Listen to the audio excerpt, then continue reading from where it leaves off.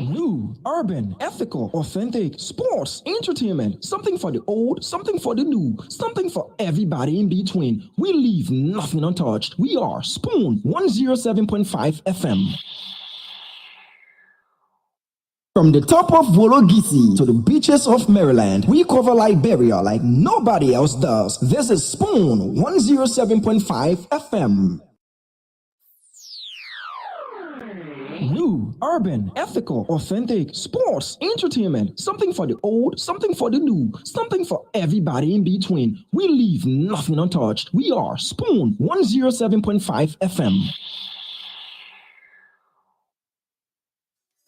Yes, I, a special one from the CEO, Stanton with the spoon, and your boy, Friday the South Band.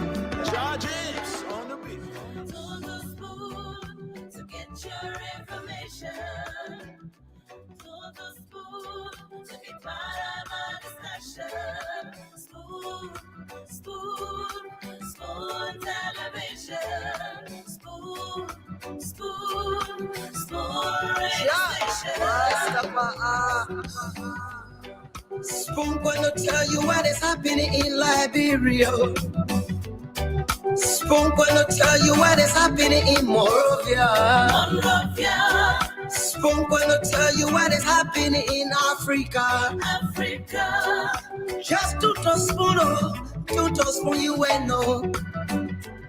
The children crying for starvation, just to spoon. You want to get a news update, my brother, to spoon.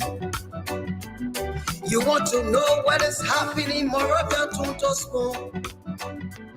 Politicians want to make their decision, just to spoon. You want to know what's happening in the ministry, to spoon. To spoon. To spoon. You from Vonjema, Maryland, to spoon. To spoon. If you eat kepa, congratulate my brother, to spoon. You got a Spoon TV, you got a Spoon Radio, to spoon. To spoon. You want to get a news update, to spoon. What? Yeah, Rastafari. Kilibamba, kilibamba, kilibamba, kilibamba, kilibamba, kilibamba. What I want? Yes, what you got today? Spoon TV. Yes, what you got today? Spoon TV.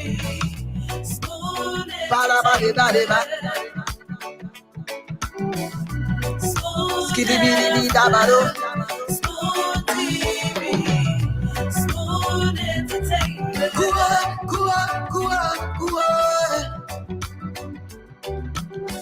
Stanton with the spoon, and your boy, Friday the South Band. Charges on the beat. To the spoon to get your information. To the spoon to be part of my discussion. Spoon, spoon, spoon television. Spoon, spoon, spoon radio station. Spoon gonna tell you what is happening in Liberia. Spoon gonna tell you what is happening in Monrovia. Spoon gonna tell you what is happening in Africa. Just to spoon you and know. The children crying for starvation, just to spoon. You want to get a news update, my brother, to spoon. You want to know what is happening, Moravia, to spoon. Politicians want to make their decision, just to spoon. You want to know what's happening in the ministry, to spoon. To spoon. To spoon. You from Vanjema, Maryland to Tospo. Yeah, to Tospo. If you eat kepa, gradually, my brother to Tospo. You got a spoon TV, you got a spoon radio, to Tospo. Yeah, to Tospo. You want to get a news update, to Tospo. What? Yeah, Rastafari. Kilibamba, kilibamba, kilibamba, kilibamba, kilibamba, kilibamba. What I want? Yes, what you got today? Spoon TV. Yes, what you got today? Spoon TV. Spoon Bada, bada, bada, bada. Skiddy, biddy, dabado. Spoon TV. Spoon Entertainment. Kua.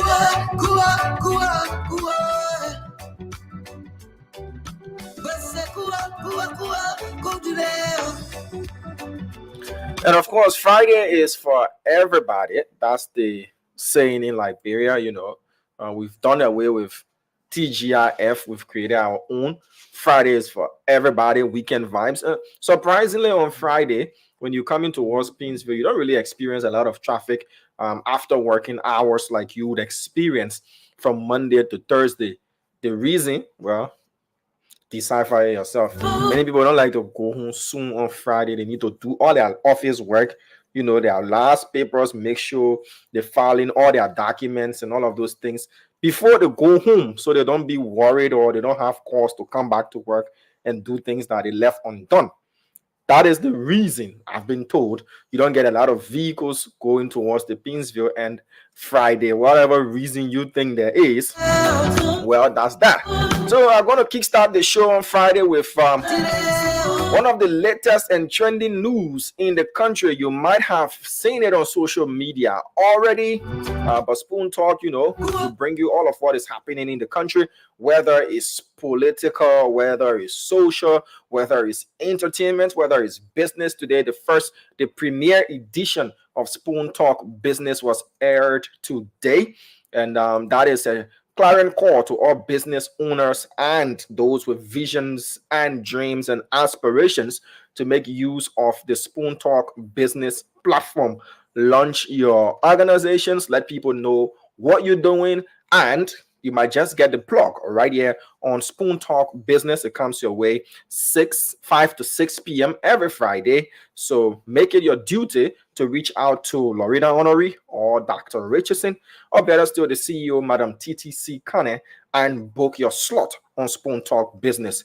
But, this whole thing, we all remember the famous Lopu and Keman saga. We all remember that particular, episode that occurred where the man, got married to another woman, and the pastor, the female pastor said, oh, she was officiating a wedding, and that wedding, the first chapter and wherever they were getting married, the whole thing chakla. Yeah, then they went in the living room and they still forcibly, got married, and that, yeah, we have the clip to share with you. We'll be playing the clip just to start the show on that note. Yeah, Kemal has finally gotten justice. But Lopu says she can take it. So probably Bassi is going to make a different song, with Lopu business inside again. But Lopu says she can take it. In fact, Lopu says she go into the Supreme Court. The man and her man. In fact, she married a man, but Kemal has won the case in court legally. So we'll just play a short clip from what happened today at the Pinsville Town Hall. The video courtesy goes to Cool Online Television.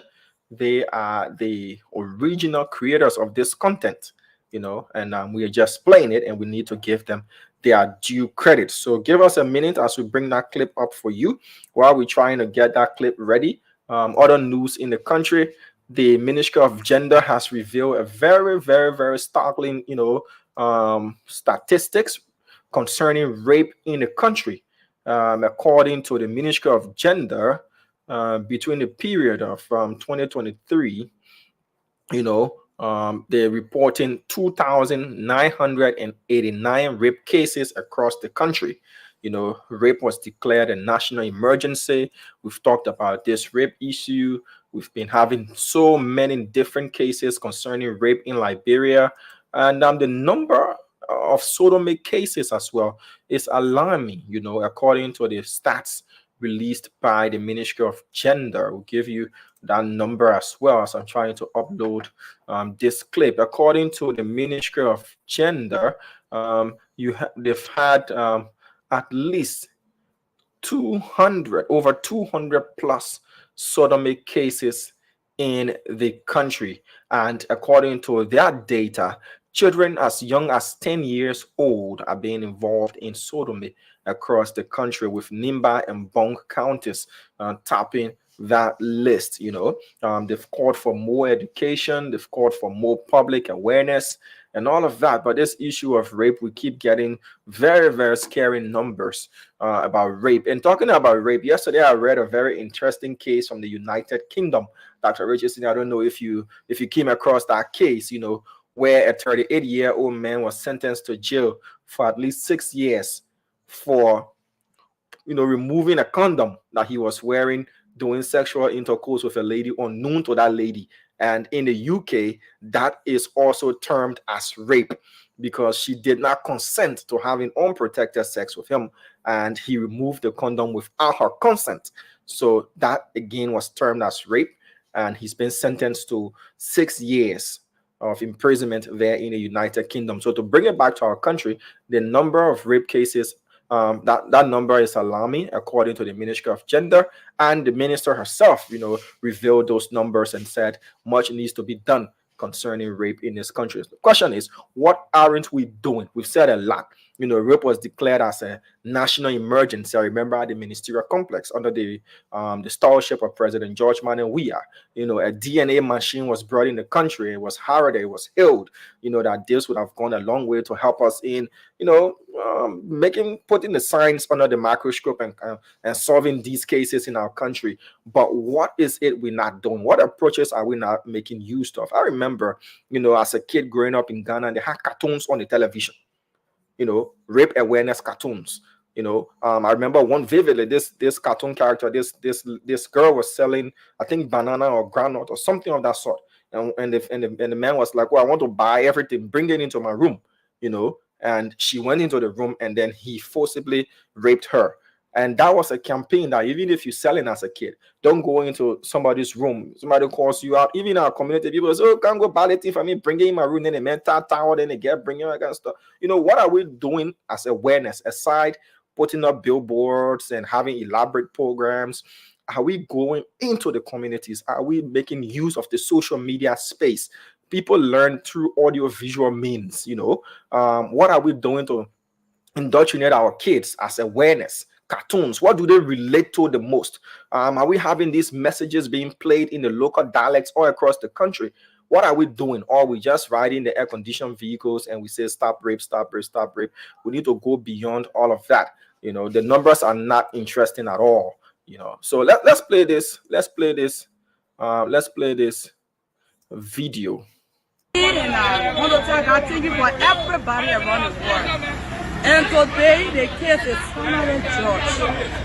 I seek justice and I receive justice. God, thank you so much. And the whoever family, thanks for being there for me so much. How many years your husband is going to jail for? For now, he's supposed to be going to jail for 8 months. Lapu and the pastor should be going for 6 months. Lapu and the pastor will be going to jail for 6 months? 6 months each. Lapu and the pastor? Yeah. But Lapu said the case was not really judged according to what she's got in her possession. Voices from lawyers here. What's your take on that? For me, I'm not judged. Every institution has the head. And I enter the court, I don't know nobody yet. I don't have family yet. So as you say, not judge, she must enter the same way.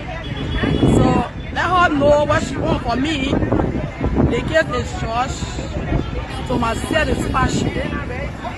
The case is judged to your satisfaction. So where's your husband currently?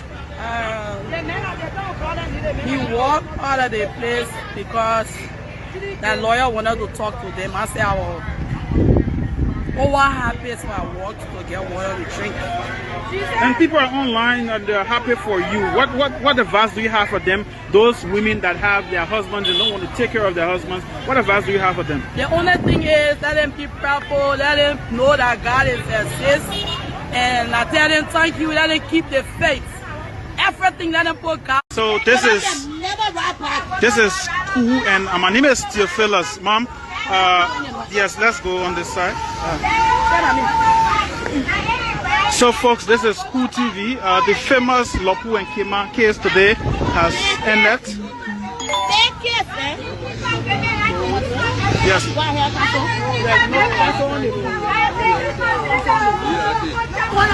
But let's talk to you. We want you to say, yeah. Okay. My husband, my daddy husband will come. Yes. That women that leave over, they will go for me, they will come, they get tired. They will come left here. So the case was not fair. It was not fair. So this, folks, this is Cool TV, and my name is. You remember the characters in play here? I remember very well. Very well. How can anybody not remember the case? So from the episode 1, the initial episode, season 1, the wedding. Who's your favorite character in the whole wedding saga? The episode, season 1, the wedding. Who's your favorite character? The pastor. High five. The pastor. The way she did that wedding, she officiated that wedding. It wasn't easy. It wasn't You must easy. marry. Yes. You know, that's serious thing we're talking about. Even though we're laughing. You know, it's a legal matter. And we saw today that the court spoke. And I don't think this is the end of this case, you know, as I look at it. Lapu says she's going to the Supreme Court. There we go. There you see. Lapu is her in her animated self, her action-oriented self. I enjoy her just now. You know, she was hyper jumping. She said her men were coming. So she was waiting to talk. And yeah. But you know, I think there's a lot of messages, there's a lot of lessons we can learn. Diamond, what do you think? What do you think? What did you learn? Well, I want you to, take the lead. I want to learn from the learned doctor what you've got to say, and then I will say mine as well. I just think that people should take marriage seriously. This man is going to jail for 8 to 9 months, and apparently he didn't do what he needed to do, the needful thing, which is if you're going to separate from a woman, you have to have your proper document showing that you divorced her, and then move on with the other woman. And I think the wife also should be responsible to make sure that if your husband, I think initially in season 1, she said the major pack her bed, he left. She didn't see him. In season 1? It's season 1. It's season 1. The major pack her bed, he left. She said she never saw him, right? Yeah, I think if I remember the episode correctly. And so if you married to somebody and the person just leave you and you find it, and then you kind of find out that they were getting married, maybe the day before the next day, that should ring a bell in your head about something like, we also have the responsibility to make sure that who we're getting married to is who the person says he or she is. So that's definitely a lesson that we learned. But the court spoke today. That's all I can say. Yeah, but Lapu is dissatisfied. In fact, Lapu said she was waiting for a man. She kept waiting. The man didn't show up. Now we'll be following the case. These are some of the newsworthy events, not just the politics. These things too, they're very newsworthy. People want to be not just the news aspect, but it's also entertaining. You just said what I really wanted to say. The social life, our sociology. Our psychology. Yeah. I like the way Lapu can bounce, I said Lapu, she was giving us some effects, some body effects. But you notice Lapu movement? Lapu, they didn't want to remain in that same space for a long period. So when she won't touch, she can look to see somebody coming. Yes. And then she went on the other side. And I think they were preparing to. She came and asked us the phone. I thought, what was happening to the phone? I don't know. Maybe she was wondering, can I talk now? Or why was the phone going on? But that was action oriented as always. You know, Olapu Giro. that had that took the man. Olapu Giro. Olapu got on bike and left.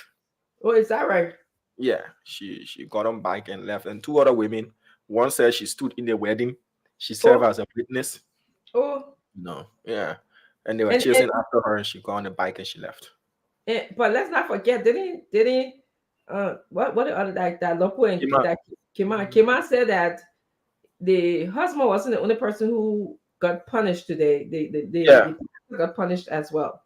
Yeah, the pastor got 6 months of jail time. As to when they will serve their sentence, we'll be following up on that. Yeah. So that's lesson learned as well for the pastors. If you're going to officiate a wedding, make sure that everybody got a correct document before you go get yourself in trouble. You know, and make sure you got a man. Make sure that man got, even though you can be beautiful, you can. Like, I think time when you own your yeah. I remember that day you say you said Lopu. You said Lopu know how to show love. I remember those were your words.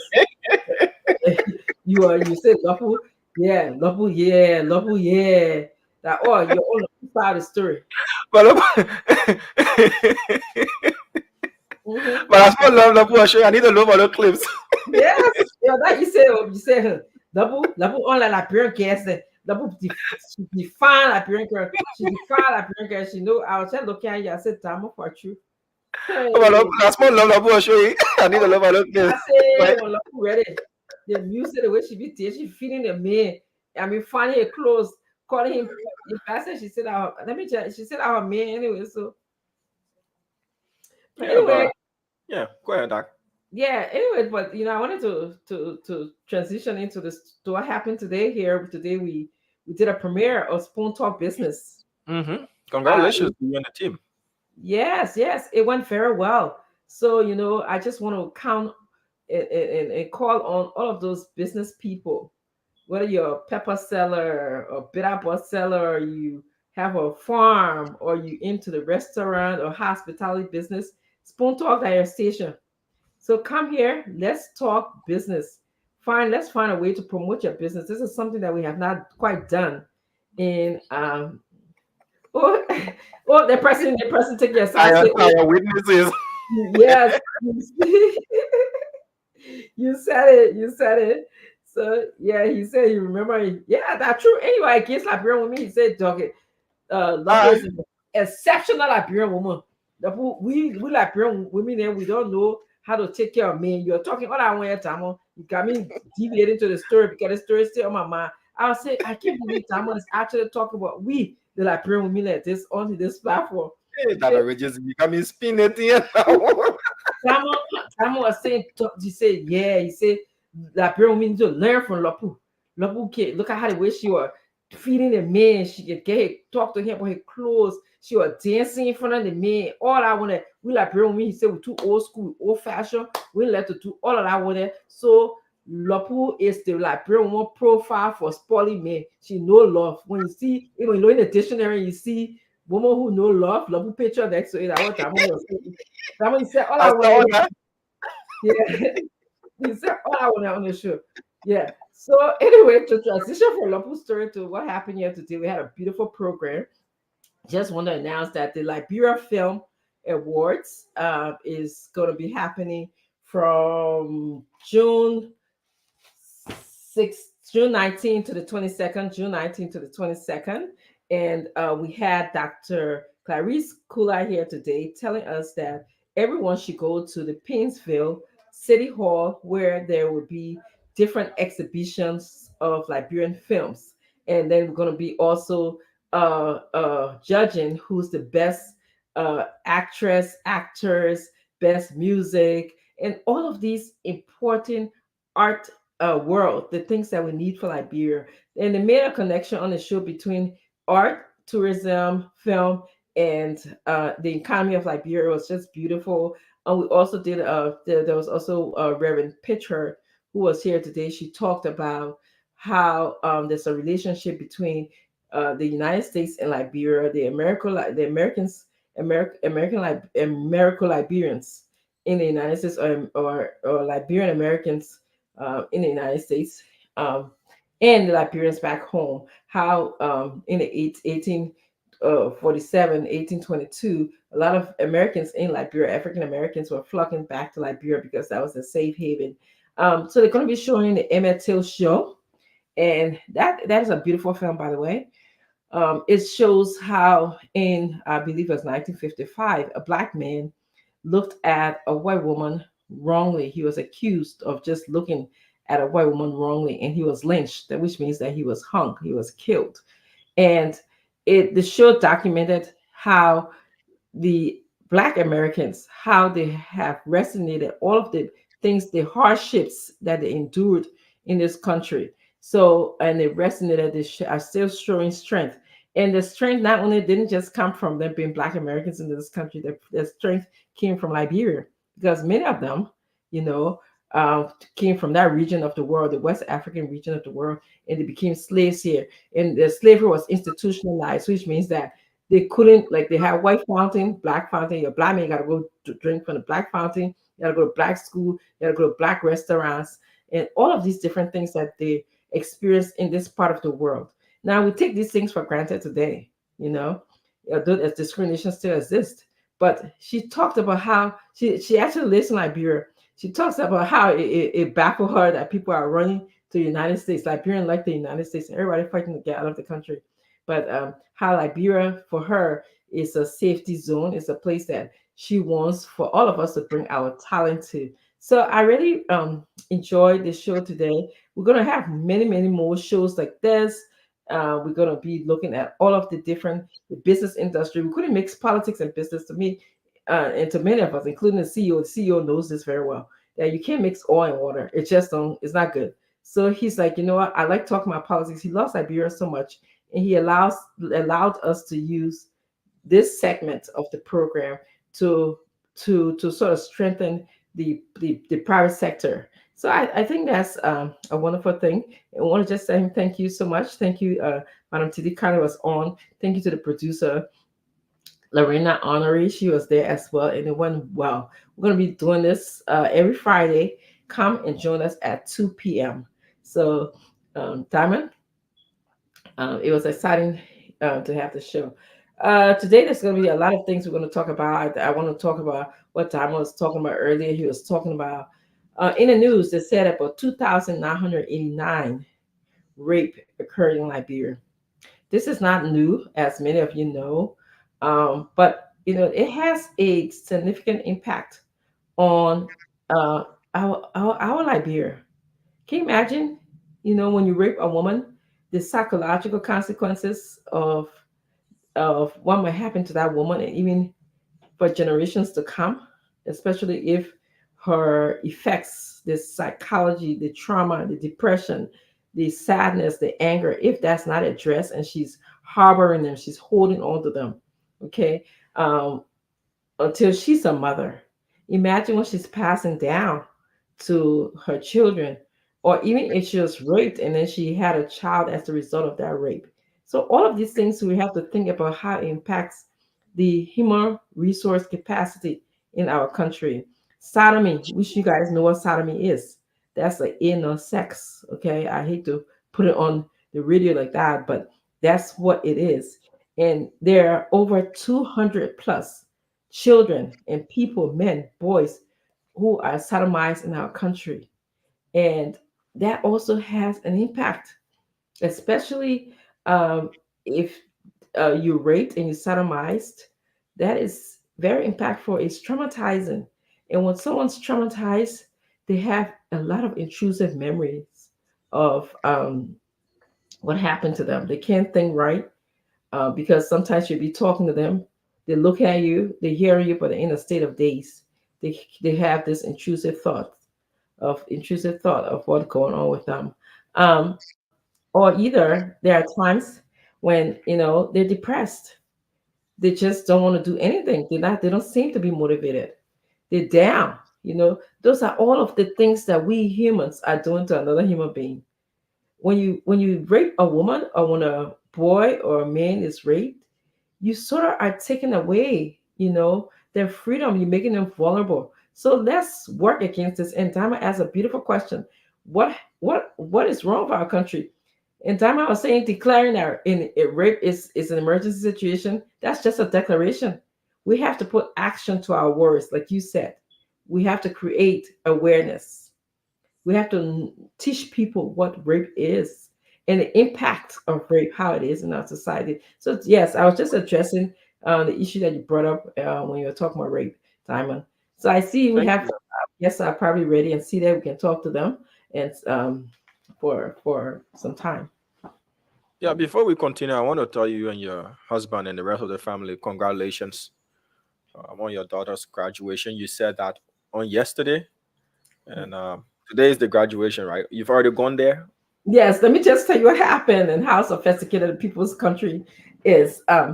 Today at 3 something, we got a text and a phone call from the school. It's going to be raining heavily. The graduation is outside. And so they informed us that due to the heavy rain, they canceled the graduation, which is kind of sad. That's why I'm here today. I was already ready to go. And yes, so tomorrow morning it was postponed in the text. It said until tomorrow morning, 10 o'clock. And interestingly, I had to be in Harrisburg tomorrow because I'm presenting on immigrants, the psychology of immigrants in the United States. I'm actually teaching other psychologists how to work with immigrants who have faced pre-migratory trauma and post-migratory trauma. And so today, after the show, I'm going to be recording my own segment of the slides because I will not trade my daughter's graduation for going to do a presentation. That's only one time I always get another presentation to go to, but I'll never get another graduation of my daughter. So yes, so that's why I'm here today. I guess I was meant to be here today. Thank you so much, Carmen. She's going to listen. They're probably listening to what you're saying. So because when I only show my children are in the living room, in the family room with their iPhone listening. Okay. Boomberger. Yeah, how you doing, man? You all right? Yo. Yo. Y'all want more time to talk? Should I step back? Chief, if you wanted to step back, you wouldn't have come on. No. I just want to give you time to talk, to talk about family issue, about psychology and immigration, mental health status and immigration. Who is Lapu? Who is Keman? Who won the battle? No, I can step back. You are in our story. You are in our local story there. Don't you remember? No, I don't know which stories they call Lapu or Keman. Okay, we'll cut a clip for you. Yeah, I'm just here to speak to the Liberian people. I see that Serena Cephas is in the back. The former AG. SG, right? Yeah, former SG. Yeah, Serena's Seman Cephas. Include Seman me, I ain't lost. And, when you talk about Serena Cephas, you think about Europe and the one room that's specifically made for him. La Quinta, I think that's the hotel name. No, the Ramada. Yeah, Ramada, yes. Is all the hotel name, Counselor? Ramada. It's all over Florida, the Ramada Hotel. That's not a nice hotel anyway. Only people with no money can go there. It's room 109. Room 109. He's still calling that number 109. Room 109. Now where the good, bar and ugly took place. Bring the counselor on. Let's have some good time. Let's talk. We want to say welcome, everyone. Thank you for joining us. This is the Spoon Talk. It's every day. We don't know why we're here, but we're here to speak to the Liberian people. We have the counselor, Serena Seman Cephas. And today, we can also announce legally, Seman Augustine Fire. Under this government, he's the new SG. So it's a good thing, and you know him, and yes, and we squeeze you the decision to release Gloria Monson Scott. We'll talk about it. I know you will not just come and talk about Damo. We'll talk about the legal affairs. We'll talk about the way forward. But we say welcome to the show, sir. How you doing today? Thank you. I was at the ceremony today where my friend took office. He was Justice Minister in 1983 in our school, and I was Solicitor General. I was his principal deputy in our school in 1983, taught my high school.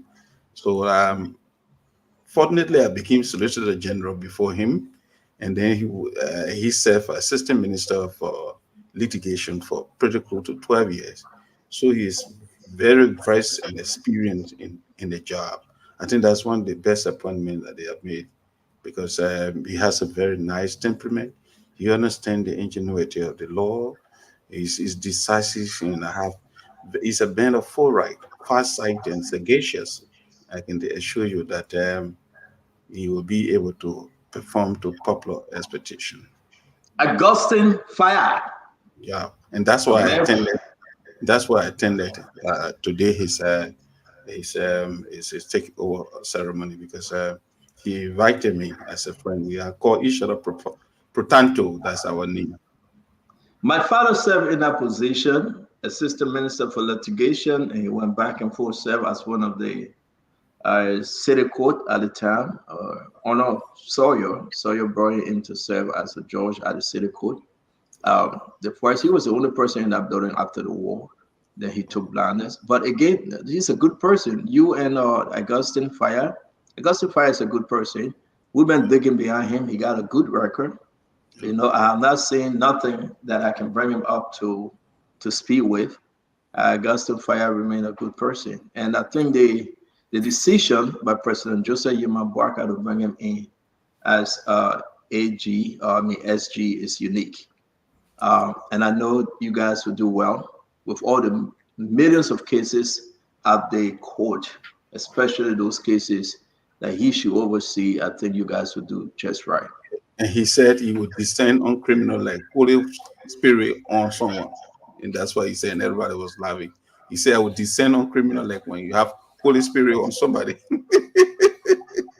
we know his working. We know his working. Yeah, but we're gonna give him a hard time. There's a lot of those cases on the book, and I think the government should prioritize that which is necessary to bring some comprehensive resolve to them.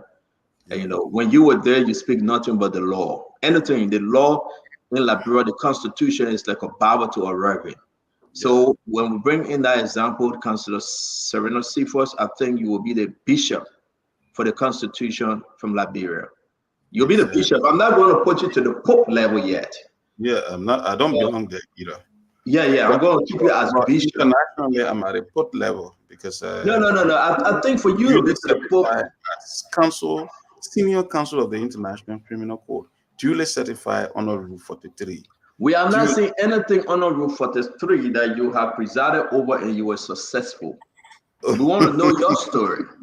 We have not seen anything. We cannot bring you to the time to tell my story, so I will tell you my story. No, we good. We found all the time. Go to the website. Go to the website. My name is there. It's the only name from Liberia. It's there. Yeah, but if you got to be the Pope in Liberia, you got to wear one of those associate justices role. No. I heard that the president is considering you to be no. Justice. No, me tell you, my friend Arthur Johnson. Why are you running from Bro, Arthur Johnson and I always talk. It's Arthur Johnson's dream that I take, leave of Liberia and take out the assignment that has been given to me, so that the country will know that indeed we have people who can better articulate the law. That's my friend's dream. Today again, every night he talks to me I told him I'm considering it. So I don't want any job in Liberia. The only thing I want is that the government should continue on the right trajectory and there should be peace. And so let there be joy, and war. I like yesterday I was listening to you on the release of former Chief Justice, Professor Gloria Musu Scott. And the question was whether it was within the pale of the law. I think it was within the pale of the law because Title 2 of the Criminal Procedure Law, 34.20 of the Criminal Procedure Law says that the Minister of Justice shall, it didn't say may, it says shall formulate rules and regulation governing compassionate leave. And in accordance with those rules and regulation, may release someone on compassionate leave. So consistent with that, I think the actor within the pale of the law. So let's speak about this a little bit because I know you have to talk about the diamond. We have another guest coming on. the deputy director for NBC. I think that's it, right? Dama. Yeah. That's his name. Yeah. Yeah, he want to come on because there's a lot of story from that end. But you're gonna hang up with all that. The belated birthday lady is on the show, Granny JJ. I want to say happy belated to you again, and thank you for joining us. Dr. Richardson just went in the back. She'll be on shortly. The rest of the guys will be on. We have as our guest on this first segment is Councillor Simon Sereno Seafors. You were talking about the law, the compassionate leave. They are under the compassionate leave, and it is true because we can announce like we did yesterday, surprisingly, some government ministers and directors they didn't know.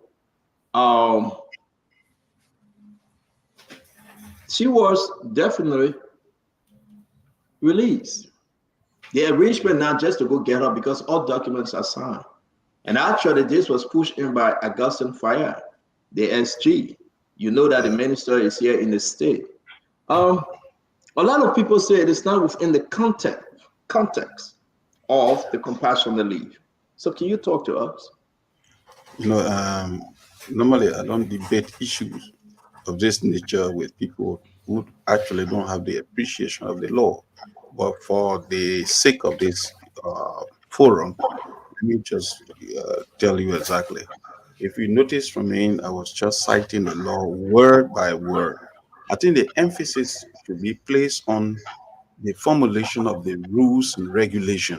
I think the Liberian people should seek what are those rules and regulations that were formulated that form the basis of the granting of the compassionate leave. That should be the emphasis. The issue of whether or not it is within the pale of the authority of the Ministry of Justice, the answer is yes. But you got to seek, I think the emphasis should be, let's see what are those policies that have been, or regulations that have been formulated. Let's see the rules that are being formulated, because then it becomes the yardstick for granting compassionate leave to other will be, people who will benefit from that. So it can be that it starts with former Chief Justice Scott, and it ends with former Chief Justice Scott, because those rules will endure over a period of time. I think that's where the emphasis should be. So, as a right, you as a media person using the forum, your emphasis should be, you should maybe invoke FOI to be able to see those rules and regulations that form the basis of that action. The document respond to request for compassion leave was presented May 20th, 2024. Give us a different step, Councillor, from Councillor Alhaji Swawode Sisi, who is the county attorney, Mosarado County, to, it came from Senlesi Kwali, the Reverend, who is the director for prison. It went to Councillor Alhaji Swawode, by and through with CC copy to Augustine Fire and the Minister of Justice. At what point they are now going, because you serve in that position, at what point they are now going to say, okay, former Chief Justice, you are released. The old lady, I don't know her name, she's going to be released. All of them. Can you just set the picture here? Is it only for her due to health reason, or all of them? And at what point they're just going to walk out and not to go back? What's the intent here? Will they ever be returned to prison? The provision of the law that I cited, it says the Minister of Justice. It didn't say or his designee, or the county attorney is within the Ministry of Justice, but it said the Minister of Justice. It didn't say the Minister of Justice or his designee. It said shall formulate rules and regulation which shall govern what they call compassionate leave, and in accordance with those rules and regulation may, is the word said may. Now, I didn't see, maybe I oversight here, I didn't see where the prisoner themselves were right. For example, You write an EMJ and say your mother is dead, or maybe there's a funeral, and you want to attend your uncle's funeral, and you apply for it. The minister, once those rules and regulations have already been formulated, then they will say, pursuant to Rule 1 or Rule 2, your application is granted. So my concern to you is that we need to see the rules. The granting is nothing wrong with that. There's nothing, there's no idea. Even the request, there's nothing. But let's see under which rule, my other Rule 21 or Rule this of the one that have been formulated, we granted this decision or request. I think that's what we should be asking for. But how it is done, the convicted prisoner, because Chapter 34 of Title 2 Liberian Code of Law revised refer to imprisonment and get the stages on how parole, blah, blah, blah, blah, should be granted. And how it came out to 34.20, and he says the minister shall. So let's see the rules and regulations. It's not a question of the convict or the person applying. But let's see, you say, okay, you make an application to us. We grant your application pursuant to Rule 1 or Rule 2. So my concern is that we should seek only the rules and not why it was granted or how it was granted. In fact, I think it should be how it was granted. It's not why it was granted. All right, so Up to yeah, the can time we was mute? Up to the time was at the Ministry of Justice. I didn't see any formulation of rules and regulation pursuant to 34.20 of the Criminal Procedure Law by the Minister of Justice and Attorney General. I didn't see And, that. and that's what we like this program. Folks come here that we can educate ourselves and others, especially you. I want to say thank you for at least speaking briefly on this. That's not the reason you came for. But before we go into the reason why you came, you are asking for this. Our sources from the prison, they sent us this. This is this is what they sent us. While you are speaking, people watching the show, they say the BCR Compassionate Leave for Prisoner 2023, approved P-2. Is that what you are asking?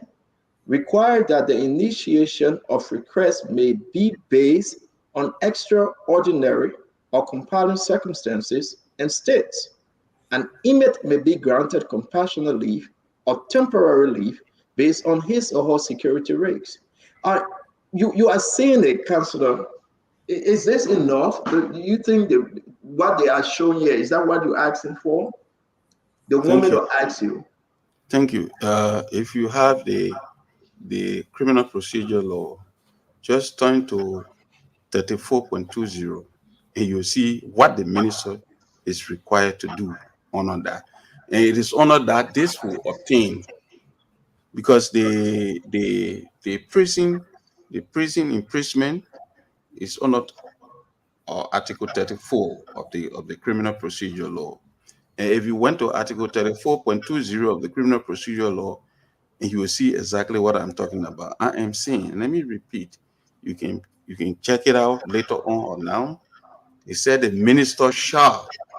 I am saying, let us see the rules and regulation, because I'm not sure that only former Chief Justice Scott will be the only person benefiting from this compassionate leave. So maybe other prisoners. So if the rules have already been formulated, any other person who has similar situation or similarly situated may apply.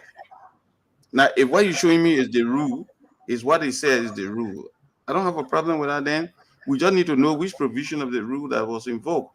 But the idea, and what I'm advancing to you, is that it's allowed or it's provided for on our law.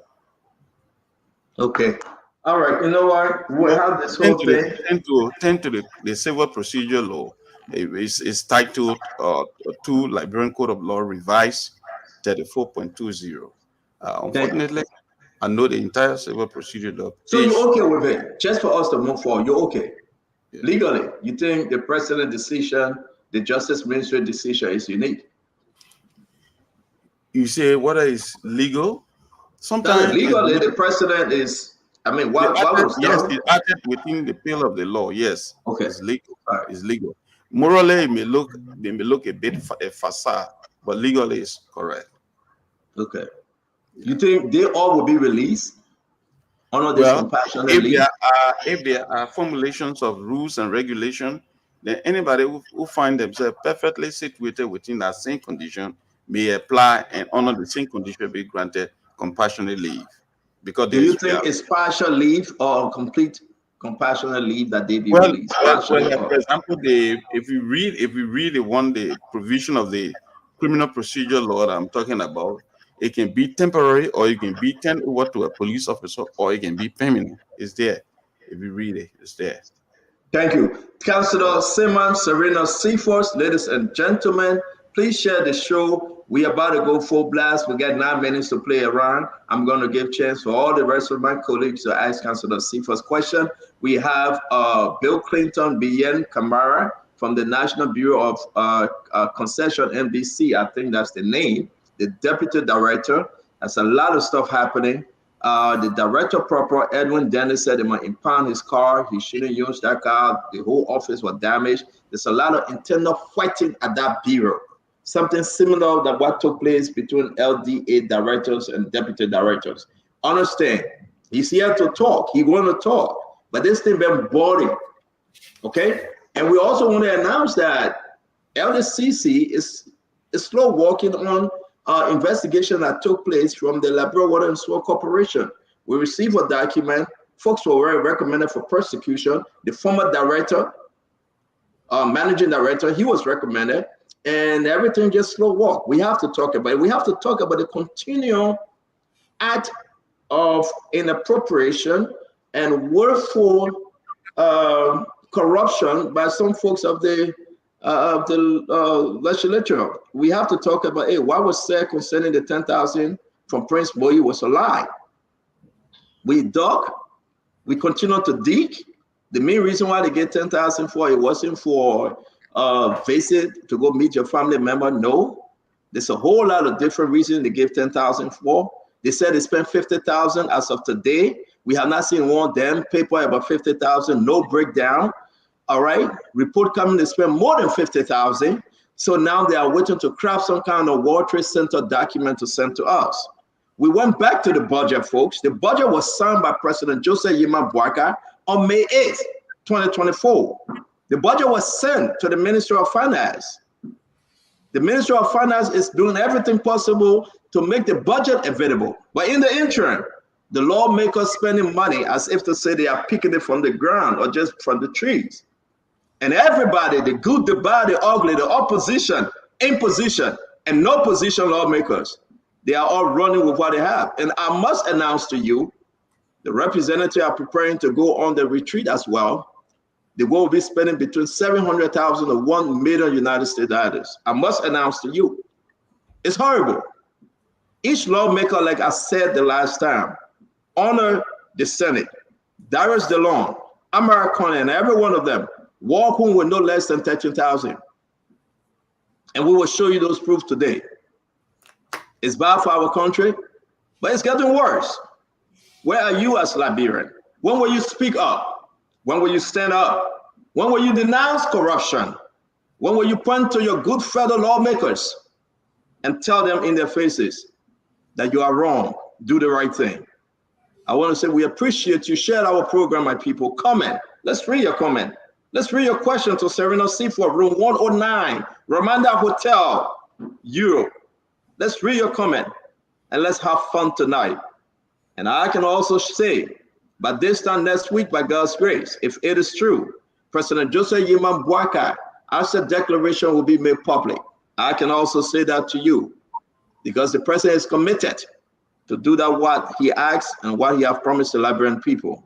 My sister, Dr. Francine Chineway, Special Richardson, Dr. Glennie Jane Juniors, the woman that refused to carry her husband's name, she's taking care of her father's name. Dr. Samuel Jackson, the man from LSC, my own puppy that's now standing and taking pictures with everybody in Liberia and listening to the Liberian people cry.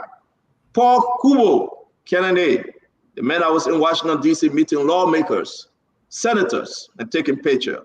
Guys, welcome to the Spoon Talk. Let's have a talk today. Dr. Richardson, you got anything to say 30 seconds? No, I'm fine. I just want to welcome Mr. Sifa, Serena Sifa, to the show.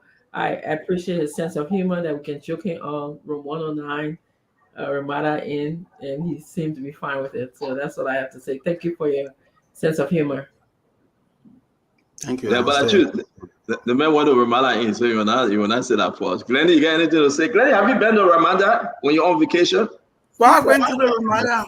It's in Florida when you're on vacation. That's a good You hotel. still get hot and you asking me about Ramada? All right, I let's get go ahead paid, now. I get money for It's very Ramada. close to the court. I get He's very Ramada close. money. He's very close to the court. Any show they will go to it. Very close. Let us say you. Just a second. Welcome. I had something Thank to you. ask you. In your opening statement, you said you don't have the time to talk about the issue with Gloria Musu-Scott, with people who don't have an appreciation for the law. What did that mean? Most times people tend to be emotional, and most times they address issue from a personal perspective. They are not broad-minded. They become so narrow-minded, parochial, in critically analyzing critical national issue. As a lawyer, I'm a bit, circumspect when it comes to dealing with people of that kind of nature. And it's so difficult to get people, especially so when the Constitution grants you the right under Article 15B to hold an opinion separate and distinct from the national opinion. So in a way, I don't try to be a bit combative, but try to be persuasive, and the person is so adamant, I then recline. And that's what I've met. Okay, thank you. Thank you. Uncle Sam. That Richardson is right. It's raining. You're 100% right today. Uncle Sam? Well, yeah, first of all, I'm very glad to be back in Monrovia.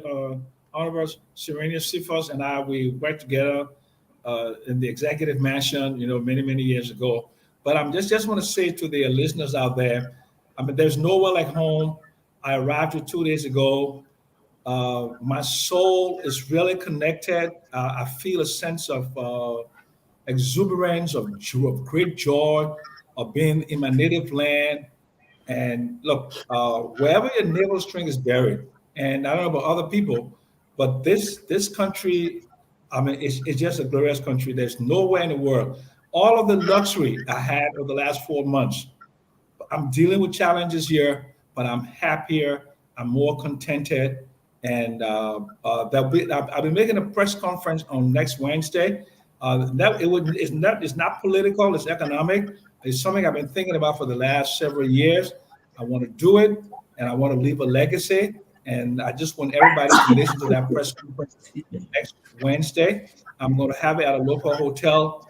It will be about Liberian economic, and I think a lot of people would join me in this quest. And I'm not going to let the cat out of the bag right now, but it's going to be really, really momentous. So thank you very much. To all extent, I also want to say, I have never been this popular in my life. I mean, everywhere I go in Liberia, I mean, the people in the streets, in the marketplaces, the supermarkets, everywhere I go, they don't know Sam Jackson from 1979. They know the Sam Jackson on Spoon TV. So Stanton Witherspoon, thank you very much for this rejuvenation, this rebirth of an old man, to have a space in the Liberian body politic to make my opinion known. Thank you very much. And to all of the panelists, thank you all so much for dealing with my old Comagili self. I'm a very irascible old man. I know I can be that, but I love Liberia and we all love Liberia. This is the platform that was made for us to express our various opinions. Thank you. Thank you, Stanton, and thank you ever so much. God bless you forever. Thank you. Thank God. To God be the glory. Thank you very much, Uncle Sam. Paul K. Kennedy, talk to us, my brother. I just want to say good evening to the Liberian people and welcome to the Council of There is a terrible feedback. There is a terrible feedback coming. Echo. Someone's got an echo. So let all mute. Thank you. Can you hear me now? Yeah, it's much better. Please go ahead. Is the echo still going? No, not yet. Okay, good. All right, thank God I was not me. Anyway, All right, let me welcome the Councilor Serena Cephas to this platform. We are very humbled to have you on here and say good evening to the Liberian people. And thanks again to the Spoon Network for giving us the platform to actually discuss the hard issues concerning Liberia. And I want to agree with the councillor that people should void their sentiments out of issues. We can be as objective as possible to discuss issue without being sentimental. I mean, we are all human beings, and there are certain level of certain extent to which we want to put ourselves into issue discussions. But I think there should be a clear line. I can disagree with you and agree with you without being personal at you at all. So let me be grateful to the people, the Liberian people, for always following us, to listening to some of the arguments we make, whether it's of our opinion or whether it's of the legal facts. Thank you, and I think it's going to be a good show today. I appreciate. Yes, seriously. Councillor, let's bring you in. The reason why you're here, because we have Bill Clinton in the back. We'll be bringing him on shortly. Tell the Liberian people, why are you here today? To talk about Ramanda 109, to talk about your release of the late Charles Salif. Charles Salif, you were in position. I think you helped with that release. We'll come to it later. They will be laying him to rest maybe this coming week or in the next few weeks. We want to know more why you released him, under whose instruction, why everything took place. But you have the time, sir. Talk to us about anything, my dear friend and my brother. Thank you. I'm here. Typically, I think precisely a week ago, Mohammed Kamara was on the show, and his performance, especially so regarding how his dama was taken away, was so dismal that you intervened and indicated to him, we want you to be careful so that whatever statement you use here will not be used against you in the court of law. But I think that expression, especially regarding all of the comment he made, were already moved, because we are already in the court of law and we are before the Supreme Court of Liberia. I just wanted to clarify a few things. There was a broad theft committed by Musa Dean and Geslo Murray. The questions that remain, and many Liberians should continue to ask, is that if they claim the diamond was for the government of Liberia, was it auctioned by the court because the matter was in court when they surreptitiously sold the diamond? Now, if they sold the diamond as they claim, did they deposit any proceeds of that diamond into government revenue? Has there been any turnover note to the incoming Minister of Justice, Attorney General, regarding how much was generated from the diamond and how much the government of Liberia generated or acquired from that diamond? Those are fundamental questions that I think that needed to be addressed. The young man said that he was given a bonus. Their understanding of the word bonus in the context in which it is used is simply an engagement fund. If you find a diamond, somebody will give you a certain amount of money and say, so that you can sell it to a third party. So the 88,000 that he was given to him because they say, when we do the appraisal of the diamond and we get a full value, then we will pay you for the diamond and then we'll deduct what we have given you. In their understanding, in their area or operation, they call it bonus, but it's simply an engagement payment that was made to engage his services so that he does not sell it to a third party. We know there are a lot of things that have been going on in the last few days. Musa Di and other people being bribing here and there, being going over people trying to influence decision here and there. But Professor Philip Ezebengte have always said, the law is the law, and when the law speaks, only the law can interpret.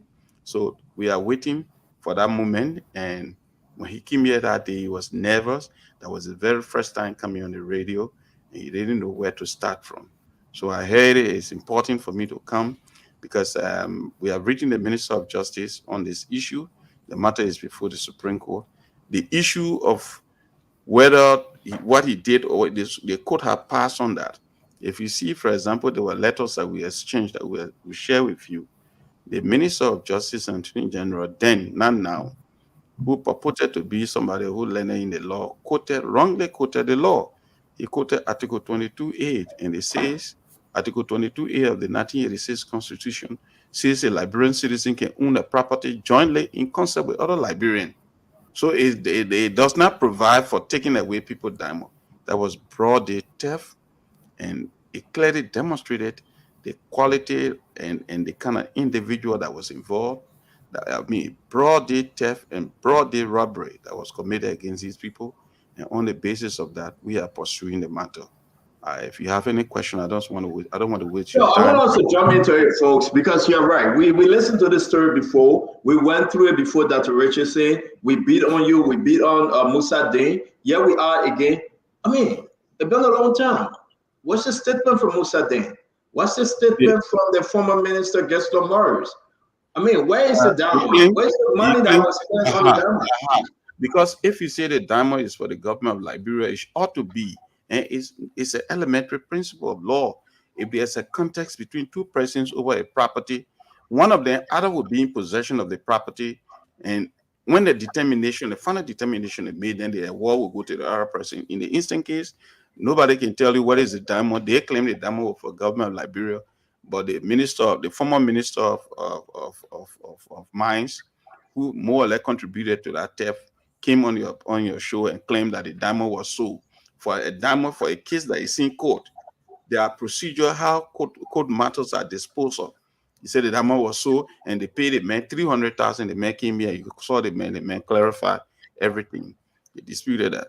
All we want, the former Associate Justice of the Supreme Court, Margaret Waking Ryan, now have written the Minister of Justice communication and said, look into this matter, even though the matter is at the Supreme Court. If you find any reason, advice on the issue, because what we want to do is that if it's established that indeed the diamond was sold while the matter was in court and we won in the court below, and if we go up to the Supreme Court, God willing, we win, we will have to bring a formal, criminal charges against all those who were involved, because this is wrong. The woman is sick. If you see the woman, what is even shocking?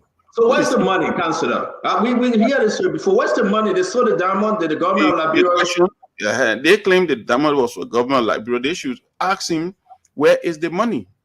Was the money placed in escrow account or into government revenue? We need to know. What you know? You've been on the case for a long time. What you know? What's the money? What I decide to do, I decide to follow the law. I'm following the law. We compile the files, we send them to the Supreme Court. We completed our brief, we signed it on Monday morning and filed our brief, and then start to run. What we have noticed in the last few times was that one day I visited the Ministry of Mines and Energy. While I was there, the whole group came. When he was nominated, I tell you this, you can call Ome Slower and find out when he was nominated as Associate Justice of the Supreme Court in the pandemonium of the elections when we were heading for inauguration 4 days to the expiration of the tenure of Judge Weah. He nominated him to become Associate Justice of the Supreme Court. For what reason, nobody knows. But I can recall when the judge in the lower court ruled against him, he boasted that before the matter get to the Supreme Court, he will be on the Supreme Court bench. Thank God he didn't get on the Supreme Court bench, and he ran out of time. And in the process of that, he started sending one guy called Cannon to go talk to the woman to strike a deal. But he didn't know that the woman was in communication with me, and they recorded every conversation that was had. You understand? You were trying to say, oh, when I go for confirmation hearing, don't raise the issue here and there. My brother, there was a broad day theft. For example, what is even shocking about this whole scenario is that President Weah has surprised everyone. The last time you asked the question, are there two tiers of individual within the CDC? I will say, yeah. President Weah favors his friends over even those who are his partisan. This is a die-hard partisan of George Weah. The woman can walk, but if you go to the house to get George Weah pictures here and there. Are you saying legally that George Weah aided and abetted the corrupt behavior? Of course, he aided and abetted. For example, if Musa Deen was seen boasting that the court below ruled against him, and before the matter gets to the Supreme Court, he'll be on the Supreme Court bench. Then 4 days prior to the expiration of the tenure of the president, he appoints the man or nominates the man to become Associate Justice of the Supreme Court. What do you think they were doing? Just imagine he's not even on the bench. He had gotten on the bench. What do you think will happen? It's a slaw. So let me bring in Dr. Richardson. Let me bring in Glenn Genius. I'll bring in Samuel Jackson and Paul Kennedy. This story is an old age story, Dr. Richardson. We ran with this so many times. But the accusation that the council is making tonight that George Manawe, our former president, who is currently in Miami, in the USA right now, he's in the USA right now in Miami. If you want to watch a soccer game, he's saying that George, we are aided and abetted to corrupt behavior and action and transfer of money and setting up the diamond between Musa Dean and Gessler Morris. This is shocking. I said. No, let me say my word. Let me say my word, though. You said the man.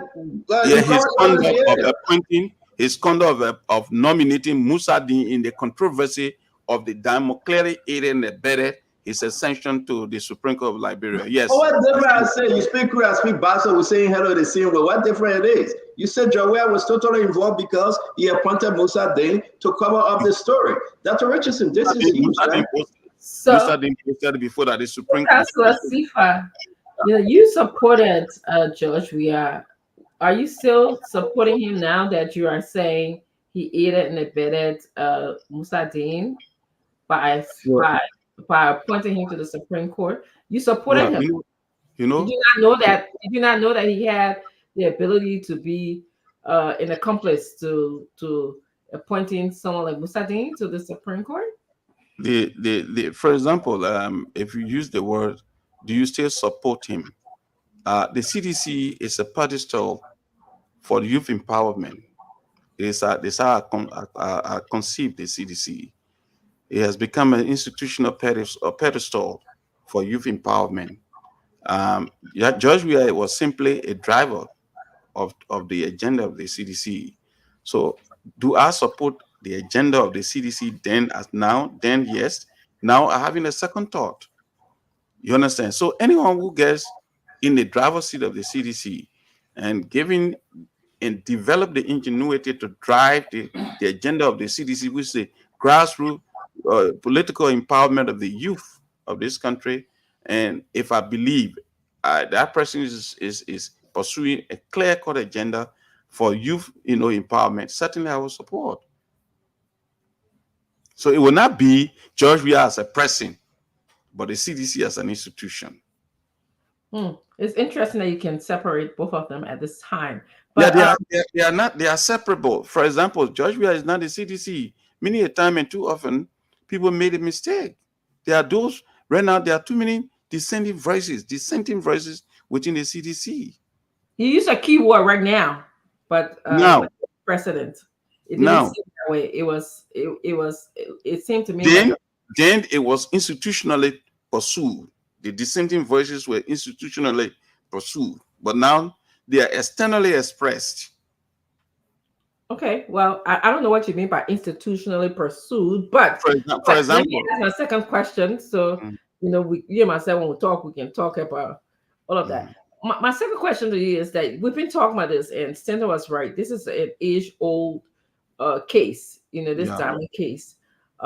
What is your motivation? Some people believe that it's personal, okay? And I don't have a belief about this. It doesn't affect me either way, but people believe that this is a personal situation between you and Musa Dean. How would you respond to that? My dear sister, under no given condition will I ever conceptualize the idea of rivaling Musa Dean. First, Musa Dean and I are on two different wavelengths. A funny man like that myself, I can never rival him. Absolutely, I can never. Why are you calling him a funny man? Oh, look at the man height. Look at the man height.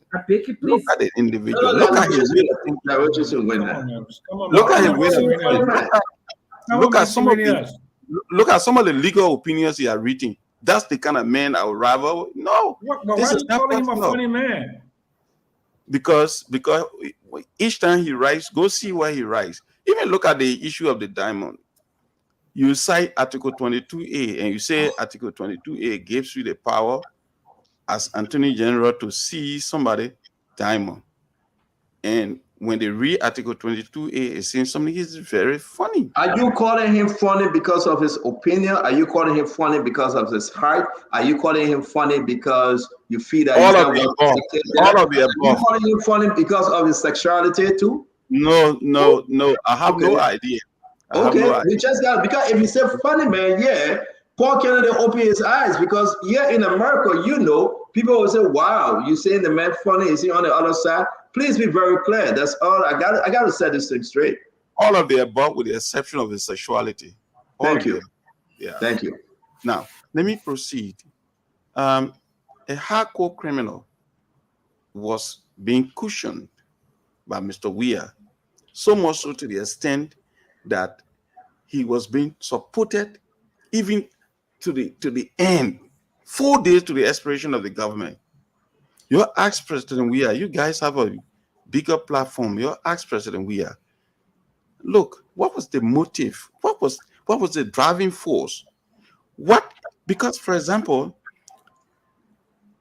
under Article 52C, where the appointing powers of the president is enforced, because under Article 50, he has 3 powers, he had a government. He was making an appointment to a position for a government that had a lifespan of 2 or 4 days. Was it illegal, though? Huh? Was his constitutional power to appoint illegal?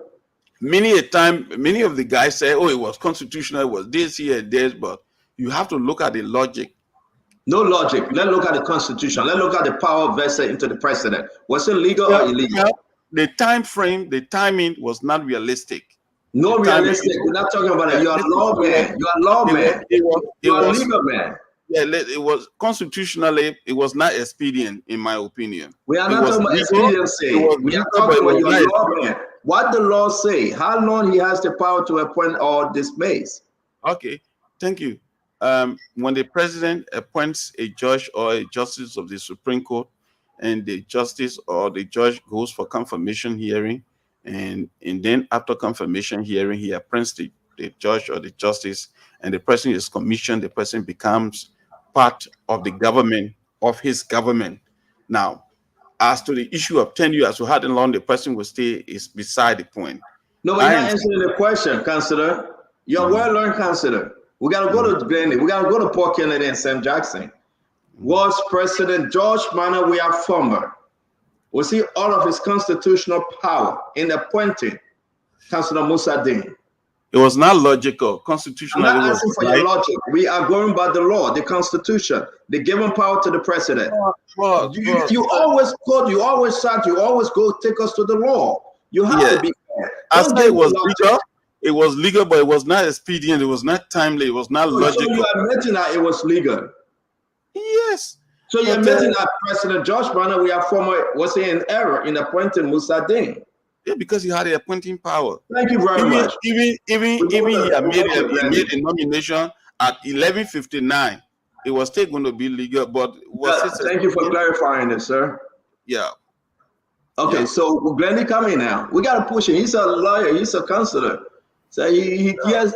Dr. Richardson, you finished with your 2 questions, right? Yes. I'm sorry that I keep on going. My grandson came in the room, so I had to get him settled. Thank you.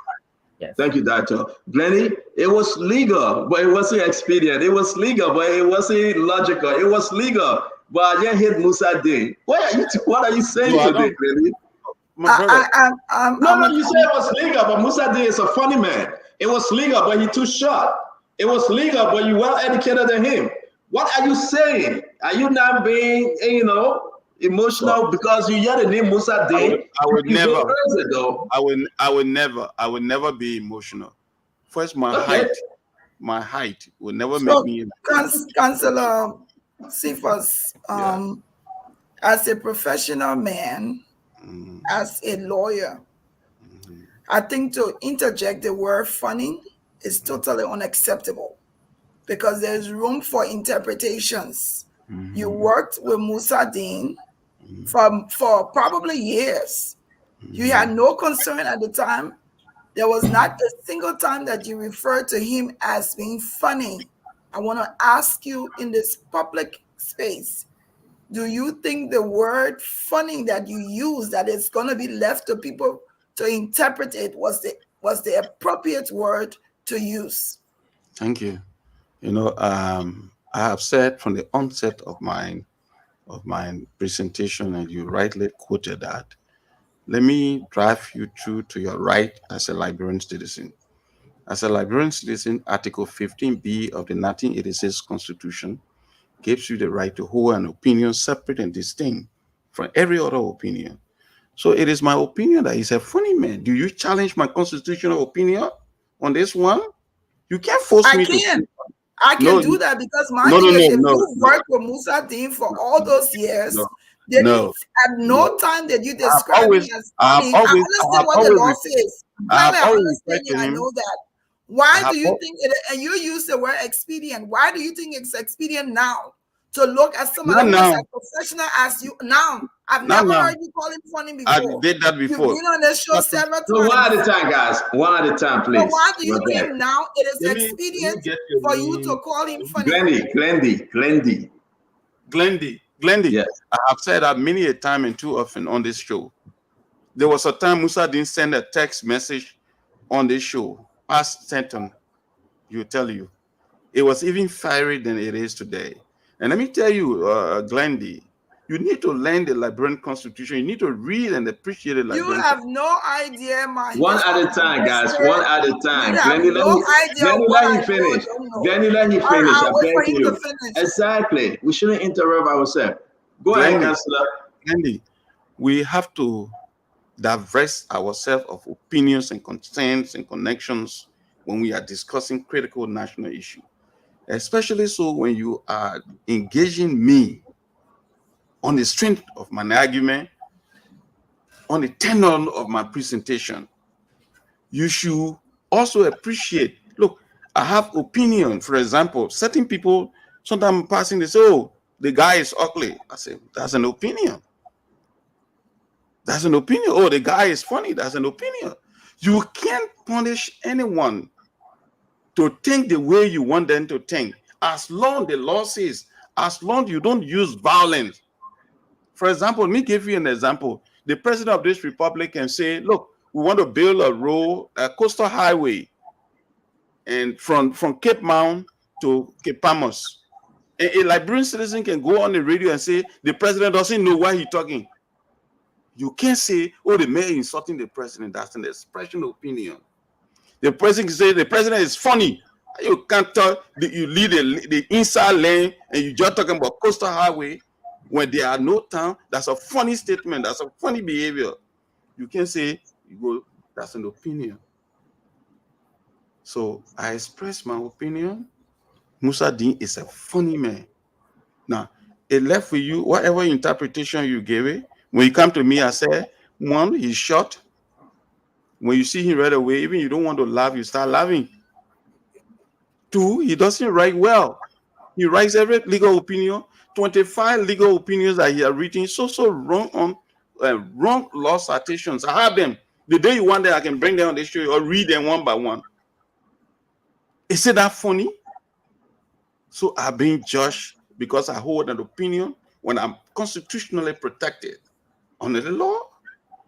No. What's your next question, my dear? So Glendy? you asked a lawyer also. You just talked in your opening about not interjecting emotions. For you to even try to interject an emotion on what I know and what I don't know, it's unacceptable because you don't know me and you don't know my history. You don't know what I know or what I don't know. So your position to send me to understand the Constitution, if we even were to go there, I probably understand it more than you, but I'm not even going to go there because you don't know my history. So it's totally unacceptable for you to say that to me. But let me go to my second question to you. I think it's unprofessional for you to come and describe another lawyer as being funny. That's also my opinion, just like your opinion. And I think your opinion for me is unacceptable. And I can do that because the law also protects my opinion. So my second question is, you work with George Glendy, you are great. I like that.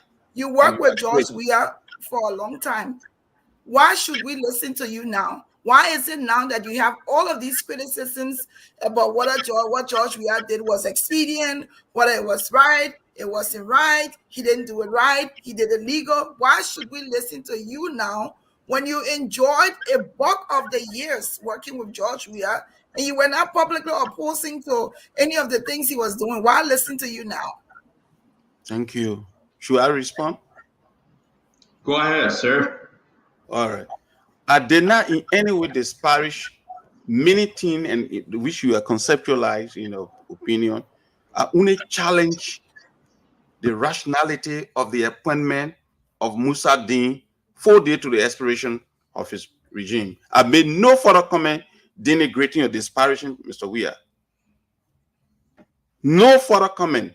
If you play the clip, my only challenge is to the legality and the expediency of the appointment. I consider the legality, but the expediency a challenge.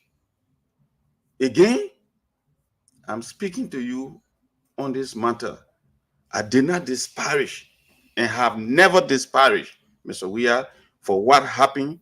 Because if the government had performed perfectly well, we will not be having the kind of narratives that we are having today. There will be no change in government if we are proceeded rightly.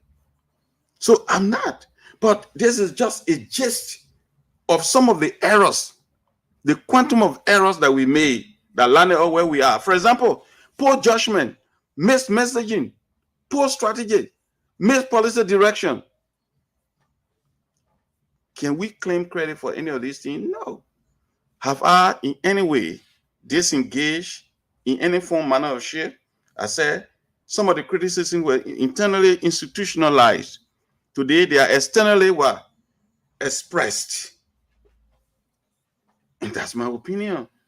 If you go into the CDC, there are too many dissenting voices, but they still hold together as a party.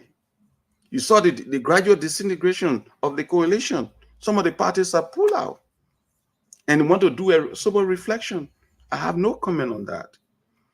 It should not be why now you're in CDC. This is. I did not make any specific comment except on the appointment, the expediency of the appointment, the timeliness. That's only what I said. Thank you. Any more question, Glendy?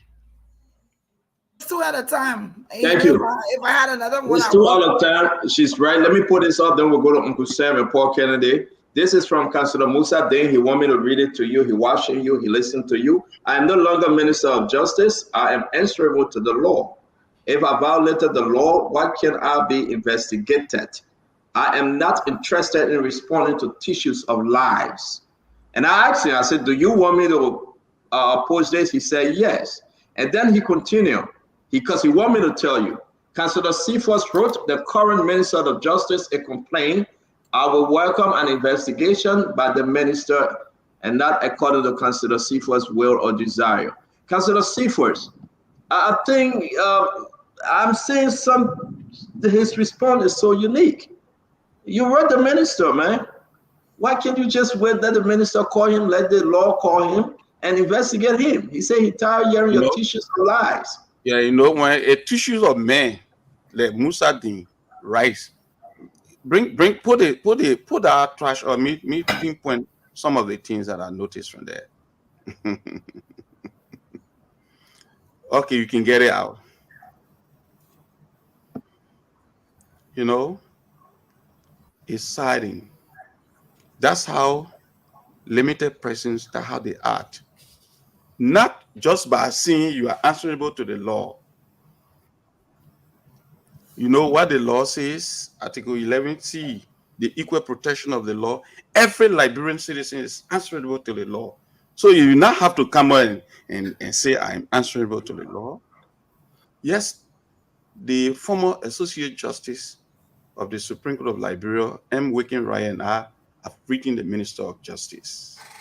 And we asked 5 separate questions.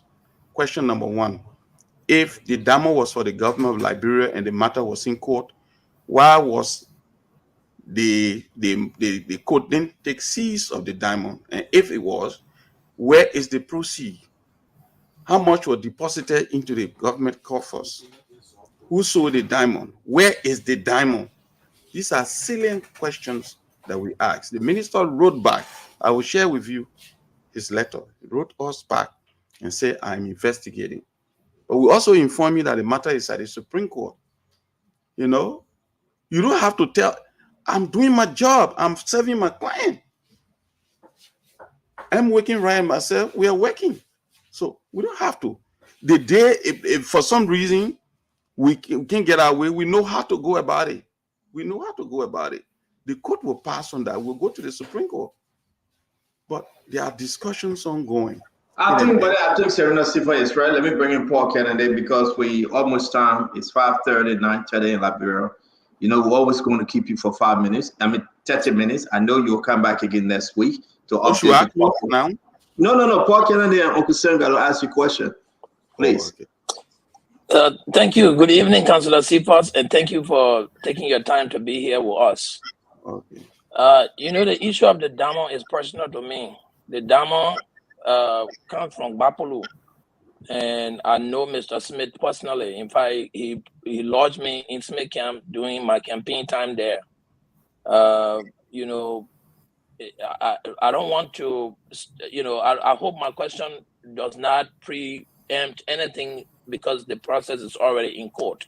But I wanted to ask him because the other night Mr. Smith was here. Mr. Koma kept talking that he was the finder of the damo, you know, and there's another person who had a claim. Was the claim legitimate at the time of the finding of the damo? As far as it being meeting with the taxes and paying all the legality under the Liberian Constitution, was the finding point claim of the damo legitimate? Thank you. I will answer your question. The court, in passing on that very question that you posed, indicated that if you go and acquire a driver lesson for a vehicle that you're driving, for example, to be able to drive a vehicle, or document for the vehicle, or for example, you acquire an article of incorporation, the court was passing on that. It say, if your driver lesson expires, the government would not say, oh, you finish buying the car. You say, okay, your driver lesson expires, so turn the car over to the government of Liberia. It will not happen. The mining law says that when you have a claim and your lesson expires, you have the right to renew your lesson. During the period of operation, when the lesson expires and make any fine, they will fine you. You will pay specific fine. And in the event where the government decide to take the claim from you, it will be done consistent with due process. The court pass on all those issues. In this case, he set up a board that investigated the origin and ownership of the damo. It was established that the damo belonged to Mr. Mohammed Kamara and T. David Slower.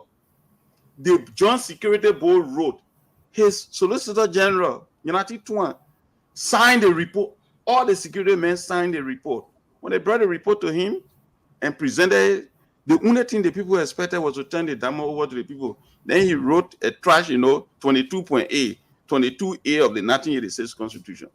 My brother, Mr. Kennedy, if I get your email, I'll send you 25 legal opinions that he's written. I will show you the law. I wrote counter opinions to that. Everything. For example, this is a president, the Liberian president don't have to know everything. So he has experts around him. You are blind already to the process. Then you have one man who is running, so you can see how the government ran, right? You can see the error in some of the things. The Article 22A he cited, I don't have to see the Liberian Constitution when he called about the article for me to know the word by word. It says you, Mr. Kennedy and Mr. Sam Jackson and Staton can own property together, either individually or collectively. That's what the law says. So people owning property together, individually, collectively, is it a ground to take somebody's property from them absent due process? No. But that's the quality of Attorney General we have. So he goes out. For example, you ever see somebody wrote a letter, you send a letter to Bapolu County, then you get in the car to go explain the letter. Ain't that the letter supposed to speak for you? Well, so you have Attorney General, every time you read a letter, people have to go explain. He have to say, no, when I said this is what I meant. Is that the kind of Attorney General we have? Is that the kind of person? We never had one. Well, thank you. Let me bring you back to the damo issue. You know, there have been numerous of them since 1946. People have been taking diamond out of that region. Weswa, Simekiam, Balakiam, Malikikiam. I can name all the towns on that road. The people are, that road has a segment. That segment of road have some of the poorest people in Bapolo. Councillor Sifal, I wish I was in Monrovia to carry you so that we'll come and visit Bapolo in that region so that you see the poverty, the extreme abject poverty that people live in that region. But consistently, we keep taking diamonds out of there, and Bapolo does not benefit. Do you think now we need to look at the mines and energy law so that a certain percentage of the diamonds extracted from within that region is given back to that region, particularly to the county? You as a legal person, what do you think? Will you think that would be something the Senate or the Liberian legislature should foster? Thank you. If you have a crook like Musa Din, whose ambitions is beyond his capabilities, at the hem of power, you expect the people down there to survive? In 1918, there was war in Liberia. You and I were not born. And it was called, a taxation without representation. Today, in our country, all throughout Liberia, the country is almost on the verge of being 180 years old. You know that there are certain people, for example, in River G, where I come from, there's still no car road. There are people still who have not seen car. They can walk with their bare feet. What kind of country is this? You're talking about this. The only way, I think this government should now develop a new mechanism of passing its legislation, what they call revenue sharing, so that if you find 50 carat diamond and you take it out of Bapolu, certain percentage of that sale will go for the development of the people. Do you know there are cases in this country who can't even read and write? They are in the bushes. They have not seen car. And every day people talking about independent here and there, people talking about this and this. I feel sick sometimes.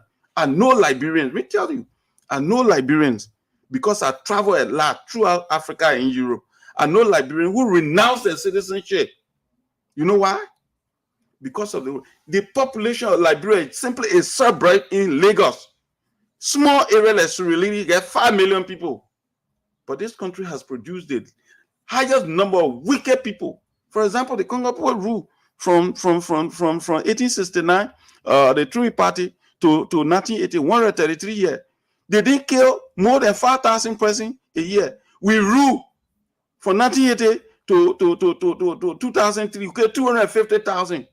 That people that I used to take serious, they don't care for their people. If you have crooks like that who have his ambition is beyond his capability, serving as justice minister, what you expect? Stealing from the poor. And I have an opinion, a funny man like that. That somebody say, oh, you don't have to have that opinion. Thank you. Thank you. I'm going to bring in Uncle Sam. Let me just read this to you. Uncle Sam got to come in. We have to bring in Bill Clinton. This is what was requested by former Minister Musa Din. Dear Honorable Maury, you have seen this letter before. He opened an investigation. He spoke about this. We present our complaint and herewith forward to you the investigation report into the origin and ownership of the 53.34 carat diamond found in Bapolo County. What do you make of this letter?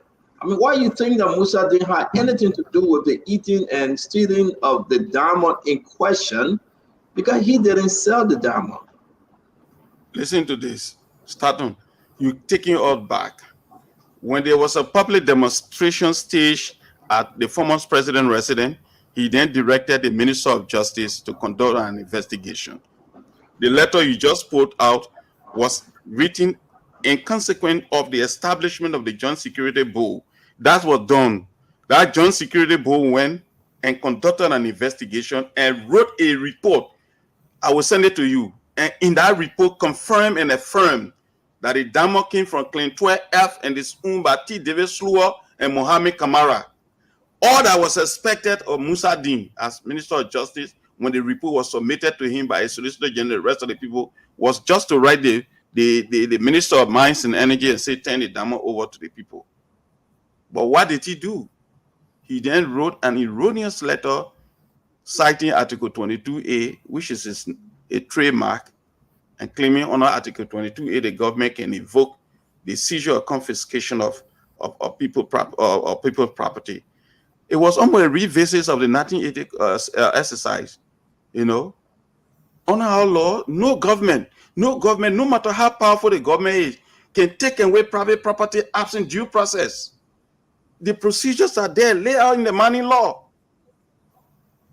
He tried to invoke a phrase, but if we see it's a law, and the Supreme Court said people should start taking a provision of the Constitution or the statute and rely on it, but read it holistically. They get the stages. If this is this. If the person don't renew, this is what will happen. If the person did it, will pay the fine 2,500. Yes. Thank you. Let me bring Augustin will be the last asking question because we have to move to Bill Clinton. He's in the bag. Except you want to hang with us, we appreciate. Uncle Sam, your 2 questions on this diamond issue. Next week again, we'll bring in Councillor Seaforth for more updates on the legal matter. So, folks, if you miss it this time around, he will be with us till we get to the end of this story. Samuel Jackson, LSE. Yeah, look. LSE for again. London School of Economics. Oh, really? Okay. Yeah. Okay, so Councillor, I'm a little bit surprised that you use such a pejorative against a man who's a legal luminary, who was your boss for many years, who's a graduate of the Columbia Law School, who is one of the, prominent lawyers in this country. And you can have disagreement with him in terms of his legal opinion. You can have disagreement with in terms of, politics.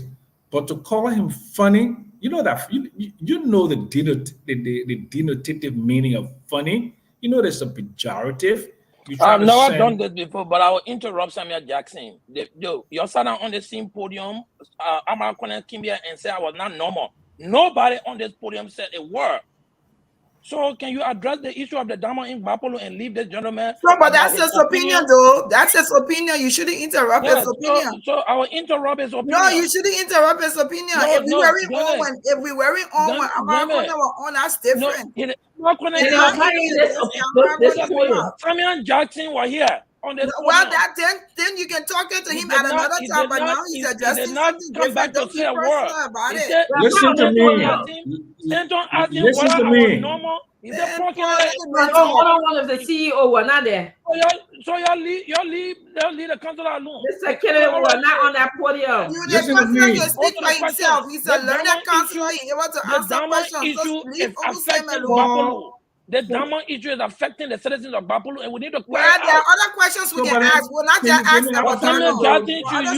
You use his time wisely. Granny, let Samuel Jackson answer, please. All right, Paul, we heard what you said, guys. Let's rest with this. Mr. Jackson, can you continue, please? Look, Paul, I'm not a sissy, okay? I'm from the projects, okay? Marcia Tompkins Project in Brooklyn, okay? If Amra Conant has said something to me, I will be going after him. But you appear to be a sissy. You didn't go after him. So don't make me fight your battle, okay? I'm not going to fight a battle for you. I'm not from Bapolo, okay? I'm from Bassa County. So, gentlemen, you face me. I'm here.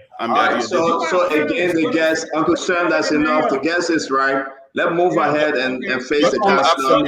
He's gonna hold us in contempt. Please proceed. Uncle Sam, that's enough now. That's Uncle Sam. Guys, we will not do this. Guys, we will not do this. Uncle Paul Kennedy, wait. You have your time to speak with Paul Kennedy. Dr. Richardson, Glennie, that's enough. No, please direct your question to me. Direct your question, please.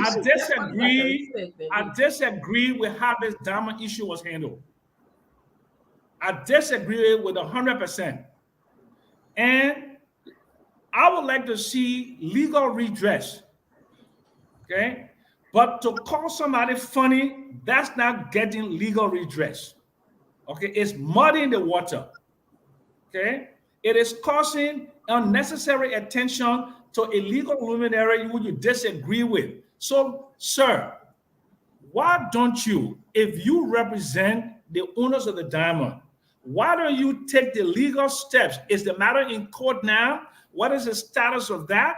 What is the court of competent jurisdiction this is? And what is the legal status of the diamond in question? Do you know anything about it? That's what our listeners want to know. They don't want to know whether Musa Deen is funny or not. They want to know the legal status of this. What is the legal status of this diamond?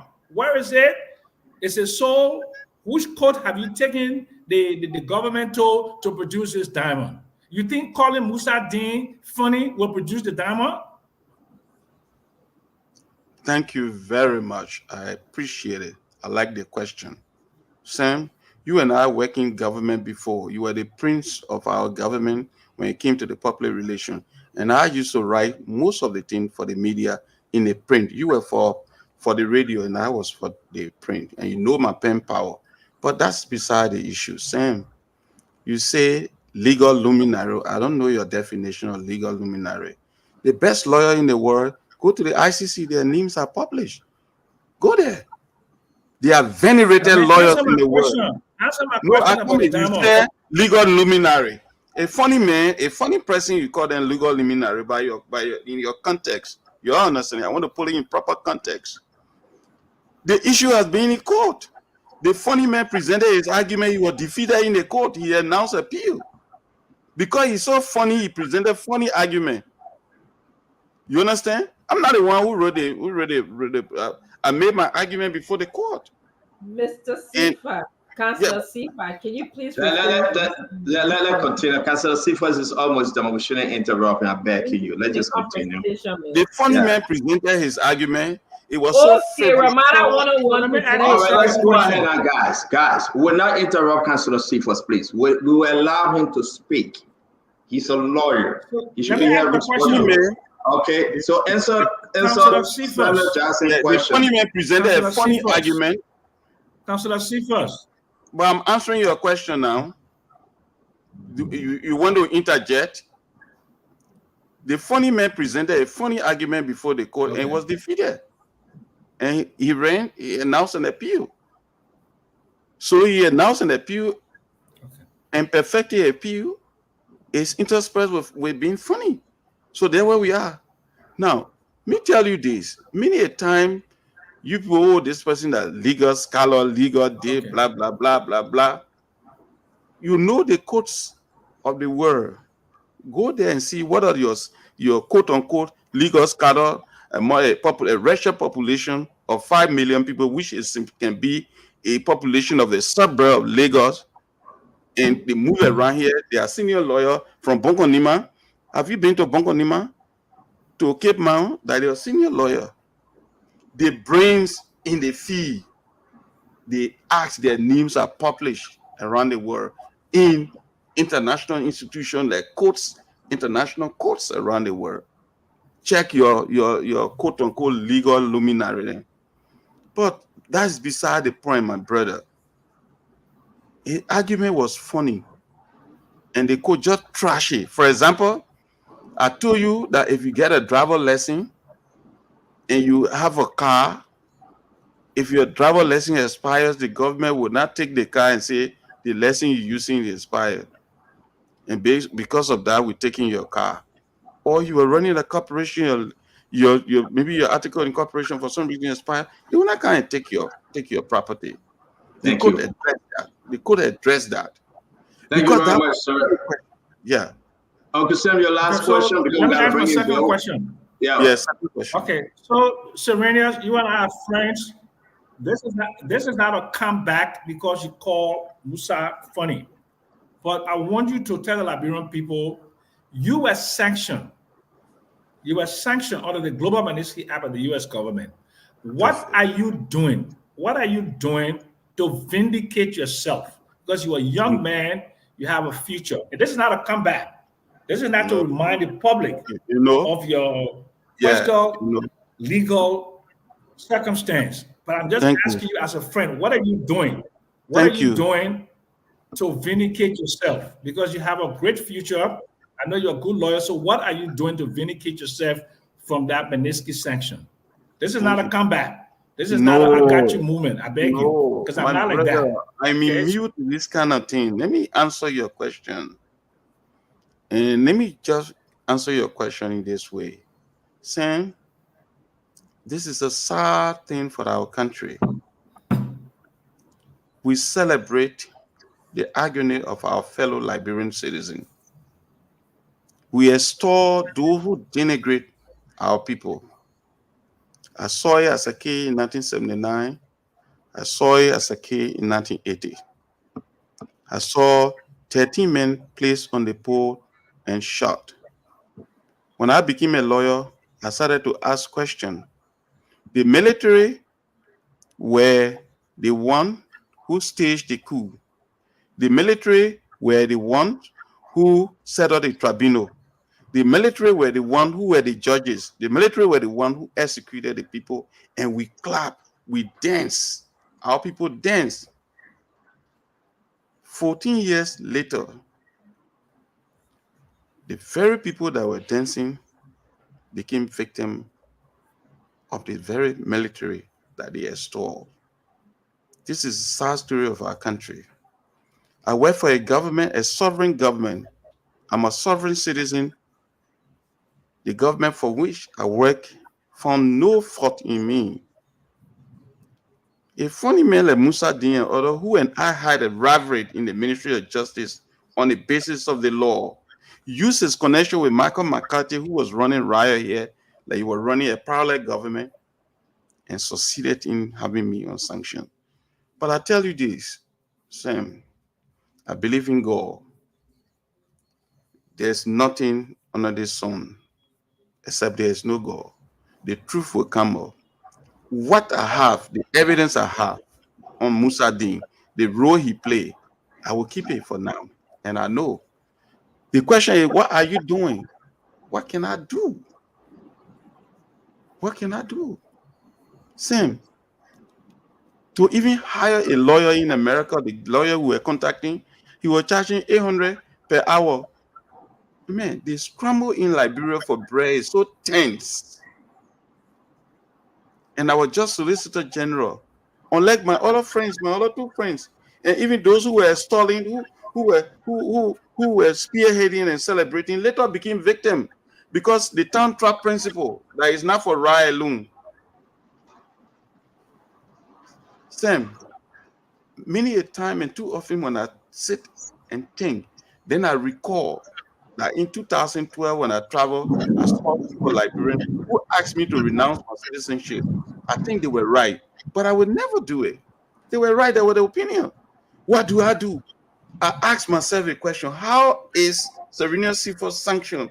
How has it benefited the country? How has that put food on the table of our people? What effect, what is the positive impact it has on the economy? What is the positive impact it has on the political system? Those who took up prisoner for years are now using the same method of slavery to use sanction against us. In the last 50 years, Sam, you've been coming back and forth. Show me one investment in Liberia in the last 50 years. I'm innocent, Sam. And the truth will set me free. If I engage in money laundering, you will check the banks, which banks that were engaging in money laundering. If I amass wealth for the Republic of Liberia, you will go to my house and check. If I amass assets of the government, you go to Thank my you. house. You see, so I have nothing to. Thank you very much. It's always good having you. Because of time, we got to bring in Bill Clinton. We want to say next week again, Friday, you will bring more updates. You will bring more updates for us on this diamond issue. We love having you, and to your client, we say they are all welcome. You don't want me to talk to my, you don't want me to talk to my man? Yeah. No, you'll talk to your man next time, my man. It's just a fact. I got to bring Bill Clinton. No, it was better that I talked to the man a little bit. No, it wasn't better when you came in late. You came in late. Well, I had to change computers. Mr. Doe. So I give you only one question, Mr. Doe, real quick. Well, I don't have one question, but he can go if you want him to go. I'll still make mine. I will come back next Friday, but Mr. Doe, ask you one question. No, I don't have one question, but you can go. But Mr. Sifos, nice to see you, and I wanted to say it's good that you and I both very happily accepted appointment positions from President Weah. Yeah. And we walked under the armpit of President Weah with our waiting hat. So I think it was a good thing. I had, 3 questions, very short, very short. If you can help me, I'll be okay. Let go quick. But we don't have time, though. We're not going to do the CDC thing yet. We don't have time. One question. Real quick. My first question is, do you think your former boss, Councillor Musa Dean, was successful as Justice Minister? Did he achieve anything? Do you think he did? Just yes or no? The drug case, that his success story. No, the just 100 yes or million no. drug case. But he was successful or not? Do you think he achieved You know anything? the story about the $100 million drug case? How it ended? That his success story. Well, just yes or no. Do you think? No, I'm a lawyer. I don't answer yes or no. I never. Well, he worked, and you worked with him. I was trying to ask if you think he was successful. Let's go to your next question. Let's say you're not answering yes or no. No, no, he was not successful. No. Let's go. Next question. So, what were your achievements? He was your boss. You worked under him. He approved things you did. What were your achievements? Listen, we work in the Ministry of Justice. I agree. We work together in the Ministry of Justice. I will not work You don't on work him. together. You don't work together. You work honor him. I will not work you honor him. No, we're he was working. your boss, Mr. Cephas. I didn't dispute that. So whether he answer, I say let he answer, please. Okay. I So didn't what was dispute your that. achievement?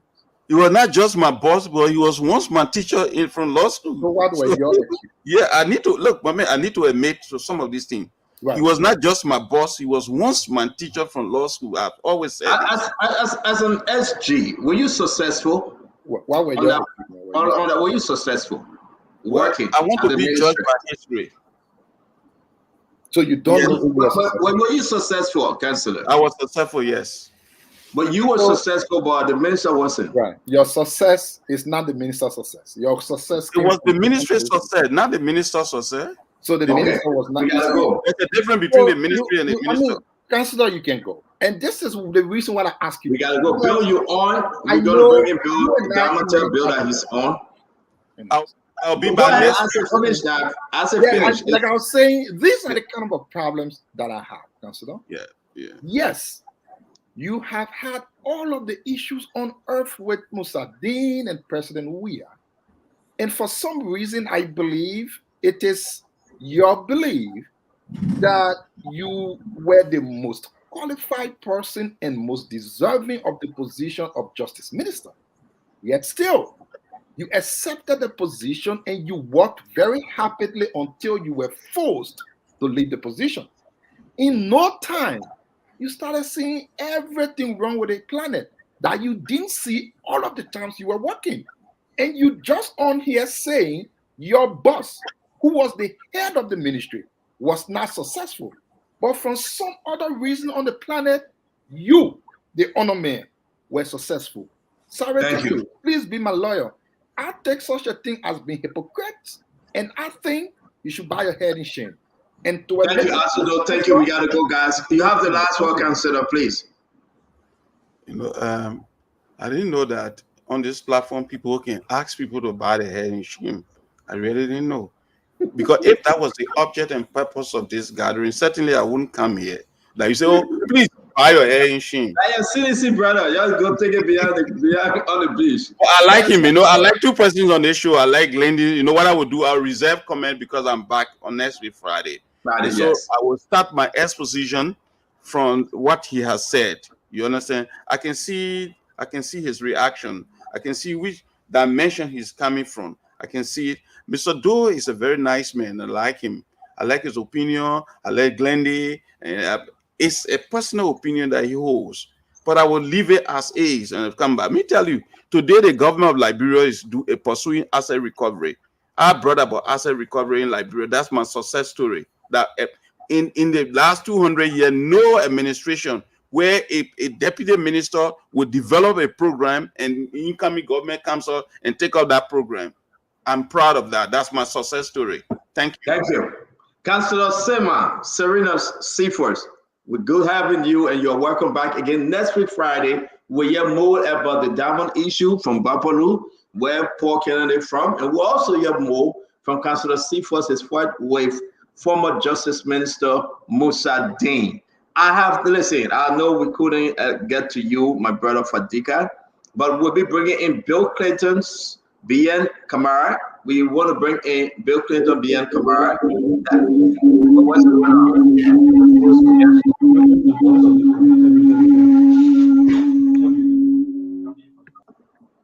All right, let's see what. Okay. To see you, please, while you're trying to get him, let me change his position so that we can. All right. Thank you.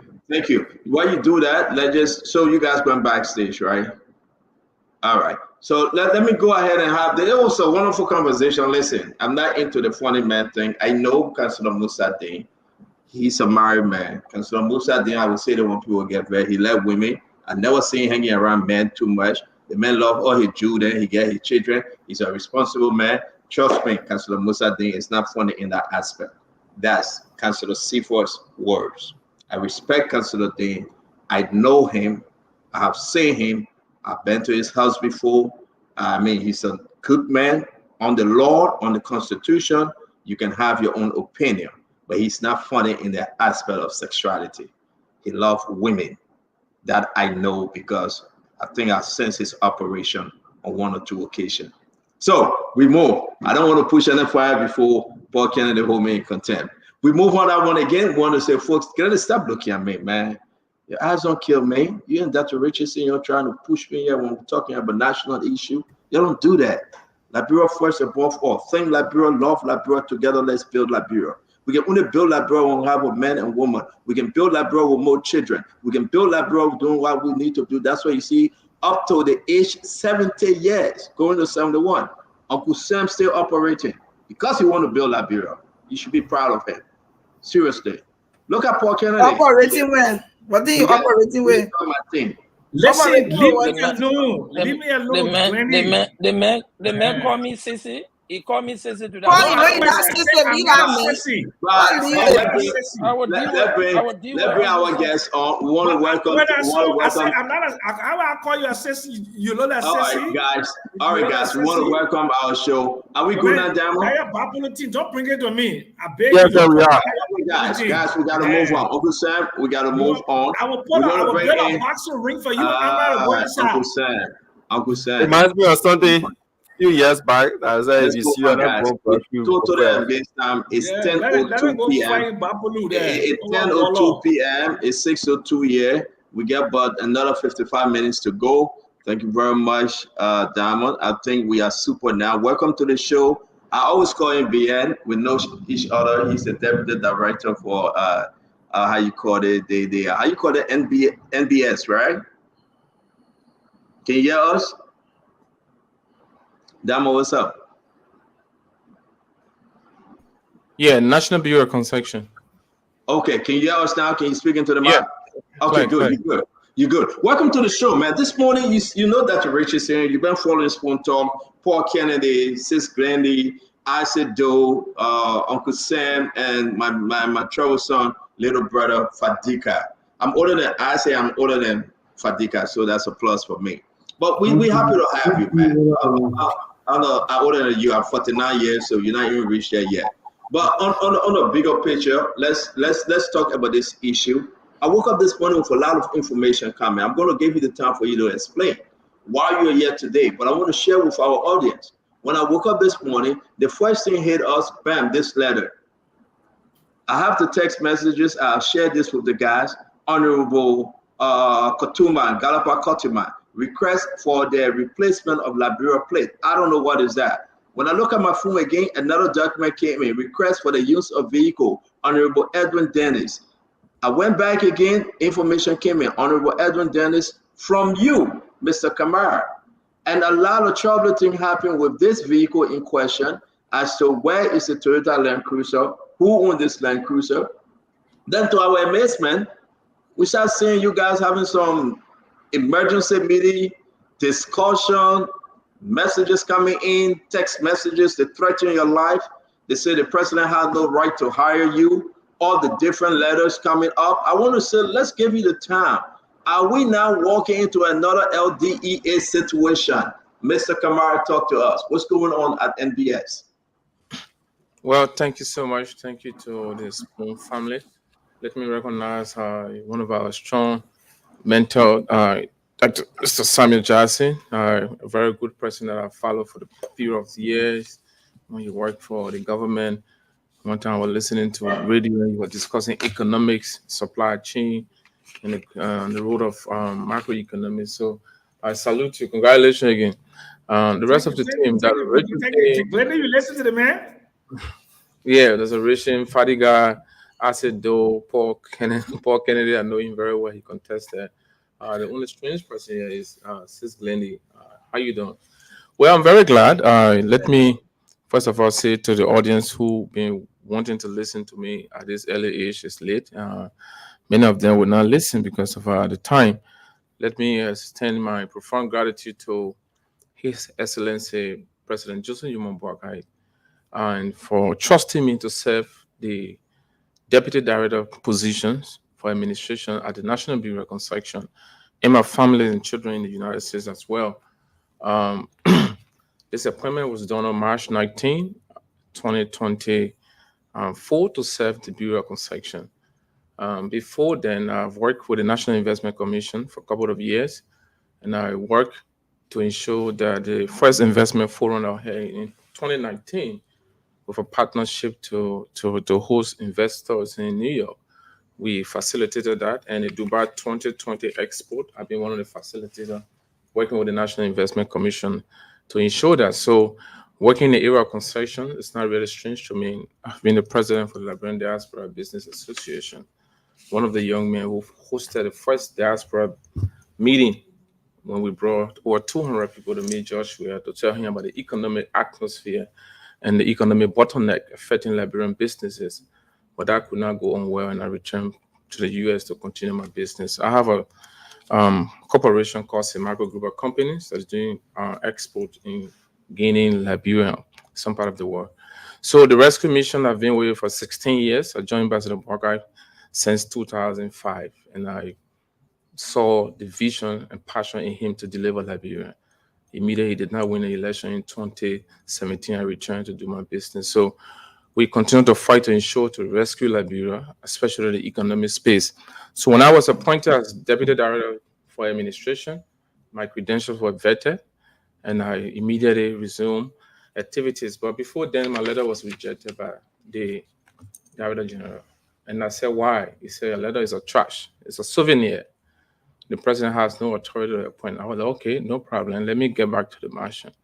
A couple of days, I returned. He said, oh, yeah, I make 1 or 2 calls, you can start. I said, well, I know very well before coming here, they told me that this place is a toxic ground.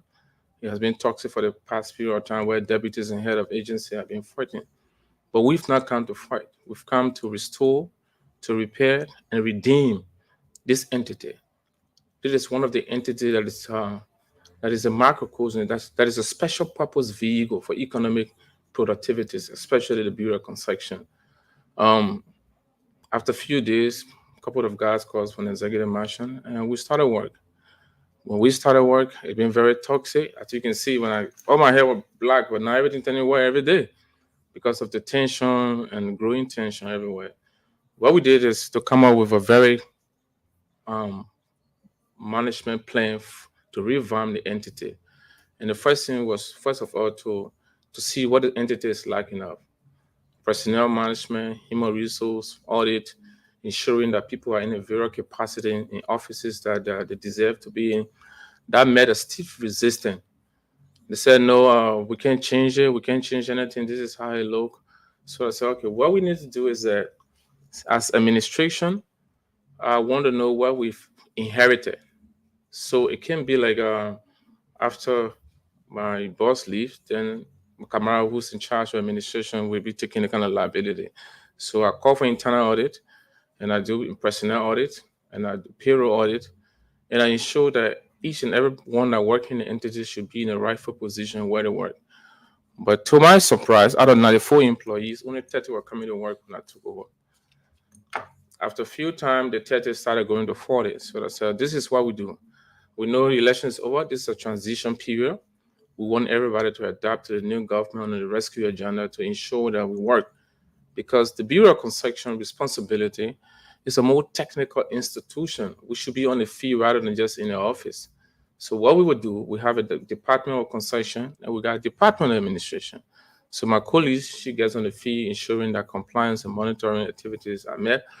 And I'm in the office ensuring that at least people come to work, the issues of salary payment, personnel management, and the welfare of employees in terms of insurance and accountability.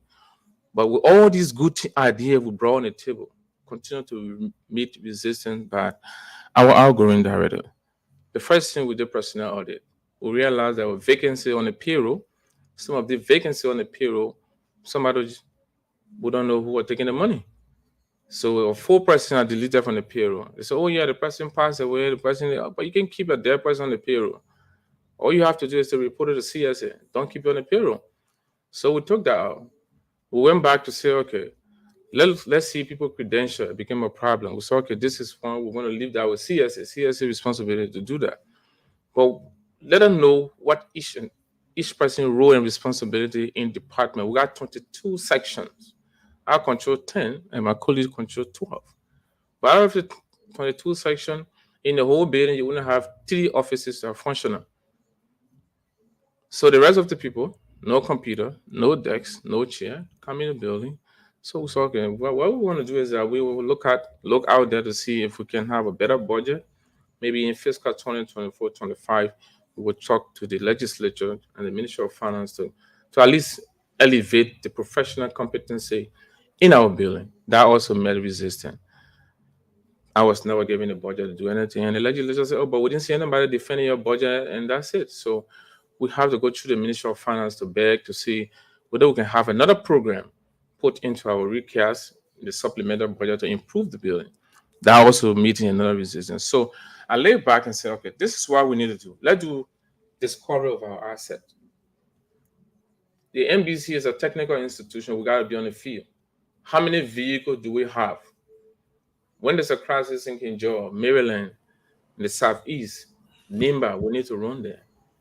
When we did the assets management, we realized that one of the vehicles are missing. So I asked the guy to maintenance, what happened to the vehicle? He said, oh yeah, the Director General sent it for maintenance somewhere. So how did it get missing? He said, well, it left in a garage and probably where it took it. Not probably where, but GSA. So I wrote time Honorable Galibat Kotima to investigate what happened to the Toyota Land Cruiser that was donated by UNDP. GSA said that they don't have it in the system. So I went to the DG. He said, well, the car got missing and that's it. I said, no, we can't do that. If the car is missing, let know who took the car from the garage. So immediately, I told the maintenance director to report out of the vehicle to ensure the normal routine, where it goes, how it goes about, who's signing for it, what miles it run, and where it going. He said, no. He said, this is not how it works here. I said, but I'm administration. Everything here, I have to manage it. He said, no, it doesn't go that way. I said, okay, good. He said, it doesn't go that way. Who he said no? He's the maintenance. He said, he maintenance person in the motor pool. What's his name? His name, Edwin Corver. So I wrote him requesting for all vehicle manual. The next thing I said, I need all the vehicles to have insurance, because it is something in this country that government vehicle get into accident and people say, oh, but the government car. Then at the end of the day, citizen got injured and there's no way out. So he said, no, there's no insurance. Okay, we want to see all of the driver lesson. He said, no driver lesson. Some of the driver lesson expires. As of now, anybody driving a government vehicle must have a valid lesson, and each of the government vehicle must have an insurance, at least a third-party insurance. That would create safety for the driver in case of anything. That did not hear another result. So what we did also, the World Bank donated 2 vehicles, like the one you saw, locked up. It's a transition period. He has less than 2 months to be there.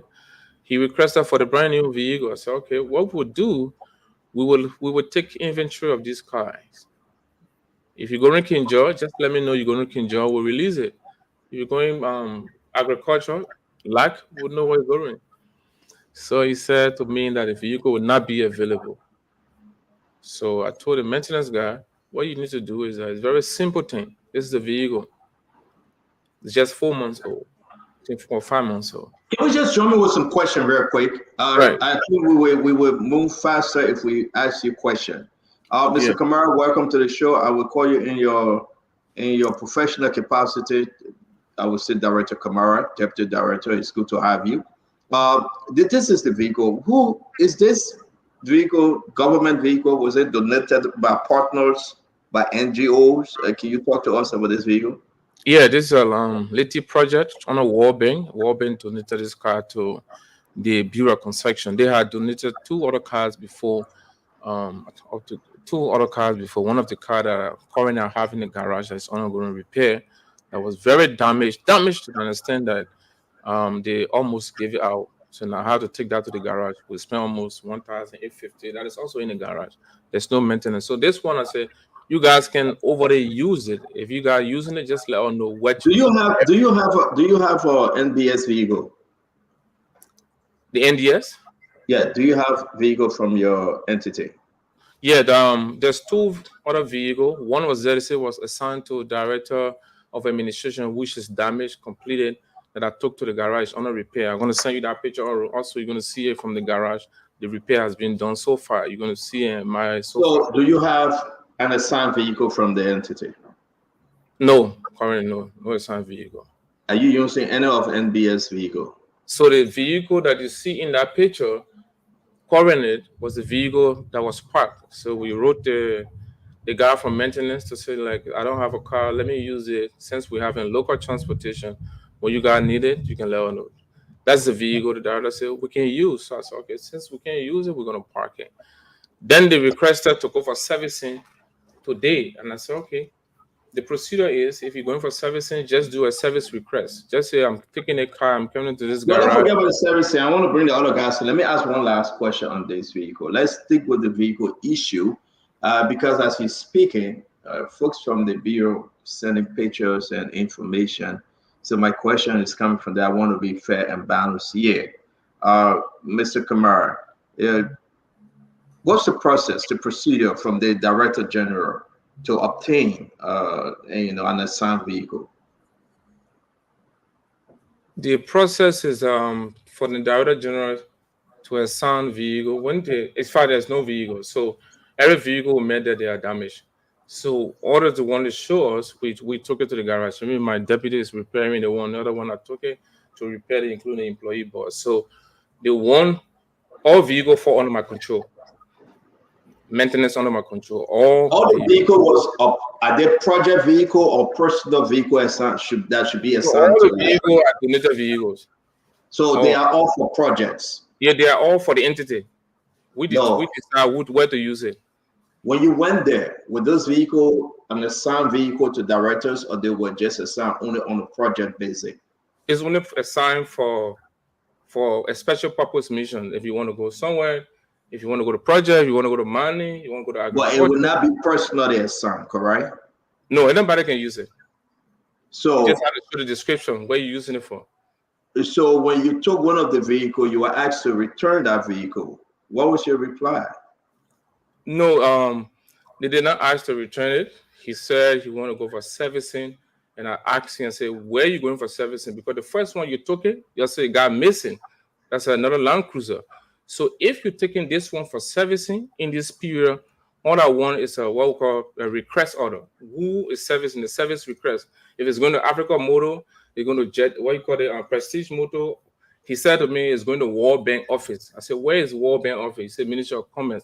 I said, I just need a communication to put on file where the car is going. So in case I don't see you after 2, 3, 4 days or 1 month, I will be able to have a trace of that vehicle who in possession of it. He said, no, he doesn't have any communication. I should tell him. I said, no, the car can't go because the first one got missing and we're still in search of it. So if you're taking a vehicle to a destination for servicing, all you have to do is just to do a request order, service order, the destination that car is going, the garage is going to, that's what we need.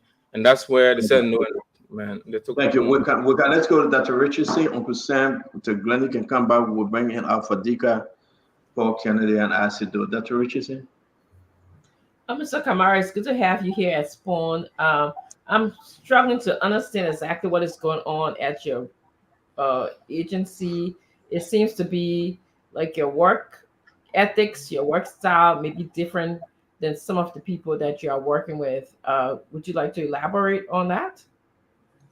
Yeah, you read that, Richardson. You know, it's kind of difficult for the kind of change you want to see in Liberia, especially when you have that anxiety and you see the environment, how toxic is it, and you really want the life of the people change. But again, resistance keep coming and they keep telling you, oh, this is the era, this is how it look, this is the Liberian way. You can't stop it. So I'm saying no, we have to change it because if you look at the scope and operation of the Bureau of Concession, it is the only entity that carry on post compliance. It is the entity that should be holding this concession company accountable for the issues of local content, social impact, environmental assessment, job security, and investment rate of return. So if we have such an entity that is so much full of fighting, infighting, then how do we hold B Mountain accountable, Western Cluster? How do we go to agriculture company? How do we hold Firestone accountable? So if we want for the betterment of our country, we have to look at the macroeconomic aspect of it, not just our personal issues. But how do you work? You have 22 departments, and only 3 of the department functioning with computer. What happened to the rest of the 94 people in the office? What do we do? But again, it keep coming with resistance whenever you try to do another good thing. Look at my office, Dr. Richardson. I entered the office, CEO saw it. I have to repair and renovate our office out of my pocket. Down to the chair I sit on, I have to carry there. Every day we're working to ensure. See the yard. We did a cleanup campaign. People could not turn out. Only 15% came out of 94. I have to go from office to sanitize the office. 4 people, a lot of dirt came from the office. The yard alone, sanitation, bathroom. I have to talk to them. Come to work. 94 people, only 34 to 40 come to work. The rest of the people stay home, and they just get money on the mobile money at the end of the month. So I said to them, if you don't come to work, CSA will take a course of action. So 2 days ago, CSA came to our building and the building was upside down. Some people I have not seen for 3 months. I saw them. I could barely recognize some of them. So the CSA said, we will do the work of the NBC to make it easier to professionalize it. It's a technical institution where you have lawyers, should be reviewing concession, looking at local content, what should be for the Liberian community, what should be for the local, the MSP, the multi-sector partners. How do NGOs come in to help? It's just some kind of difficult, but we're getting there gradually because change does not come easy. So, Mr. Kamara, I'm sensing that nothing was done according to what I'm hearing you say by this bureau in the past couple of years. But that's what I'm saying. But my actual question to you is, I see that EPA share responsibilities that you have, like they have to hold environment concessions to meeting environmental responsibilities. They have to make sure that regulations and compliance are also upheld. Do you think that you guys should merge, or you should be under the auspices of the EPA? What makes you different than the EPA? Yeah, well, Petty IDA established in 2010. Yeah. Normally, the Bureau of Concession was under the Ministry of Finance. One of the first Director General was Tanu Maulo.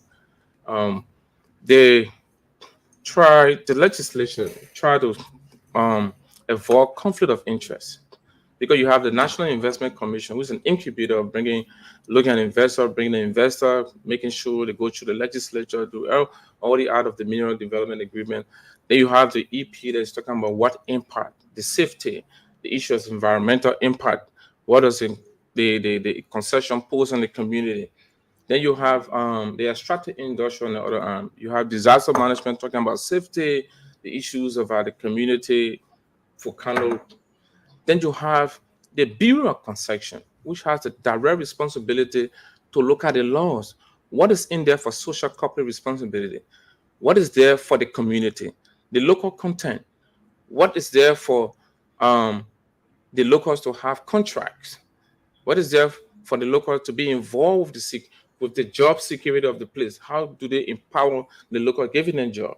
What are the essence of the Mirror Development Agreement? What are the breach in that contract? So we are there to ensure that these externalities, these small things that is in the Mirror Development Agreement, to say the roles, you're not taking care of the role. Why are you not taking care of the role when you know you're supposed to do this in this short period of time? So our responsibility is more technical and more legal, and it's a responsibility that you have to have the mindset of integrity to engage the concessionaire. Thank you. I believe, Glendy, you're next, right? I think No, after me. I'm next. I'm sorry, okay, Mr. Jackson and Glenn. Sorry. No problem, Doctor. Look, Mr. Kamar, welcome to Spoon, and thank you for the kind words. I'm a little bit disappointed with you young people, but I mean, because the thing is, the Bureau of Concession is actually the nerve center of the economy when it comes to concessions, because concessions are granted incentives for the purpose of providing jobs, income, technology transfer, and they have to do things like conform to environmental and social impact laws. They have to be linkages with the economy. Every concession has to write a linkage plan to demonstrate that they are integrated into the local economy. That is a very, very heavy responsibility, a very heavy responsibility. To boil it down to vehicles, I mean, just the inventory of vehicles, you know, an asset and what do you call this thing that's an asset registry and logistics to boil that important agency of the government, which is actually the nerve center that ensures that we're going to get benefits from concession. I'm a little bit disappointed. What is your role? Are you the deputy for administration or operation? What exactly is your role? What do you look at as your term of reference? Thank you so much. And my role as a deputy director for administration. So when you look at the organigram, there are 10 sections that fall under me. And I have motor pool, you have security, you have compliance, you have HR, you have controller, you have finance department. Then the other side, you have concession department, which fall under the deputy director for concession. The I that created it did not specify which department. It just said the Bureau of Concession shall have a deputy director. So the deputy directors, that's in the purview of the president or the act to create administration and create concession or operations. So, like you said, and I really do agree with you, and that's the reason why I thought it wise to just come and inform the Liberian people. Our time we're spending 15 years is not to come and fight for VU. The time we spend, the kind of suffering that is going on in this concession era, there are prevalent concession crises all over the country, and we can reduce ourselves to just who running the car, who not running the car. The essence should be, what are we doing?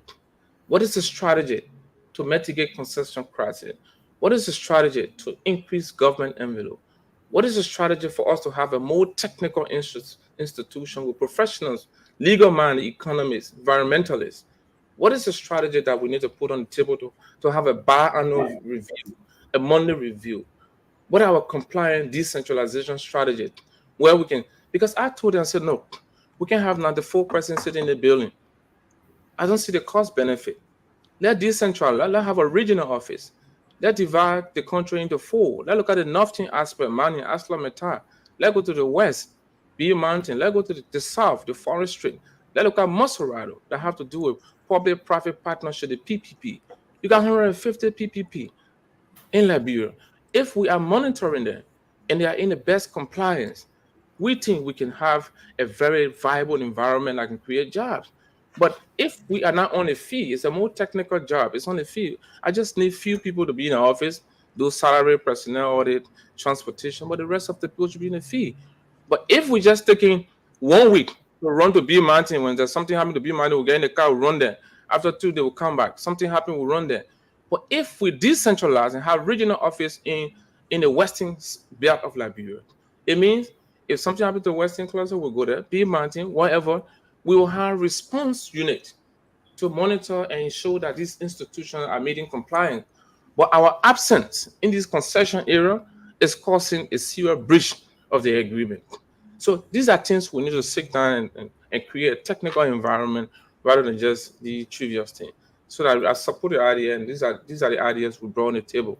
But like you said one time, to change Liberia, it takes a mind to change Liberia. So, sir, I disagree with you that the Bureau of Concession, in terms of the work, should be based upon geography. It should not be based upon geography. It should be based upon sector and industry, because you need specific industry knowledge or sector knowledge to be able to monitor and evaluate. You need somebody with a understanding of forestry to go after a forestry concession. You need a mining engineer or a geologist to to monitor mining operations, right?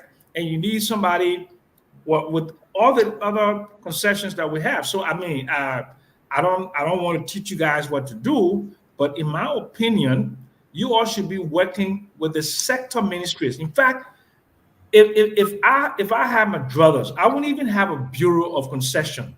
I would basically put the functions into the sectoral ministries, okay, and agencies to monitor and evaluate the performance of the concessions. Because to create another bureaucracy, what you're doing is overlapping. And Dr. Francine mentioned like EPA, Environmental Protection Agency. They should be there to monitor the environmental impact of the concession and to put in mitigation models. Okay, post mining, all of these mining companies in Liberia. Let me finish. All of these mining companies in Liberia have a finite life. What will happen after 30 or 40 years? 30 or 40 years seem a lot to somebody like me, but somebody who's 25, 30 years old, they will live to see the expiration, the end of the mine. What would supplant those mines and those concessions after the non-renewable resources are extracted? I want you to just speak to that. Yeah, thank you so much. And I do want to say that the regional strategies that I'm talking about, it is not just to deploy individuals around the country. We have what we call sectoral planning. We have people who have specific skills. We have people in environmental. We have people in social corporate. We got people for gender. We have people for mining and forestry. So our strategy is, if we're talking about regional decentralization strategy, let's say, for example, like I told you, the South, you have more logging companies. We're going to send somebody with a forestry idea, an expert in forestry. Now we need to send them, but that department will be sponsored and supported with expertise. Let's talk about the North, where you have ArcelorMittal, people who have idea and expertise in mining, environmentalists we send in there. Let's talk about the Western cluster. So our decentralization strategy is not just to send somebody who is a teacher to go be a mountain. No, we have a specific incubator that we will say, okay, since you're environmentalist, you're going this way. You do agriculture, you're going to lag. You did mining, you're going to be mining. Now, if that strategy works, that would be one of the best things to mitigate most of the non-compliant push of concessionaire. The issues of the EPA. The EPA is part of the integral network, because EPA is talking about the environment. What happened after the environment? Let's say, for example, you have Maryland oil palm, a 25 years agreement. You have Western cluster, another 25-year agreement. So the EPA, it is in their purview as environmental agency to say, well, let's say, for example, after 25 years, what happened to the environment? What is the impact on the community after 25 years? Before 25 years, how can the environment survive from the concession? So that's EPA role. But for us, we look at social corporate. the local content. Those major important things that is in the MDA, those are the things we enforce to meet that the concessionaire must meet in compliance with those development agenda. So we have different scope of operation. Let's say, for example, we got Kamara, Mr. Kamara, let's just be brief because we got 25 more minutes to go. I don't know who's asking question, so we can move on, please. Who's next? So I am Mr. Kamara, how are you? I'm okay, Sister Millie. How you doing? I just have one question from you. And when I listened to you in the beginning, I heard you say something about the difficulty with change and the people that work there. Change is the only constant variable. We all know that, but people don't adapt to change easily. So you're coming to that it's a new role for you, and coming and you met all employees. I want to understand what was your process as it relates to the change that you were introducing to them, to see the balance on how you introduced it and how they responded. Thank you so much. And from the more public background, people oriented, when we first took office, in my office we call everybody, including the director general. We have a conference, a meeting. We introduce ourselves. We have good time. We ask everyone. I went from office to office, management, my work in office. Every sections we have a very good cordial relationship. Then every week we do a quarterly walk through what is happening to each person. If you have issues, then we go through the attendance. If you have issue, we call you. We ask you what is happening. You're not coming to work. Then we ensure that in our general staff meeting, we want everybody please come to work, take your work serious, because the CSA mandate is everyone should come to work. If you don't come to work, the CSA will take attendance record and they will decide the fate of each employee. So after that, we launched a cleanup campaign, and there was no money. So we went from office to office. As a matter of fact, we generated, I think, 5,000. We 60 that up from employee contribution, and we launched our cleanup campaign. We all work since here. The video was all on Facebook. We work, and everything was fine. The salary payment was not on time. We worked to ensure that every salary come on time. Now the salary is coming on time. Some of them have issue what we call personnel action plan, and that's one of the issues that really on the minds of employees, because some of them were employed and given employment for the past 2 years. They were promoted, and in the past that promotion did not take effect in the past 2 years. So there were about 24, 30 people who got up to now irritated why their promotion did not take place. So they were asking us to ensure that their promotion took place. So I was like, okay. So let me say that. Beg you guys, allow me to do this. I respect your role of two questions. Let me just play this. I don't want us to dwell too much on what you're bringing or what you have brought to this entity. I mean, goodness. But what this is going to, are we having another repeat of LDA? Were you called today by the executive mansion? Yeah, as a humble person, in most cases, I'm a very non-violent person. So when something happens, I go there and tell them this is what is happening, and Were you called by one of the advisors to the president, one of the ministers, or something?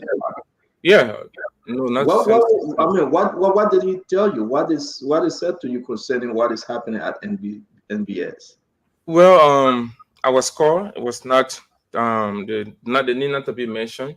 I was called to say what is happening. So out of the documentation I took it out and they read it. They said, Mr. Kamara, if you did all of these things, what the tension is coming from? And I said to them, one of the tension is the director general time is about to end, and he keeps telling employee that we came to take the job from them. And those he promoted, we had a cost, they didn't get a promotion. So they should take action. What was the instruction given you? Yeah. You are leaving here. we call you. Like, you wasn't the only person to call, correct? No, they called my colleagues and I. We went there. We had a very friendly interaction, and they told us to just take time and manage it until we can take. Is that why they told you? Said take time, manage it? No, they said take your time. It's an employee process. We ensure that the best things happen there. And the Did it director remind you of the LDA situation? And the president will be he's out of patience now with this kind of problem that ministers, deputy ministers, director, deputy director getting involved and bringing disgrace to a ministry or to an entity. Were you reminded, you and your colleagues or whosoever they call? No, the issues of the LDA is typically different from. Are we walking towards that? That's the question. No, we absolutely would not work towards that because. Let me play this video. Let me play this video, sir.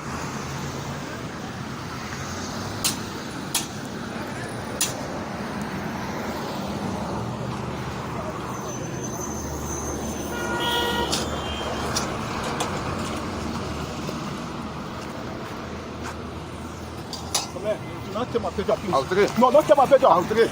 Give my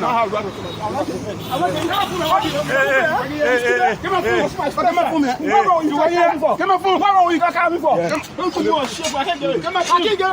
I can't get it. Give my phone. My man, let him be. Let him be. Let him be. Let him be. Let him be. Let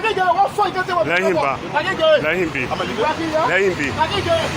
Kill a man, you fool. Kill a man, you fool. Mohammed. I will not get it. Kill a man, you fool. I will not get it. He's fighting me. He's fighting me. He's fighting me. He's fighting me. Kill a man. He's fighting me. I can't get it. I can't get it. When I can't get it. I will not get it. Wait, I can't get it. I will not get it. I will not get it. I will not get it. Come from me. I will not get it. He will delay. I'll take it back. Well, then let her give it to you. You delay. He can call me. What wrong with you? I can't get it.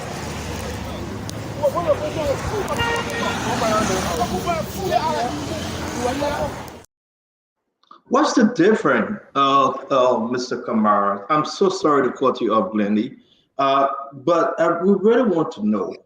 Again, that's why I asked the question. Are we walking the LDA walk now? Is that another entity that President Walker have to leave what he's doing, call another committee to investigate? What's happening? What's the difference? People insulting, people taking phones, the same old thing. How can you address that video? Well, I'm just surprised seeing this video. When I was informed today that it's a gentleman, the Director General authorized somebody to lock my car. So because I had an appointment to go to the mansion. So I said, oh, they lock it? He said, yeah. I said, who lock it? He said, oh, Director General asked somebody to lock it. So I called the motor maintenance guy. I said, the first time I came here was a tension. I don't want no tension. So the first time you say I was not a presidential appointee, you're disregarding my letter. Now I have a car and you're authorizing to lock it. I'm a private citizen, but I'm also I deserve respect from the president's office to just take a lock and lock my car. What's happening? So he said, oh no, we just lock a car. So I called the executive mansion. I said, my car is locked. They said, no, we are not aware of the car being locked. We're going to call 105. So 105 called the police to zone 3. Then I called the police came to my office. I said, what happened? He said, no, we are not aware that this car, we don't even know who locked it. So I said, okay, I'm going to have a meeting. Can you guys find means to open it? He said, but it's already open. The car, there's no lock on it. So I said, okay, when I came outside, it was kind. So I'm even surprised at that video that I'm seeing. So I called 105. 105 said, okay, we called there and they said everything okay. The guy was on 3 said, but there's no lock on the car. And that's how I proceeded to the mansion and talked to you and came here this evening. But I'm very sure there's nothing is going to happen until we show that transformation comes. So let's give you Glenny, go back again. I don't want to take you guys' time, but this is getting so interesting, folks, because if we have to dig deeper, we have to say the truth. Glenny, the cussing again, the shuffling, they're getting into fight, and the president and his advisor, they are so preoccupied with national issue. Taking this again, they were called to the executive mansion. They were warned to behave themselves accordingly. The DJs will be finished in August. Well, you guys can be patient, but everything is going to be held wire at that place. And folks are saying again, that's another trouble. Glenny, your question, man. Well, I mean, I think we're done with the first question I want to ask. Were you aware of this video? Did you have any idea about it? No one mentioned it to you? No. So who are the people in the video? I don't really see their face. I was just hearing it. Don't hold my shirt, don't hold my clothes here. And that was your vehicle? Yeah, that's the entity's vehicle. All the vehicles for the entity, yeah. I don't have any question, honestly.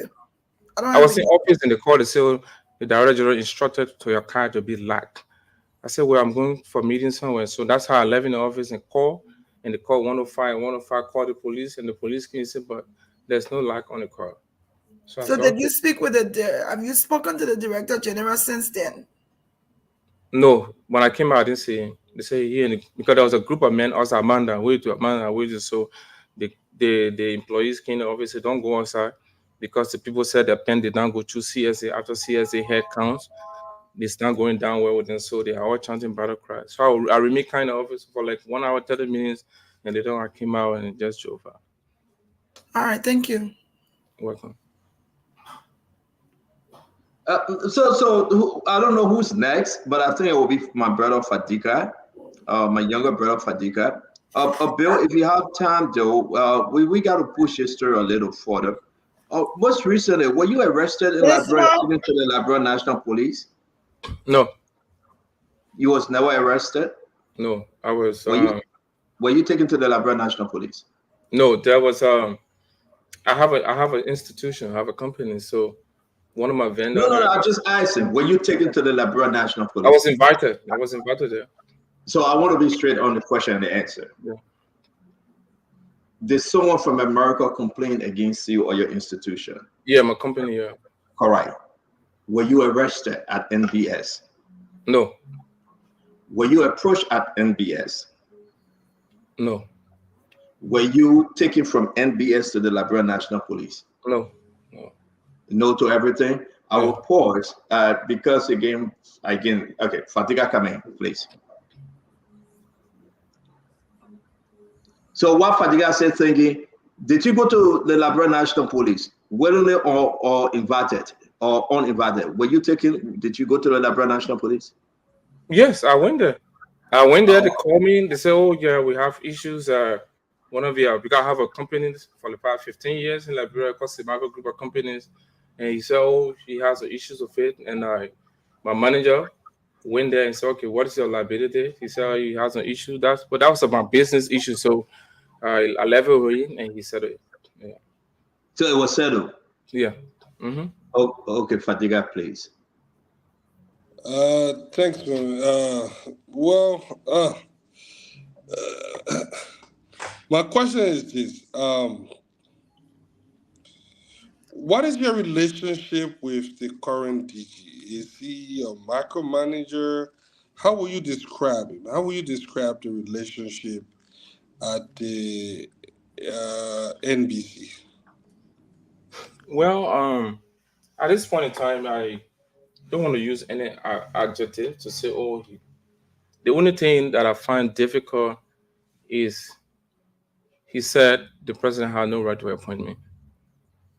So that was one. Number two, every time I suggest something for us to do for the betterment of the institution, he doesn't take it. And I only get call from the marshal and people, the director general complaining, he can complain. I say, but what am I really doing yet that is not in conformity of the arrest agenda?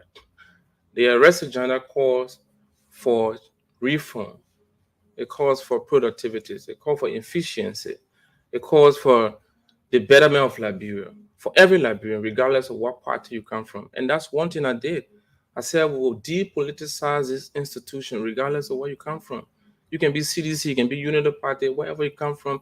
Once you are a Liberian, I don't care what party you come from. So because of that, a lot of people say, "Oh, Bill, no, you've been too cool. There are a lot of people here from the other party here, and that you come." I said, no. I am a pro-government person. Though I fought for the rest agenda, but I did not come to harm anybody from CDC, neither from a different political party. But again, he said, I'm leaning with people who fought him in the past, so I should join to eliminate it. So I said, but well, in the past, I was not here. Whatever done in the past, remain in the past, and let's move Liberia forward. If we say we want to eliminate everybody from yesterday, then we will not have nobody in government today, because everybody from the past in government today. But what is most important to me is productivity, efficiency, and the scope of operation.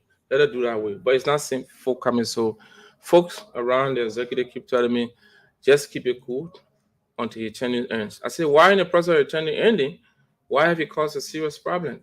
Let's say, for example,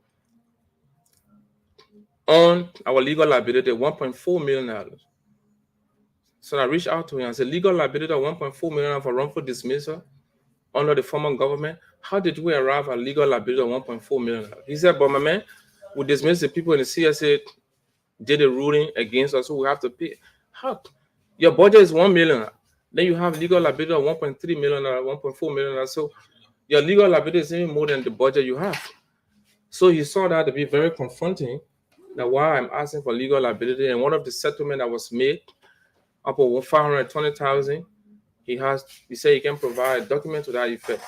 So I said, well, all the legal liability we'll have to put on hold for now, because if there's no document and you approve it, he said, well, I approve it, and I approve it in consultation with the former NSA boss, and that payment was done to one of the persons. Name cannot be mentioned now, but CEO is aware of that. So because of that query, I made a personal issue out, which caused another tension on my office. So, if I may get you right, this legal liability. So, is this guy from the past was he appointed by President Weah, and his tenure about to expire? Is that what we're saying? Yeah. Yeah, and then the past administration. Well, I don't know what that legal liability is. Is it wrongful termination? And then is it this administration that is supposed to pay for those legal liability? Yeah. When you inherit a debt and you have to service that debt, it becomes part of domestic debt. So I said to him, we want the general staff meeting, and the controller said we owe $1.4 million legal liability. I said, okay, this government cannot just inherit a debt without doing discovery or tracing how we inherit the debt. So I need a document for each person that will wrongfully dismiss, because what happened in the past is that, according to the CSA, most of the ruling that they dismiss people and they don't follow the CSA standing order and the human resource handbook. So, and one of the cases there, the guy won the case of $720,000. Another person $520,000. Another person $70,000 and $20,000. If you sum it up, it's a huge money. So all of the legal liability, one of the legal liability, and he signed everything and sent it to the Ministry of Finance. But one of it, $520,000, was negotiated with our documentation. He said he had a document. I said, can we see it? He said no. And that's where one of the contention. So, Stanton, can I just do a real quick follow-up question? When it comes to signing for funds, is it done through the administration, or can the DG and the controller just sign and move on? How does it go? Yeah, for internal control procedure, let's say, for example, you want the CSA, currently we'll have another 2 cases to CSA. Let's say, for example, Mr. John wants the CSA to file a claim of wrongful dismissal. CSA go through the case, and if you win the case, out of the time that you stay, you are now going to where the case will go into, times it, multiply it, then they will forward to the entity. It becomes part of the entity debt. Then the entity will have to write the Ministry of Finance. That is the controller, the administration will do it and forward it to the Director General. So the Director General cannot just sign an invoice to send to the Ministry of Finance. The controller will have to process it through administration before it gets to the Director General. Okay, thank you very much, Mr. Kumar. Uncle Sam? I've asked all the questions I wanted to ask already. Oh, So you I'm asked just already. Thank you. Paul, did you ask? Go ahead, sir. Not yet. No, thank you. And thank you for coming on, Mr. Kamara. I would want to know, simply, be honest with the Liberian people. Are you all fighting inside the Bureau of Concession? No, absolutely.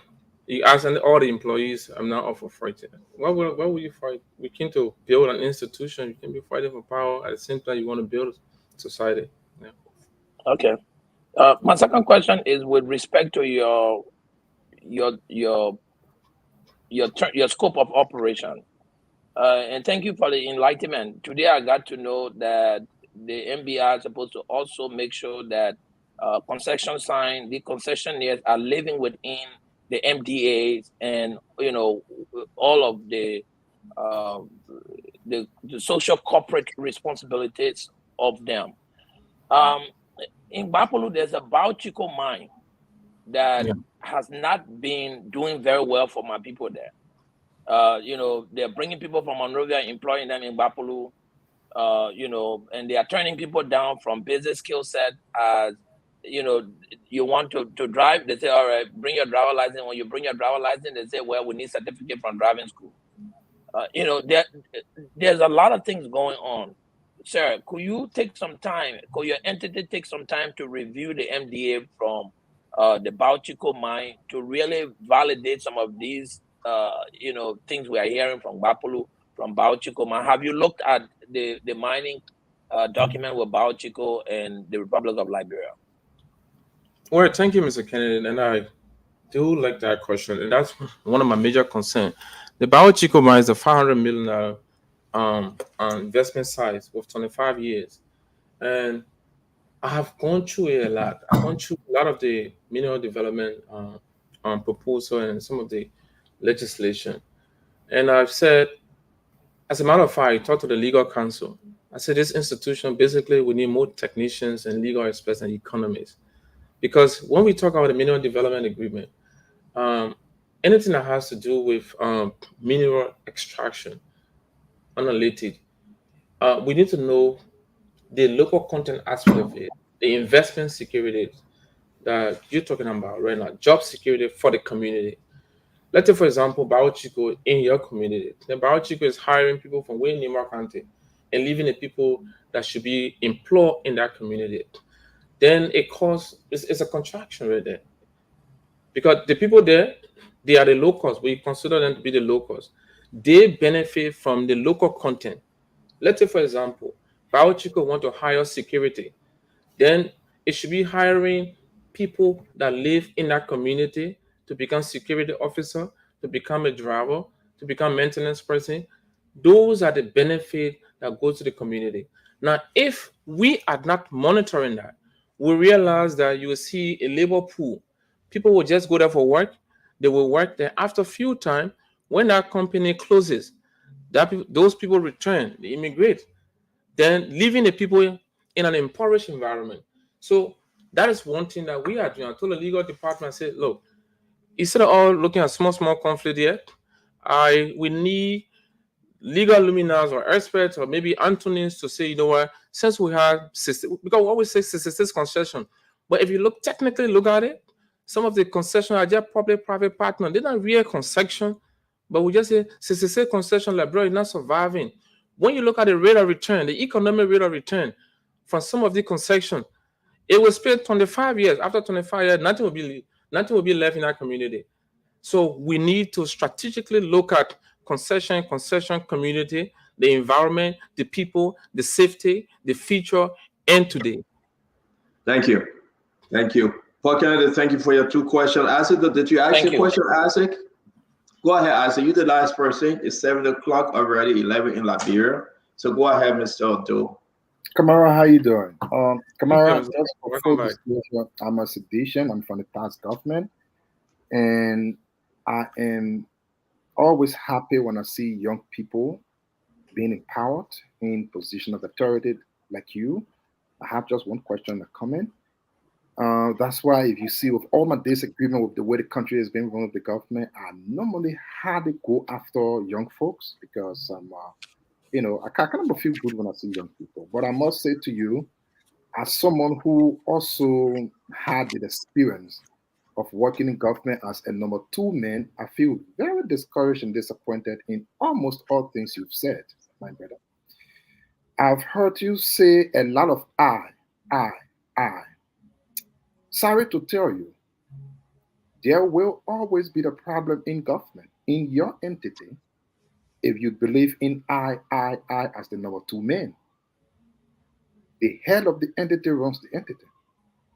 In as much as he will be doing all of the wrong things, if you go with the mindset that you are second to be advising the head of the entity and find ways to convince the head in doing certain things that you see as right, it will help the entity, brother.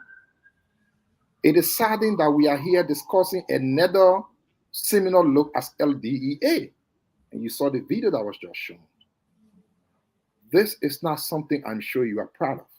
I want you to go home and listen to this whole show, everything you've explained. It's not about achieving anything that you guys were placed over there to achieve. It is about you feeling you are the boss and you should be the one directing this. You should be the one saying this should move. You should be the one saying this should come. It is wrong, my brother. It's just a free advice to you. I was in your position before. Your boss in government is your boss. You should always find means to try to convince your boss on your idea. And your boss has the authority to say no or yes. Or else you will fight every day and the labyrinth people will just keep laughing at you people. But the question to you, with all you explained, when do you think you will have any time to sit and do the people's work?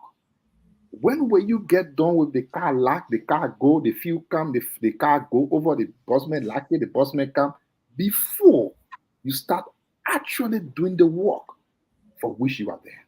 When? Well, thank you, Mr. Jackson. I just want to say to you that everywhere I've worked, I have a work history. If you go to the National Investment Commission, I have a very good work history everywhere I work. And I'm not saying like you heard me, you heard me. I told you. I said we did a very good cleanup campaign, and the employees were involved. We've done so much exercise, and employees are involved. What is disturbing is that you are aware the Bureau of Concession story is not strange to you. It's a very toxic environment, very toxic. For the past 6 years, they were fighting in that entity. So the first day I got an employment, people call me and say, look, you are going on an entity that you got to roll your sleeve, tie your belt for change to come there. It's a place that you are aware because you just left government. So we go in there. It is not strange to us, some of what is happening. But again, we can't be like yesterday. And that's the reason why you will not see any video of me fighting, except somebody try to harass me, and I will submit myself peacefully. So we have not come to fight. If we were in a position to fight, then that position will not be a rightful position now. Because now it's about the Liberian people. It's not about me. It's not about me. It's about putting our ideas together and ensure the right thing is done. Like what Paul Kennedy cautioned asked. There are many people calling me from different places. I said, no, I just administration, but I can just advise and recommend. And once I recommend to my boss, he goes ahead with it. If not, we'll leave it until the new person destined to come and continue with it. Government is continuing to. As a matter of fact, the employees are very happy with the new administration and the transformation that's taking place. Some of what are you seeing, they are distraction. And we will not be distracted by it. We will not be distracted by it.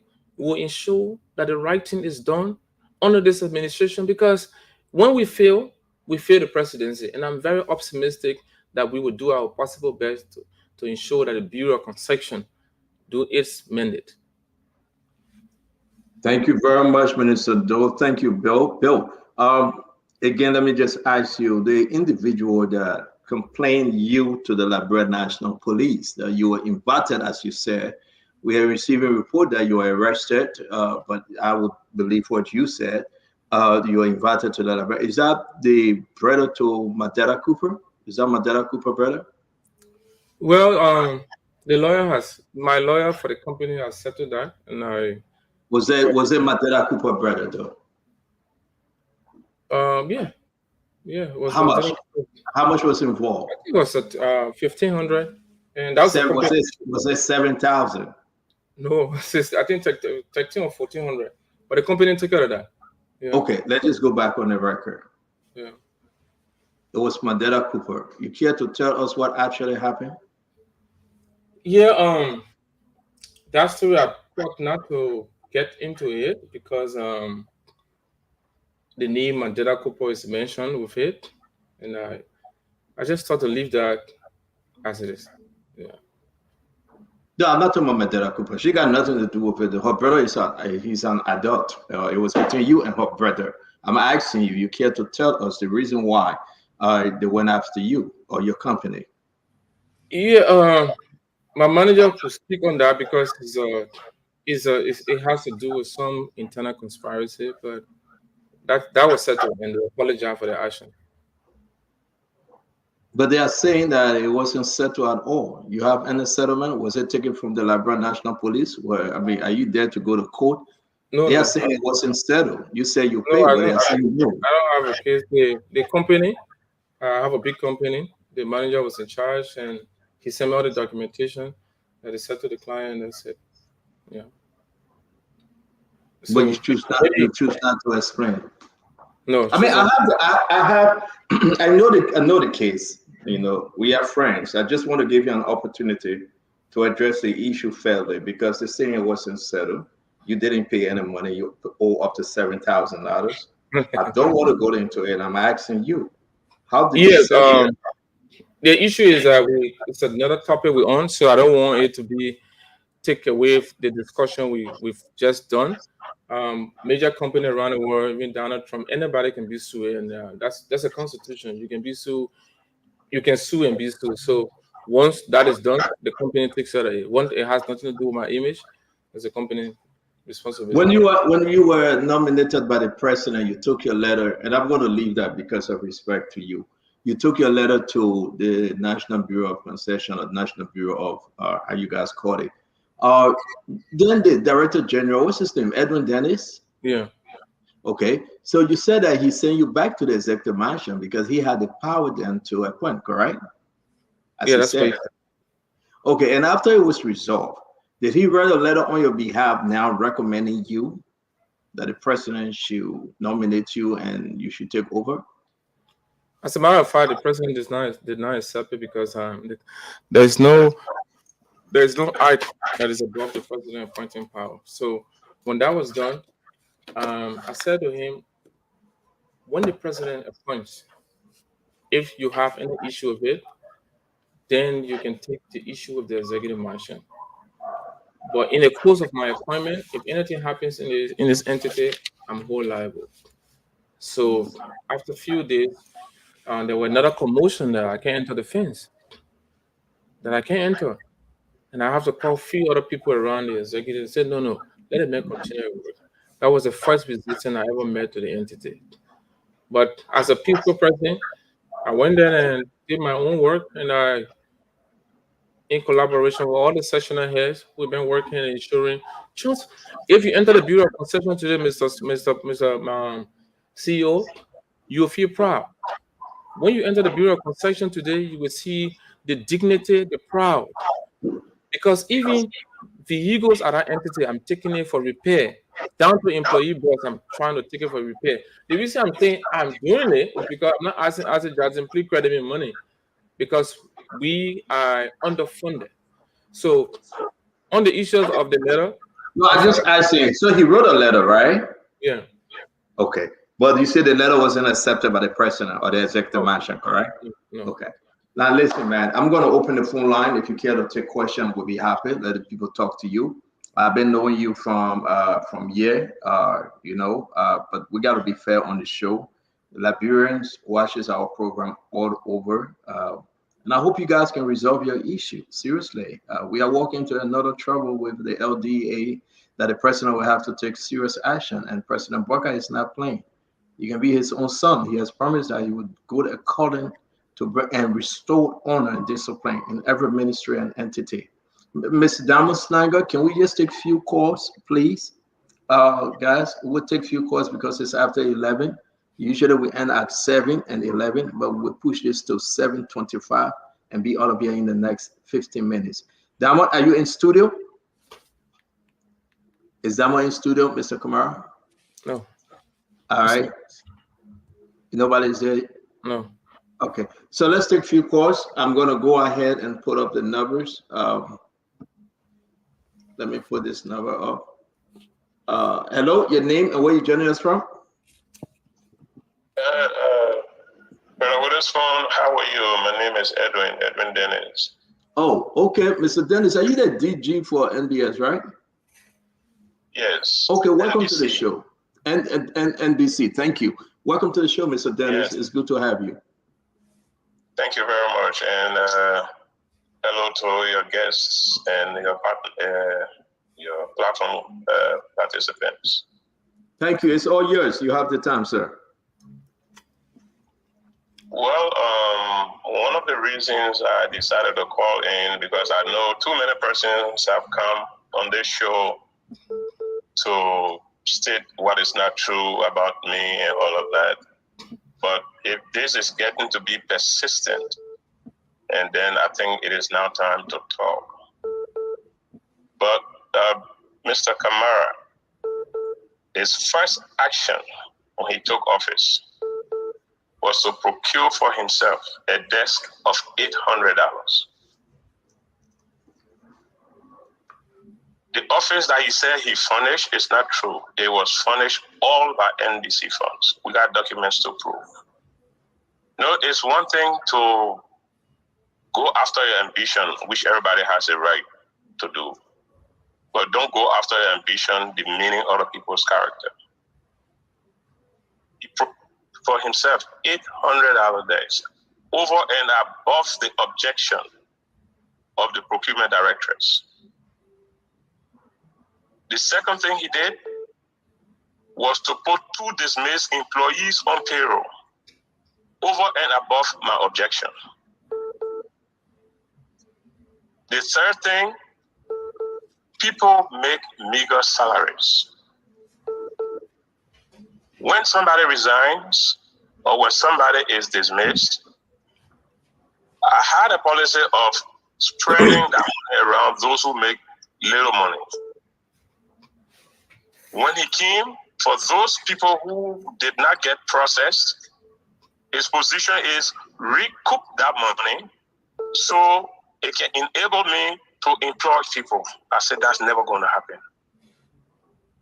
Are you telling me to recoup money that people were promised that pens and everything made at the civil service to collect the money back? It almost like somebody tells you, Stanton, yeah, you're candy here for Christmas. By the time you move one step out of the uncle, he says, Stanton, come. Give me the candy, I want to give it back to your sister. Imagine how you would feel. So all that false stories that he's narrating, Mr. Kamara on air with you today is very different from what he does in office. Look at all these denials. I was in meeting with one of our partners, negotiating for assistance to the bureau. I was hearing noise downstairs. From the fellow that you talk about that came from America, I called the security in to ask because we would be disturbed. After my guests left, I called the security, like, what was going on down there? He said, there's a gentleman from the States that came with police with rate from Jomo Jala to arrest Mr. Kamara. When I came downstairs, after all of my activities, the police was gone and he was gone. I went to Buchanan. While I was in Buchanan, a friend of mine, who is also a friend of his or a relative of his, called me and said, "Are you aware that Bill was arrested?" I said, "No." I said, "But at the office, police came there with a raid. But when I get back, I asked the security chief to do for me an incident report." Sitting on air and denying that tells you what kind of character he has. The vehicle, there are 2 project vehicles that are pushed for under the Lift World Bank project. We got 2 vehicles, 6 tablets, 13 laptops, and 5 desktops. All those things were obtained before he came. One of the vehicles were being used by his colleague, the other deputy, Councillor Yaba Doba. She was in Kinjor. They went to do an underground investigation with the Ministry of Justice and some relevant agencies and the community. When he was leaving work on Thursday, he told the chief of motor pool that he was going to the Capitol building to do budget debate when the budget had been passed a month ago or 2 months ago. He lured the motor pool director to give him the vehicle under that pretense. So when I came from Buchanan, the car I took to Buchanan, I took it back to the yard. I didn't see the other vehicle. I asked, they said, the deputy director took it. I called the security chief, the motor pool chief. He said he was going to do budget debate. I heard the budget debate story today. The reason he took the car to the motor pool guy was he was going to do urgent presentation at the mansion. I found out that both reasons were untrue. So I told the motor pool guy to tell him on Monday I had to rush to Mano in Cape Mount, another concession company, to handle a situation. He wouldn't give the project car. And that's why the World Bank provided these vehicles for us to be able to go on the field if and at any time. I drove from Morovia to Cape Mount with a vehicle that did not have spare tire, all because he wouldn't surrender the vehicle. So when I came, I contacted authorities above us, and I came and ordered the police to boot the vehicle. You know that he was not even parking the vehicle in the entity's compound now. He was parking it in the street. He comes to work, he goes in the building, he leaves the vehicle in the street. The police boot, government of Liberia boot on the vehicle. One of his followers, as you saw in the video, who is not an employee, one of the things he did, I was hearing, and which got proven today, he gave people who are not employees of the Bureau the ID cards. So when the police booted the vehicle, the guy went and showed to the police NBC ID card and said the director wants to see you. So the police went to him. Then the police called me back. He said, the director said, I'm on boot the car. I said, who is the director? He said, I'm in the office downstairs. I said, no, he's the deputy. I am the director. So I went to a meeting with other officials of government for something else. He ordered his men to unboot the vehicle. So what we have here, Mr. Director Dennis, what we have here, and Mr. Kamara is the guest. I want to pause you. And I want for Mr. Kamara to respond because this is unique. And I will ask you I beg you, we're not taking you off, but we just want you to just be patient and wait more. All right? Just listen in. Let's give Mr. Kamara, because you're talking about the $800 for this Mesa employee that he brought back, police booting the vehicle. You are going into deep with everything. We should allow him to respond to what you just said, and we'll come back to you, okay? So don't hang up, though. Please don't hang up. Mr. Kamara. I'm not hanging up.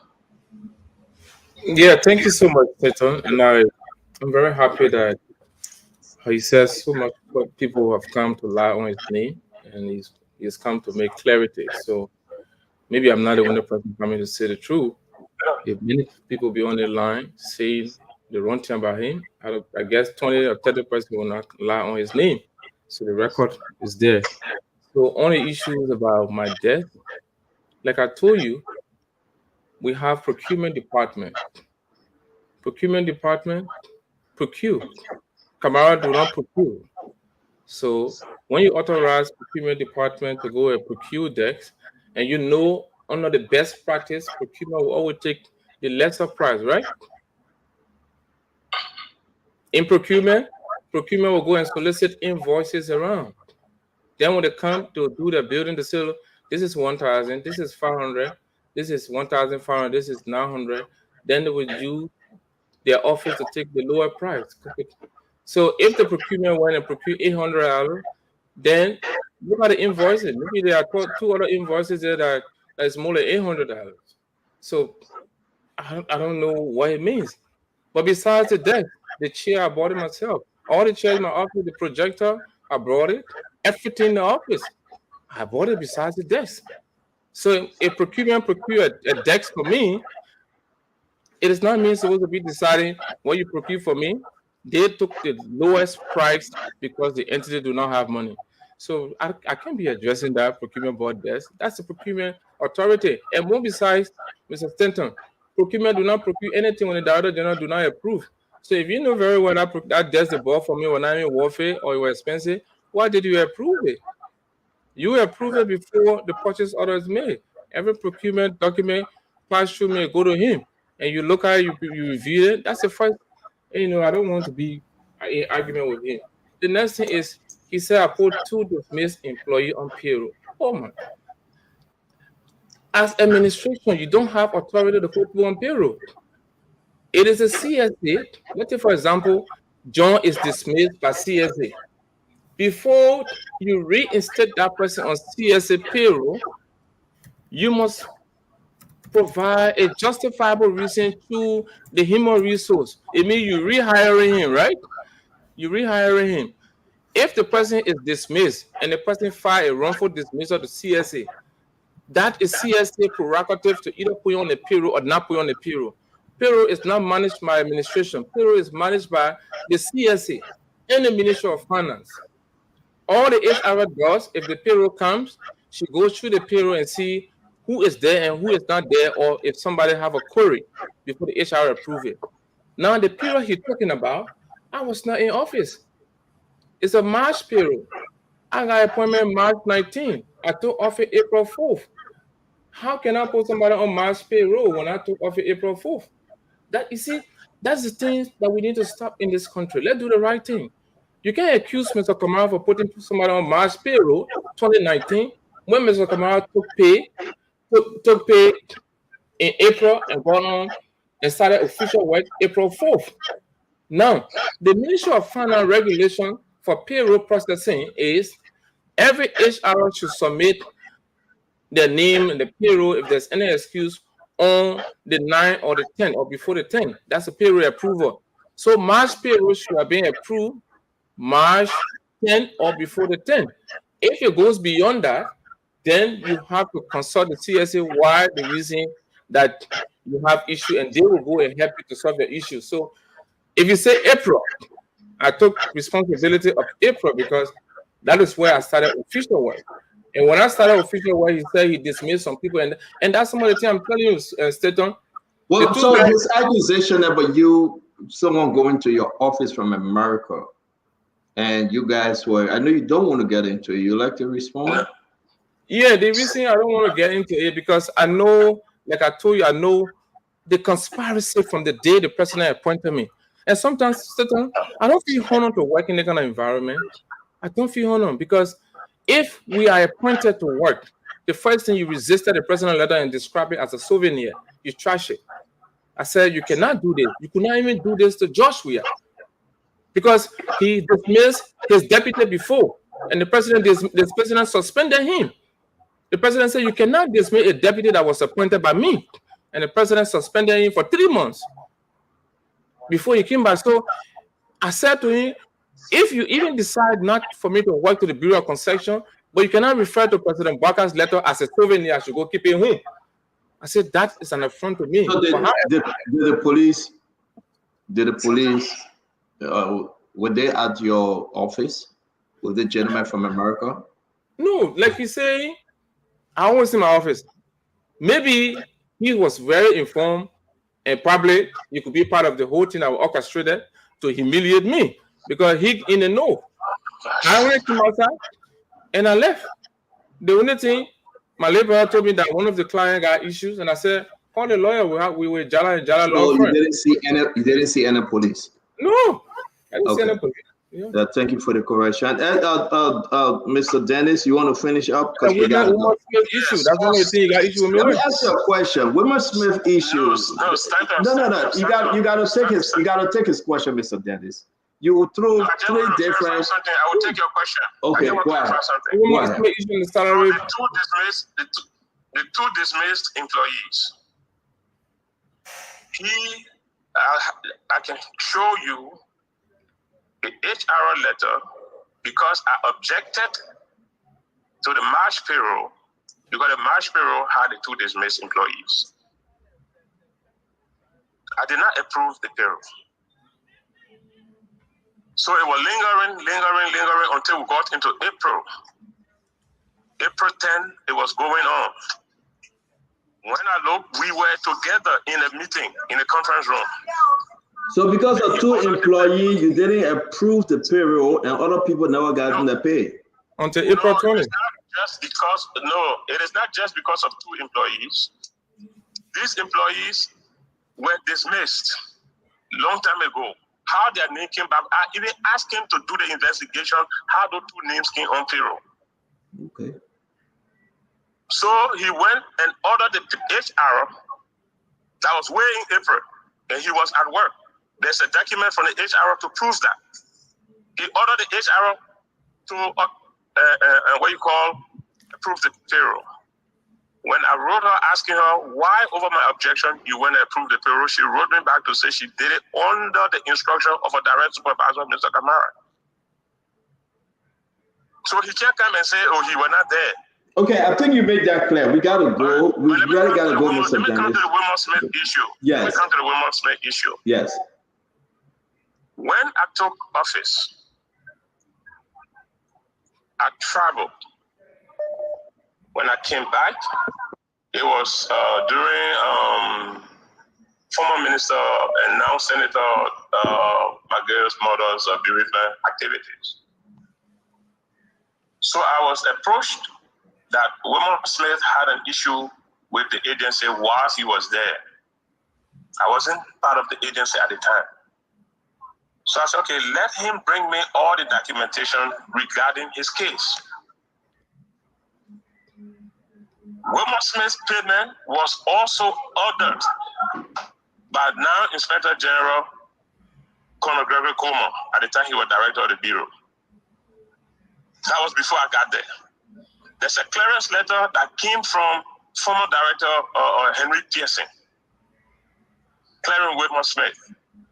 The only reason it came to me was at the time when and IG Coleman authorized when he was director of the Bureau, it went out of budgetary time. So to have it done, it had to be reissued. That had brought it to my attention. So I said, okay, took the documents, sent it to Director Pearson to confirm his signature, issuing clearance. And he sent not only his acknowledgement of his signature, he sent it with an NSA agent who was also an investigator on the case, both at LACC and the National Security Agency. Then Director Coleman, at the time Director General, wrote a letter authorizing and requesting payment. So they are reissued. As we speak, Wilmot Smith have not even been paid. So how is it that let me hold you down, Mr. Dennis. Wilmot Smith have not been paid, or Wilmot Smith have been paid 50% of the amount? Which one? Well, I wouldn't know because I'm not. But then you just said straight up, you say he have not been paid, because then I want to go back. What I'm saying is because He came for another document, I think sometime last year or year before last. So I am still thinking that his case is still on. But if he has some of his money, I wouldn't know.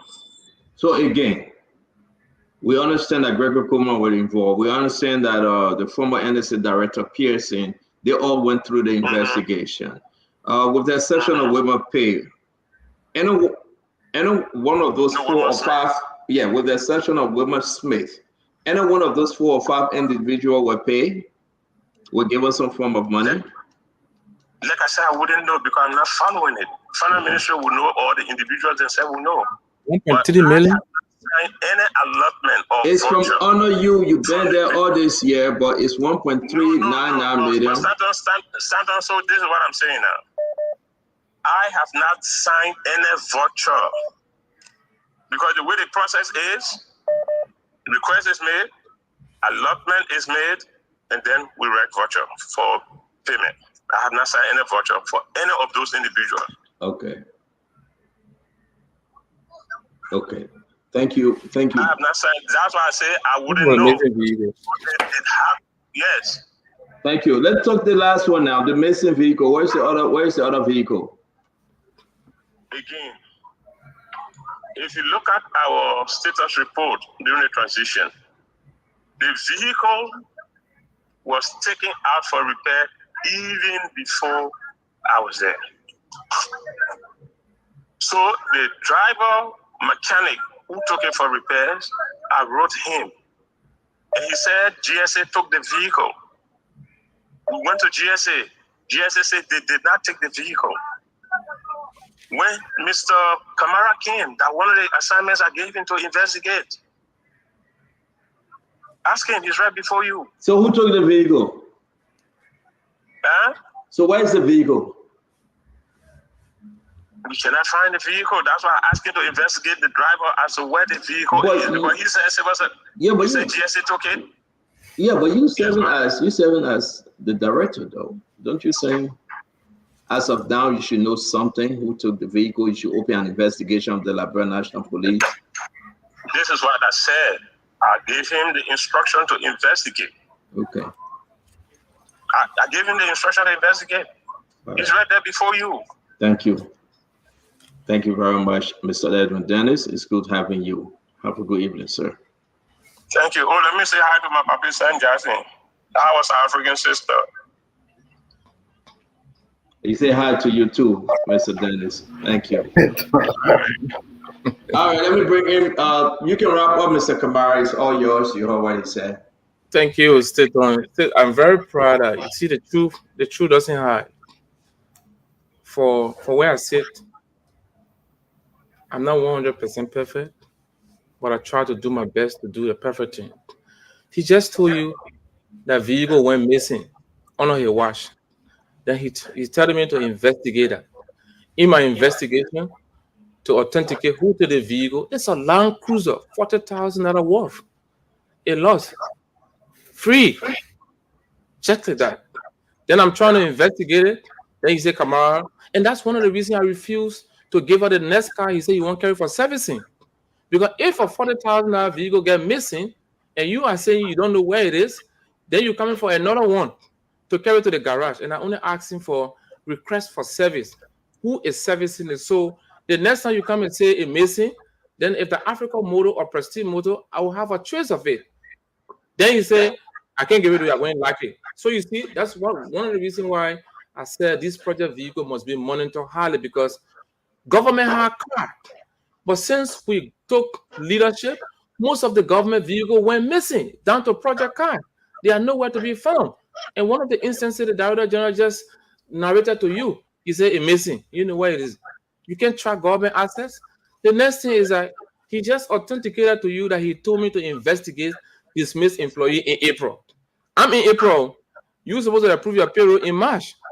So he told me in April 14 to investigate. So when I launched an investigation about a dismissed employee, CSA said to me, say, Bill, the Director General had dismissed a couple of people who are filed for wrongful dismissal, and they won a case against him. I said, wow. All something to 1.3 million. So I told CSA, I said, what is the best way out?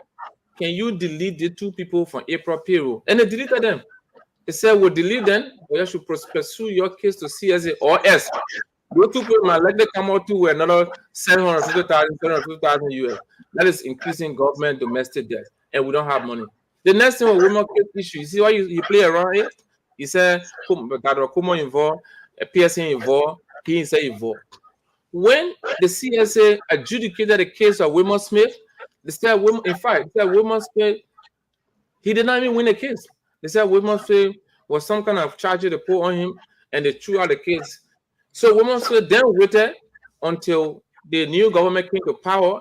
Then he refiled the case through CSA, NSA. How you take the case from CSA? CSA is responsible to adjudicate all employee cases. How you take the case from CSA and run to NSA and say NSA is involved, the police involved? Even if the NSA and the police investigate, it is you, the Director General, will still sign our document and send it. When it reaches your turn, I want to say to Citizen, thank you for the platform, for GovCon first, for the vindication tonight that the Director General has come on the platform and say everything I've said tonight. I want to say thank you. We will ensure the best thing happen, honor the able leadership of President Joseph Jamal Barkai and the people of the National Bureau of Concession. I want to say, let's remain peaceful, let's remain hopeful, let's avoid conflict, let's come together and put our best expertise on the table so that at least Liberia can be restored, Liberia can be redeemed. We've not come to fight, we've come to do our utmost best so that we can work for the president's office and the Liberian people. And all concession here, we can say the Bureau of Concession, it's not before that you will go with non-compliant post. We are strategically seated and we ensure to deploy our men in all countries and our women to ensure that concession compliance meets the best standard. Thank you so much, and I'm proud to you, and thank you to the Spoon Network family. Thank you very much, Bill Clintos, BN, Kamara. We always happy to have you. Have a good evening and be safe. Thanks. Thank you. Yeah, good evening, Bian. Thank you for all your explanations. Thank you. Thank you, Paul. Thank you, Uncle Jason, Sis Glennie, Sis Francis Richardson. Thank you. Goodbye. All right. Thank you very much. So, folks, let's wrap this thing up. Yep, you're welcome. Let's wrap this thing up. Dr. Richardson, you go first.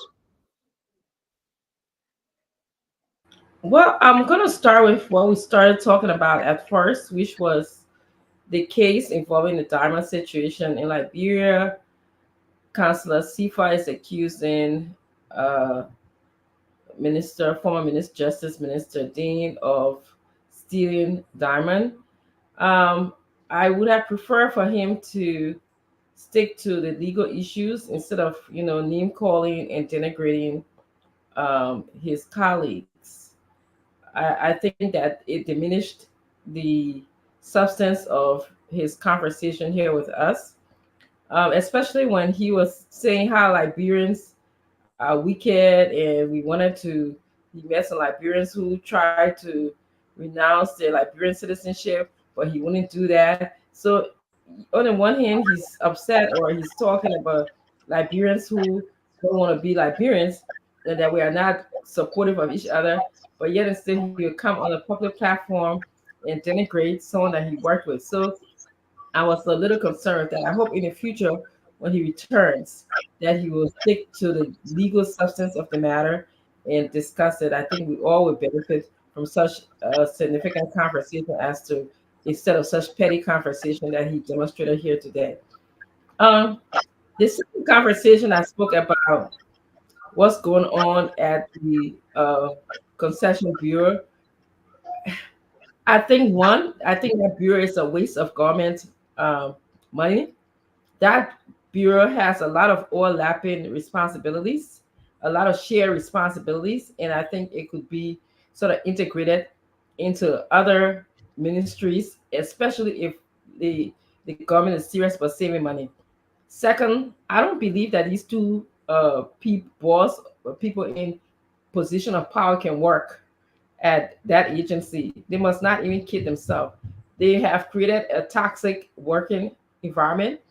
They will not get anything done. Here it is. We have a lot of issues involving concessions, ranging from The most recent Western Cluster issue, where the president had a ban on the Western Cluster, and then the ban was lifted by the Minister of Public Works. I mean, those are the issues that these two people should be talking about and we should be focused on. But yet and still, we have them here talking about, who took what car, who car belongs to what, how much you pay for a desk. And it's alarming to me that a deputy minister, and I don't know how it works, would pay for a desk that is $800, for his office, even though the minister said that, the deputy minister said that it was approved by the minister. But even with that, if I know that I have a government that is, poor, that needs money, I'll be very cautious about how much penny I spend. It's like me running my own home. When we were struggling eating dry rice, which we do eat dry rice now, but I was counting pennies. I'm still counting pennies. But you got a government that the Liberians live on less than $1.25 a day, some Liberians, and then we talk about an office desk for $800. This is not my first time hearing this, but they've created a toxic environment. I don't know how they'll be able to work within the best interest of Liberians. So that's all I have to say for now. Thank you, Stephen. All right, thank you there very much, Dr. Richardson. I want to bring this up very quick. Thank you for your closing. There's another lawsuit going out there, folks. You want to read it, Liberia Water and Sewer. Actually, a recommendation I was sent to LACC. It's concerning because Dwayne Kamara, who was the former managing director, Dwayne Kamara, is caught in this other issue. And we will talk about this tomorrow, and I hope I can have the Director General Mo Ali to speak to this, because this is from his entity. So we're able to get this information. The document was sent, okay, since, let's look at the date, April 22nd, 2024. And we are still waiting for Alexander Zoe, the chairperson, and their investigative team to intervene. The management of the Liberia Water and Sewer Corporation transmit this communication to the Liberia Anti-Corruption Commission for an investigation of 4 former officials of the LWSC for alleged misappropriation. This is big, US $159,000, all right, intended for the procurement of 30,000 gallons of diesel fuel. G. Alfonso Gay, immediate past managing director. Dwana K. Kamara, former managing director. Mosre Momo, former deputy managing director for administration. Archie V. Vama, former deputy managing director for finance. On March 7, 2024, the current management of the LWSC established. And so there you go. My issue here is that it's getting, Uncle Sam, it's all over Paul Kennedy. What's going on? Who are we? Do we actually know ourselves again? That every corner you turn, everywhere you go, something is happening. Mo Ali, LWSC, have made a recommendation calling for an investigation by the LACC. And up to now, they have not done anything, or probably they are working in the back. But I want you to incorporate this, and we hope to have Mo Ali tomorrow to explain further on this. This is concerning. This is big. They're walking away with 159,000 United States dollars. Now, what I'm going to say to Mr. Kamara, I think I'm seeing an issue here. Edwin Dennis should be leaving August. His turn over. It's a turning position. It's over August. The government don't want to push this guy because they will give him money again. We are in June, July, August. This man is done. I don't know what else going on, but again, there's a lot of story came up today. I just choose not to get into it from NBC. I hope. The marshal were actually mad. The marshal was very mad today. Again, they were looking at the LDA situation, and they were complaining. While we are here complaining about managers and deputy managers, directors and deputy directors, minister and deputy minister, what's going on? What's going on? I don't know how the president will address this, but I think the only thing, you put your hand on it, they will chop it. The president will say, just go rest, because you're not ready to work and have a reform in this country. And that's what we all are working towards. Leaving that, we couldn't get to the lawmakers. The lawmakers lied to the Liberian people. I hope I have this. They lied to the Liberian people about the budget, right? They are saying that, well, we took this thing from the 210, we took this from the engagement, we took this, folks. The budget was signed by President Barker on May 8th. Everybody now calling Burma Kambara for that money. I have a recording. I'm going to play it on Monday. I have documentation that Senator Prince Moyi wasn't truthful. We are pushing the rescue senators to speak. The amount that Protein Yombly spoke about, she was wrong. Do you know that 40 million was shifted from one line item to another line item from this 2024 budget? $40 million. $40 million. Nobody know how it was shifted. Nobody speaking about it. It went quiet. Between the representative, the senators, and the executive, $40 million was shifted. 40 millions.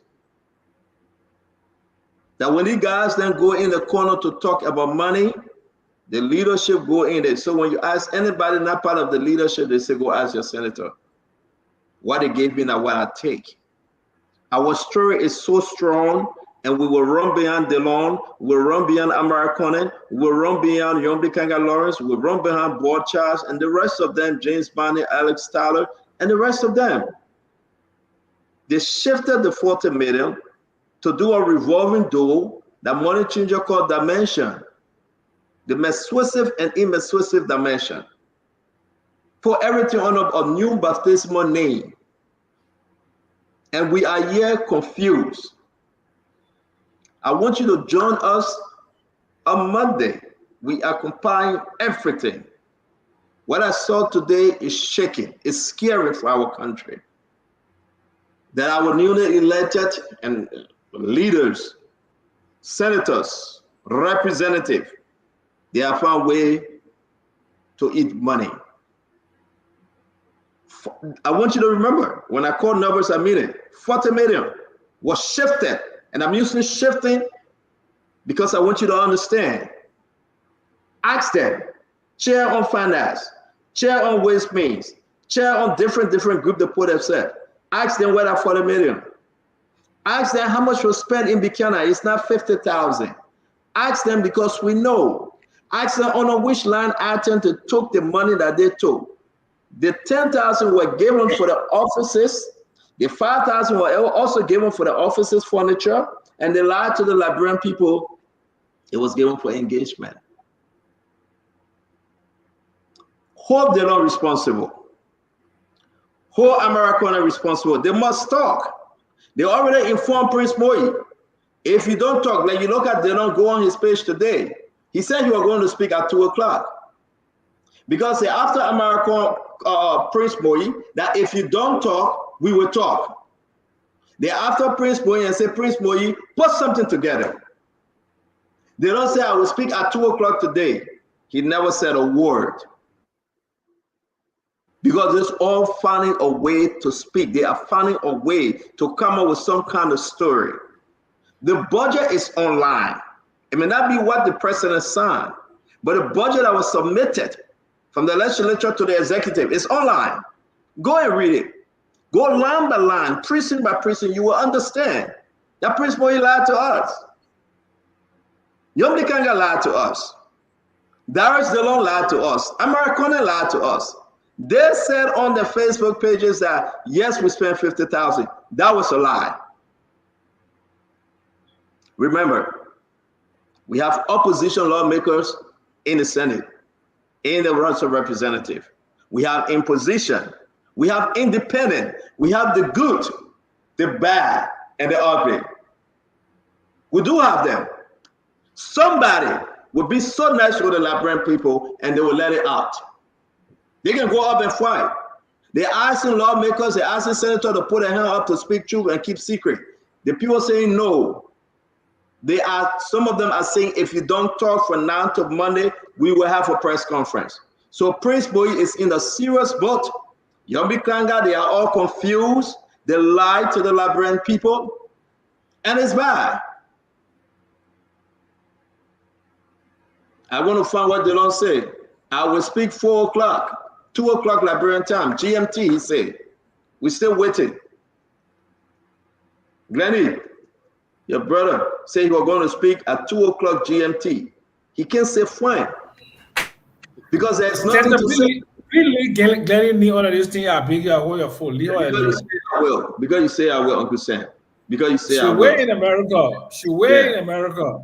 No, because you know what? I'll just one more, just 10 more seconds. It's just bad for every one of us to just pretend, you know? It's bad for every one of us. If you know very well that you made a mistake, and say, yes, I made a mistake. I mean, to err is human, to forgive is divine. But this Liberia you see today, we will not sit and be quiet. We will not. We should not. We will not. All Liberians will rise up till we speak truth to power. We will not sit and be quiet. Those days that they will take money amongst themselves and divide it, take money and feel that it's okay, and Liberian people will not know. Thank God we got some good people in that place. They were bad before they turned to be good because you know what? The opposition to you. So before I close, let me put the long 2 p.m. GMT flyer up very quick. I didn't ask my brother, you know we got a long history. So all the thing you were talking about, now you're closing? Yeah, I finished closing, but let me just put this up. I finished closing, Mama. I just want to put this up very quick. I know you don't like for me to talk when it comes to certain individuals in your life. Okay, trouble again. I'm going to say this. We stay here. Please tell DeLon that we're waiting for the press conference that he will say it all. Join me live on Let's Chat this afternoon at 2 p.m. We will open the phone line for your participation. Everything on the table to ask and say. That was a lie. DeLon never had no Let's Chat. DeLon curved in, he ran. This is embarrassment. We want to hear emergency. There was no emergency. Prince Boy told them to wait. Okay? This is totally embarrassment. We depended on Darrell DeLon. We depended on him. We championed for him. If he took the money, he should tell the Liberian people. This is totally embarrassment. DeLon cannot go on something and say, let's chat. We know DeLon. Americana say, I will wait. Y'all give me time, I will talk. We know Americana. But now, 4 o'clock in the morning, after the hijack prayer and Americana finished praying, he was supposed to be writing. Americana go for prayer every 4 a.m., 5 a.m. Immediately after the prayer, he go to Facebook and start writing. We cannot hear from Americana. This is embarrassing. Please don't laugh, Kennedy. Don't laugh. It's not a laughing matter. So, Stanton, I beg you, Uncle Sam. Uncle Sam, I beg you. No, but I got to run somewhere, Stanton. I beg you, I hold your phone. Uncle Sam, I beg you, give me 10 more seconds, Uncle Sam. Okay? This is wrong. These guys that will lie, these guys that will run, I want your Friday to be better because Monday it will be a bum chair. What we have on them will reveal it. They don't say, join me live on Let's Chat. We were waiting. He said, no media institution he will do his own Facebook. We waited 10 o'clock in the morning. We waited 11 o'clock in the morning. We waited 12 noon. We waited 1 p.m. We waited 2 p.m. People start going under the post and said, they don't waiting for you. Where you at? They don't run away. He ran away. How can we trust him?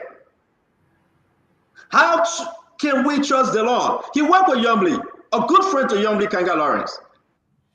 Why is he putting Yombly in this mess? Where is the people $40 million that was shifted from the budget? Who knows about it? We will open the phone line for your participation. That was lie. Everything on the table to ask and say, nothing. We will do this story tomorrow. I want us to do it Monday, but we'll do it tomorrow.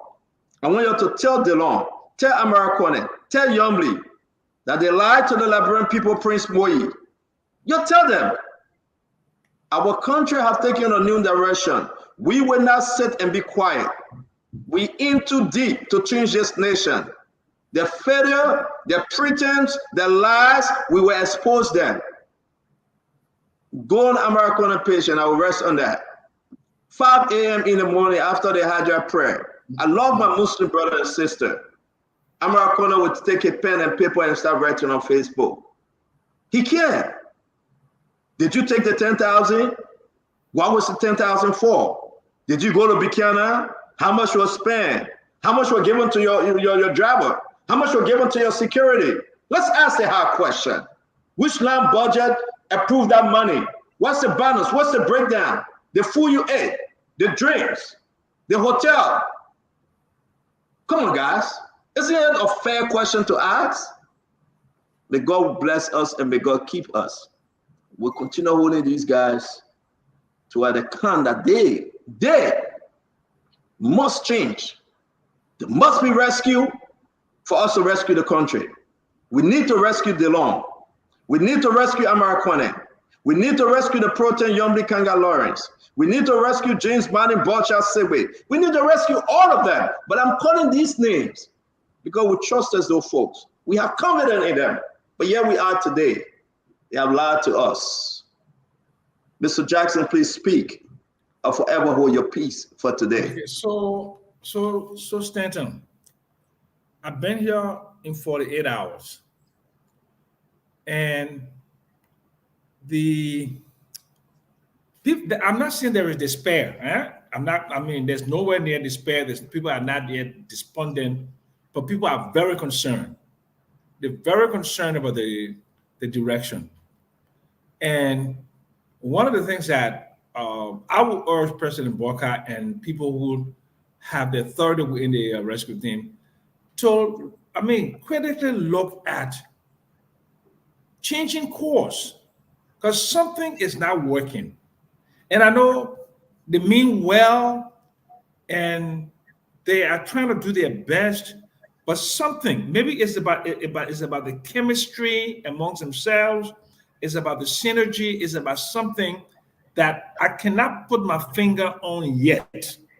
But in the 48 hours that I've been here, going to 72 hours, there is something that they need to work on. They need to, quickly find out what is it that they need to do to set this thing on the right course.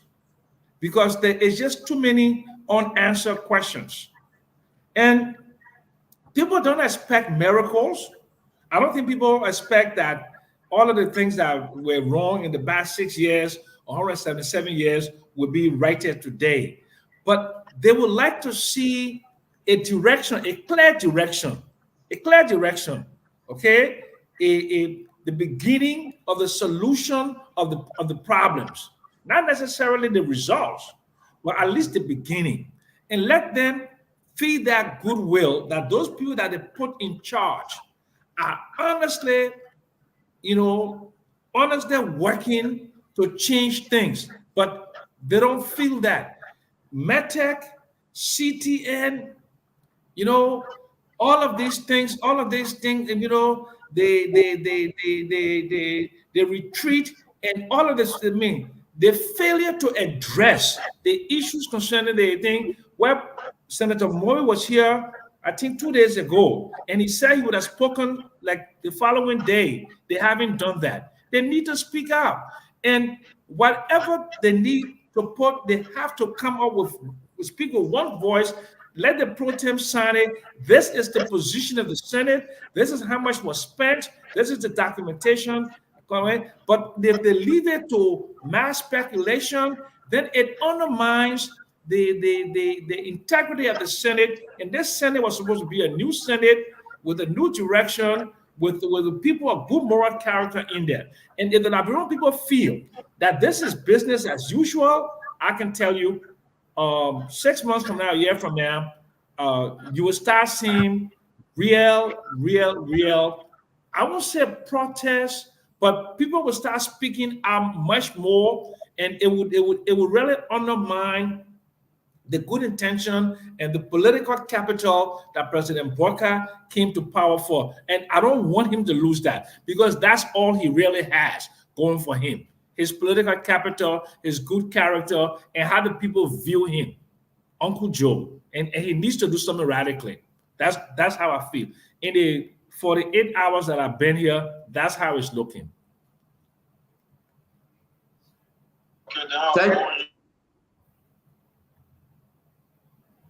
Thank you, Uncle Sam. Let me bring in Paul Kennedy. Paul? Yes, by the way, thank you. Let me apologize to Paul. Paul, I apologize to you for my little outburst from Brooklyn. I'm so sorry. Come on. I will not do it again. Uncle Sam, you my uncle. You can tell me anything. Go for free. No, but that the ghetto in me, man. You know the ghetto from New York. I'm so sorry. I understand that, and I think it was a good show. The Diamond issue has to be reviewed, and I really commend Councilor Serena Seaforth for taking up that case and pushing it. But I want him to push things further. After that case, I want him to consider whether he can take the Liberian government to court to see how they can review the mining laws, so that when diamonds are taken or precious minerals are extracted from a particular constituent in the county, I would definitely prefer that a certain percentage share be given to the administration of that county, such that it is not only brought into the national cover. Somebody argued with me before and said, well, it comes to the national cover and we send 100,000 back to the county or 200,000 for county development fund. That does not, it is not going to do it. For a lot of years, we've been digging minerals, gold, diamonds, and precious jewelry out of Bapulu, and Bapulu still remains one of the most underdeveloped counties in the country. As far as the issue of the Bureau of Concession, I think they are heading for a big trouble there. There is no way two persons will go in one direction if they don't agree on one thing. And the fact that the leaders of that institution, whether my brother Edwin Dennis' time is short, whether my brother Kamara sees this as a way that he's going to make his way across in this agreement, they need to find a common ground to agree in the interest of serving our country. As far as the issue that the CEO just put up on the Senate, CEO, come on, man. What did you all expect that these recycled politicians, somebody was a minister of finance stealing there, then you take him and make him senator, and you expect that he's going to be a Jesus? You need to figure out who is a Jesus in this country and who is not. I am only saddened that the voters don't have the courage to impeach these people. So they're going to stay there for 9 years. And then because they know that all of the things they're saying are only speculations. At the end of the day, nothing will happen. These guys will continue their normal business, kumbaya, and the calling whatever we are saying on this show. They're going to say, oh, the people will make noise. After 2 weeks, they'll be quiet and nobody will say anything about it and business will go as usual. This, I was never surprised. When you were saying, I was saying on there laughing. I saw you really mad and straight to the point and passionate about things. Say, no, hey, nothing's going to change. These guys are the same people. They just left one branch of government and got into another. I've said a parable here before. When somebody in one bedroom, people into bed, you carry them to 3 bedrooms, they'll stay people to bed. You've only changed their location. You have not changed their character. Nothing of them have changed. They are the same group of corrupt people from the executive branch, some of them just continuing now into solidifying a position that nobody can fire them in one day. That all happened to them. I don't think these guys mean any good for the country. And at that, our people continue to suffer every day because most of the people don't know why they even vote. So these guys take advantage of that. So I think it is our job here to continue to show lights on these things, on some of these things. Some of it will talk between now to judgment that come, nothing will happen about it. But at least let's do our part and leave the rest to the Liberian people to do. The fact that my uncle Samuel Jackson is even afraid to use the word protest, which is a democratic right of the people, by the way. If they think that they are disenfranchised and they don't feel things are going good, they should protest. They should go and call that all those senators and representatives who are taking their money should resign. And it is their democratic rights as Liberian citizens to call for that. But to be sitting here on this forum and even afraid to use the word protest, then I don't think we mean business. If these people are violated, if their rights, constitutional rights are violated, the only weapon they have is to protest against the system that is doing that. Omen Burger has a good heart, but the Omen is old. Where have you seen an 80-year-old old man run behind a 16-year-old children? Except the people around him are honest and they know what they are doing in the interest of the country, the old man can talk tired. Soon as he go to bed, the children will pass around and steal. So this is not strange to me. I am not surprised.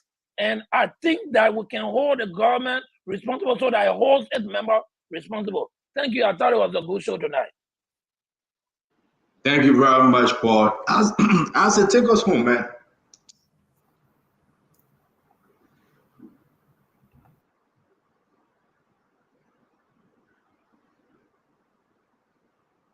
I said, we're not hearing you. We are not hearing you, Isaac, though. You're muted.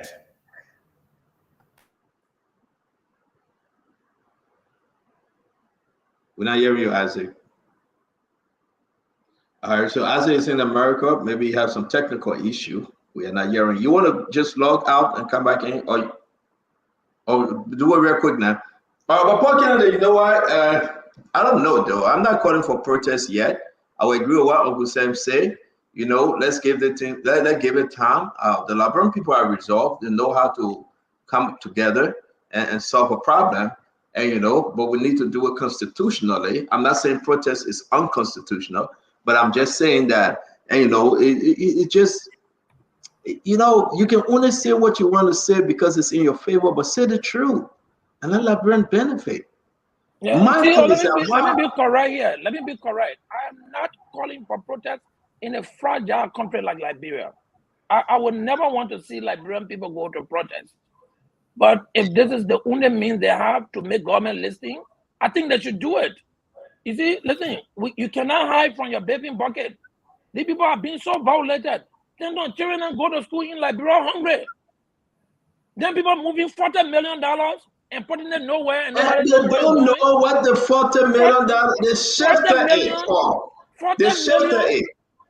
And then you don't want us to talk? We're going to talk, man. The Listen, shifter is. can say, I said they're going to go protest. That's not what I'm saying. All I'm saying is when you push somebody to the wall to the extent that they don't know what to do, they're going to do the ultimate. And I think it's their democratic rights. You can't take $40 million from the hands of the people when the schools don't even have teachers. That $40 million, we know who all involved. And again, they got some good men and women amongst them. They shifted the $40 million. And yet we are today still looking around as to where the people's money. And they, you know what hurt me? Oh, I said, came back. They are not speaking. They are not saying a damn thing. They feel within themselves, like you said, when we say anything, it will go away. Every one of them involved. Every one of them. Look at the amount, the document I'm looking at, the things I'm seeing. Paul Kennedy, I'm shaking. You have never seen such a thing. Maybe I have never seen such a thing. But you know what? I have hope in Delondo, in Youngbley, in Americana, in some of them. Seriously. I thought they were really speaking truth. But it's embarrassment that they walk away with these things with pride and dignity, P&D. Yeah. I say, you can touch me. So, Stephen, let me run a big email. Yeah, Pabe, you gotta go. Go rest. Madam is calling me. I hold your phone. Please do. Please do. So we are getting word of as to how things going. One common theme you are seeing consistently from rescued children is this: for us, we can speak truth to power. And when I see these things, I get to laugh. Nobody told anyone to vote for rescue because they could speak truth to power. That is not what people wanted to eat in Liberia. People told citizens, vote for President because he can deliver the goods. But because today, people are getting embarrassed, the incompetence, the failures, the embarrassment are now factors that are leading people to say, we will speak truth to power. I'm disappointed. This is not why I voted for. Well, you took decision to support someone based on things. You knew that President Boakai is someone who has had successes in his life, and you know he will be the right person that will improve the lives of the people. If the only thing you wanted to achieve was to speak truth to power, you could have told the people that the only reason why we want you to vote for President Boakai is because we can speak truth to power. That's not what Liberia wants. Liberians today want someone that can deliver the goods. I've always said this. If voice, talking, could change a nation, Liberia would have been the best nation on the planet. Simply because, go back in history, the amount of voice we have heard in that country from politicians cannot be measured anyway. Here we are today. My own brother and friend Martin Colley, I saw him crying on Facebook. Oh, Danawa, but Danawa. This is not what we should be. We should be proud of the decisions we make. And the only thing you want to say, Yompa, you didn't talk against President Weah. Opa, we talking against President Baga. That's not what the people wanted. The people did not want who can talk against someone. They want who can deliver the goods for their own lives. So where are we? Uncle Sam is saying it like I told anyone. If you live in America and you went to Liberia tomorrow, what you saying will be different from what you will say from there. When you hear the people on the street, when you hear the people in the community, you hear the people in the keke, in the market, things aren't okay at all. Who told you some of us are here because we believe President Weah and his government was perfect? Absolutely no. But any day outside of politics, President Weah and his government so far was far way better than the calamity we are having today. In all aspects of governance, we can go one by one. Education, we can go infrastructure, we can go the economy, and everything. What kind of a government are we having? People fighting all around. We only have one rescue rumble. Now we are having 20 rescue rumbles all around the place because you know the rumble people are the people that can fight wars. What kind of a government is this? Executive Marshal, Minister Grisby, and the how you call him the other advisor got in a fist fight. They almost hit each other. People had to separate them. LDEA worse. Now we come into NBC, is getting crazy. You go to where the place name LBS, it's all crazy. Like everywhere is getting just how to describe it, I don't know. I don't think our country is getting better at all. Some of us have predated this because we don't just sit and talk about books. We look at things for which we predict the future. You can't have somebody who's been in government for 50 years, you've been told that you cannot point to one single success of their life, including the CPP. And you think God will bring a magic wings to just make things different? You are a joke. The country is not doing better. The country is not doing better. Everything is going down the drain. And the only thing people care about, George Weah will not come back to power again. Keep on running the country in the messy way you are running it. And see George Weah flocking you by more than double digits.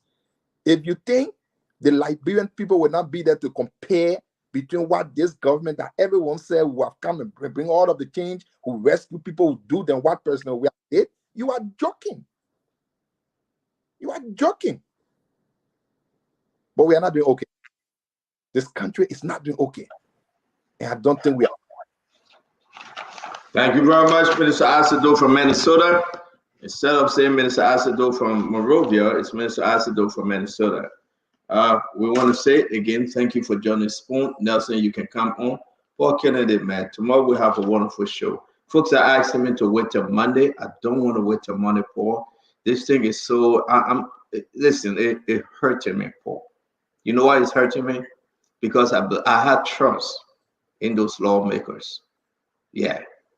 For them not to speak, I ask every one of you, let's just go little by little. Nelson, help me. We got only 2 more minutes to go. Let's go on the American page and see the last time he posted about this thing.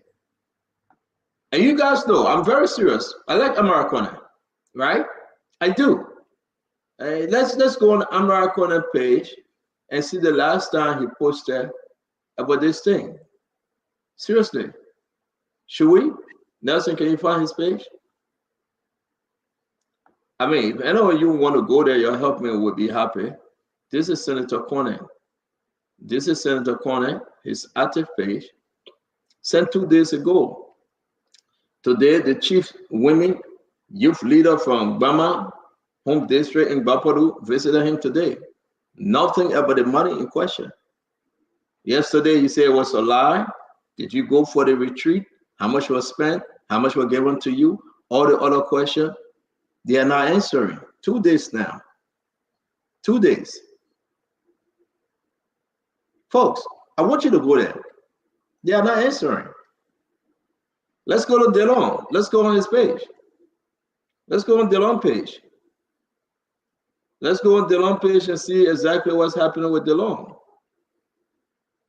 Because at the end of the day, we should ask the question that the Liberian people that are not opportune, we should ask the question. Nelson, please, my little brother, let's go on Delon page. What is on the page? When was the last time he posted though? So I'm seeing a post here 11 hours ago. 11 hours ago, say he was going to talk, but he didn't. Since then, the last time from yesterday, he posted something of his own parable, and here we are, nothing. That's Delon. You know, Delon going to have a podcast. Delon going to be all over social media. The people want to ask him, did you take $10,000 that you didn't disclose? Did you take $5,000 that you didn't disclose? How much was given to you for the retreat? How much was your food, your drinks? How much you got allocated for this retreat? But all of them say, go ask Prince Moyi. How you a senator, you sending me to another senator? Oh, we are leaders. You're a senator for Maserado. The man a senator for how you call it, for Bon County. Speak to your people in Maserado. So let's go on Yombly. My senator, Yombly Kanga Lawrence, a protest. Let's go ahead. I love Yombly. I do. Yombly, I'm a senator. Well, sometimes we got to do these things. Her official page that said Yombly Kanga Lawrence. Let's see the last time Yombly posted. It said 5 days ago, right? The last time she put anything here, that's not help me now. Because you will do it better than I will. I'm even kind of confused as to when the last time Yombly posted here. It was 2 days ago. 2 days ago when she said I would make 50,000. What out of them posting in 2 days? Poor Kennedy. We can go down the line. Why are they evolving this thing, this whole thing about Poor Kennedy? Y'all went to the retreat. How much was spent? They're not going to tell you. The reason why they're not going to tell you. I know. They can't say it. They have hijacked the mindset of the Liberian people. They will call Burma Kamara, make this money available. It's in our land budget. Burma Kamara is confused. He's trembling. You know, he's a godly man. But 40 million, but see, 40 million. 40 million. You go ask the speaker. Go ask the Ways Means chairman, Dixon Sibo, I think that him from the House of Representatives. We will explain this thing. That's a lot of money, man. That's almost. We will explain this thing. They shifted the money. Nobody listen. The reason why they can't even put out the same budget, the main copy, they can't put it up. It's the finance ministry. The main one that the president signed on. He made this thing into law since May 8th. Over 1 month. The guy can put it outside. They can't put it outside since the 8th of May. I was just told to hold on yet because you know why? Today is Friday. I want Monday. My heart burning, I won't do it tomorrow. Y'all tell me when you want me to do it. I'll do it. I think we should gather as much facts as possible. Between now and Monday, not far. We should not eat this hot. We gather all the facts. We give them the opportunity to come to talk to the Liberian people. When they fail to do that, then you present the facts you got so far on them on Monday. I'm so Jabba that owe me $5 already. He said tomorrow. He let new space in your mind. I mean, owe me $5 already against it. But I would say this to all my fellow Liberians: it's not about party. It's about an individual. You got to trust your leader. I do trust you, saying my Parker. He's going to a program this weekend. I wish him well. He's not going to mess around. But there's 3 different branches in government. When they guys then put a plan together, they say the 40 million will take it from here. Domestic debt, something right there. We'll take it from there. We'll shift it. You're making me to talk. See, the legislative branch of government supposed to hold the executive branch in check. Forget when that you hear them one. talk about oversight, they're supposed to make sure that the executive branch of government is in line Forget that one. with doing well for the people. But Forget if that they are one. this corrupt, I think Una Go and Ome Baga can help us.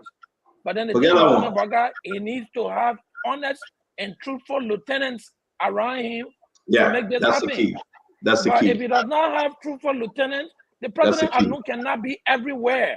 The reason That's why the he key. gets people to be in different ministries and agencies is for them to do the right thing. But just in less than 6 months, the government has made so many missteps. A lot. But you know what I keep telling you? Let's give them the whole year. I think. Let me say this to you. The reason why American talk, because Amara went to that retreat for only 1 day. That's why he made up me say he went there 2 days. No, Amara went to that meeting for 1 day. Some people went for the meeting for 4 days. Some people spent 3 days. You don't let us talk it. You don't let us talk this thing. You do not push us. Don't push us. 1 day. So here we are. We are all talking the same thing, folks. Have a wonderful evening. Till we meet again, may God bless you. May God keep you. May God bless our country. We will push. We will fight. The last man standing tonight will be Nelson Colette, the late night mover. Late night mover, Nelson. Your good night. Yes, sir. The rain has stopped. The rain has stopped on your side. But it was really heavy just now, Paul. Where, Emmanuel? Did it rain on your end? It was the lightning and thundering just now. It was really heavy. You didn't live in Pennsylvania? No, you live in Maryland, DC area, right? Yeah. So because it's raining on your side, then it'll be raining on my side? I'm asking you, did it rain on your end? No small rain yet there. Okay, it was really heavy, man. How's it They though? got Nelson. They got question CEO asking me, oh, we're really getting now. You real on in that big country, the guy reading on your small side. No, I'm asking you what I was reading on your end as well. No. Florida was flooded. Florida was flooded. You saw that, right? That Florida all job there was flooded. In fact, sometimes but the Florida people got system. They can't read on that. The people get a FEMA system. They got a lot of money in that system. They take care of the people. Once, let's say I got caught up in Florida, right?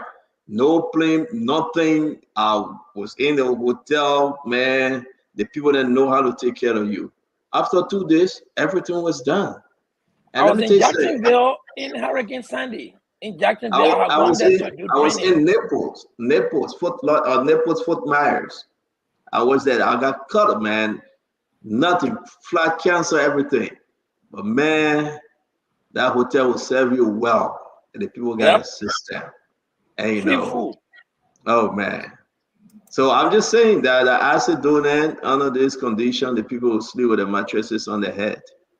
Look at acid facing America. Acid in America, no, let's be sure for Acid Door. Listen, Acid Door sleeping. Oh, I got a picture for Acid Door. I beg you, now because of the time difference. No. Acid go sleep. No. If Acid Door won't go, let you go. I get a picture for Acid Door. Oh, you check on Nelson. That's in the man check up. The man know whenever others they go sleep. The man now on the set sleeping. Hey, I saw the man sleeping. But Paul, can the funny thing that Steven sent a picture to also. No man, you don't put the man picture up. I beg you. Don't put that picture up before. Yeah, don't put that picture up before it causes any kind of controversy. Yeah, you know, the picture look like a man, but don't put that man picture up. I'm not putting it up. Arthur Doe came here, let him lay down and rest in peace. That boy been going through tough time, Manuel. There, I beg you. Paul, I'm gonna listen to Paul. Open the phone line. Let's take 5 calls. The people say I'm gonna put it up. Put it up. I beg you. Don't put it up. You gotta protect yourself. Steven Johnson sent a picture of me. No, but Steven Johnson, my man. Nothing when you see the picture of your feet, the man look just like Arthur Doe. My man, what you mean the man look jelly? The man are Arthur Doe. He's standing on a pickup with handcuff on hand. My put man. that thing up now. People will run with it and say that Arthur Doe in handcuff here. I beg you, don't put that thing up. Oh, why you begging me like that? You making me angry. I said do that bad that. I said it's a sedition. No, you can spell any sedition. No. We can spell no sedition. No, I don't care about I said no, it's a sedition. I'm not going to spell any sedition on the show. Arthur Doe is a good man. I understand, but he's a sedition. That Steven just reminded me. Steven said I'll put it up. I don't know. Ain't that I picture in the chat room? See you trying to put it up, oh. Without hearing you? Nobody hearing you. I said, Stephen Johnson a criminal. That's what a criminal. You're not going to talk about it today. The man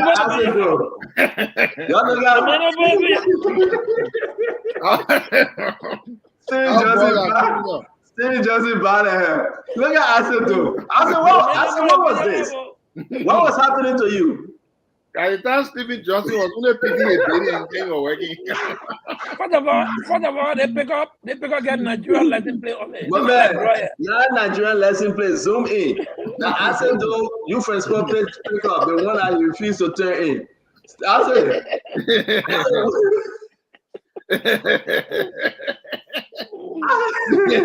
There's a pickup. Look at this one. I said don't fall. I said don't refuse to turn it in. But I said no. So what was this? They say you were about Calabash, right? No. Is the other side of Calabash? I went to Stephen Johnson office. You know Stephen Johnson can only pin a baby. Everything pin a baby. He's saying working. So I went to the office and he saw me. He said he put that. But I don't know that you here. I said no, seriously. What you were wearing? I mean, they got look like you. The person get Stephen black Johnson that is close on me. We were working to Stephen Johnson office now. We're pinning it. You know, like the only thing about doing just pinning baby. Stephen Johnson. Man, sorry. Then you gotta call Steven. He got another one when you arrived in Ghana. The other one when you arrived in Ghana. And I'm more like criminal. Why you did a Stephen Johnson? Steven doesn't dance bad. Why are you doing this guy? That Hassan Fadiga put that on Facebook. I told Pa Joseph, Pa Baga said, man, getting no job. But wait, I said, they when you were in Ghana, who the people that are near you? Maybe we're coming together. Put it up now, let's see it. Because I know what you're talking about. Okay, let me put it up. Let me put it up. Mama, you're not TV again, eh? Huh? Right? If I pull this thing up, right? If I pull this thing up, it's almost 2:30, Manuel. My man, the man in the state. If I pull the thing up, then Unity Party people will run with it. So I say you right. Let me put it up. Unity Let me put it up quick. Crying around here. It's too soon for them to start crying. Madi called you. I need to call Madi call you. I have not spoken to him since 2016. The last time I met him. I keep telling you. I said, which one is this? Is when you are coming? Is this Kotoka Airport? No, that ain't become minister yet. No, it's most recent. I said, which one is this? It can't be most recent. The man, look at the man body. The man fat. We passed through Sierra Leone. That's Sierra Leone, right? Yeah. Wow. Nigerian police will be inside Leone. What are they doing there? Man, that Interpol. They say as a recovery told them, say, I guess that Interpol. They're asking me. That Interpol, man. If you don't want to start, but we want to say, when you behind you for? Yeah, Stephen Johnny today say I get pick up. Want to say thanks to all. We ran international time. It's 8:30, 12:30 in Liberia. For Canada, thank you. I said to see you guys tomorrow by God's grace. Yeah, thanks. All right. Yeah. All right. Nelson, thank you very much, man. Have a good night, okay? Thanks for holding it down. Thanks to everyone. Bye-bye, folks. Yeah. And folks, we want to say thanks to all of you tonight for being here with us on this edition of Spoon Talk. Many thanks to all of you for calling in, playing your listening role. Our folks in Radio Land, thanks to the thousands of you across the internet who have been following the show tonight. My name is Nelson Collette. Till we come your way again, join us tomorrow for another edition of Spoon Talk, at which time we'll be here. And coming up shortly is the late night show, the late night politics on Spoon. You can make up time to join us. Until then, have a good night and bye-bye for now.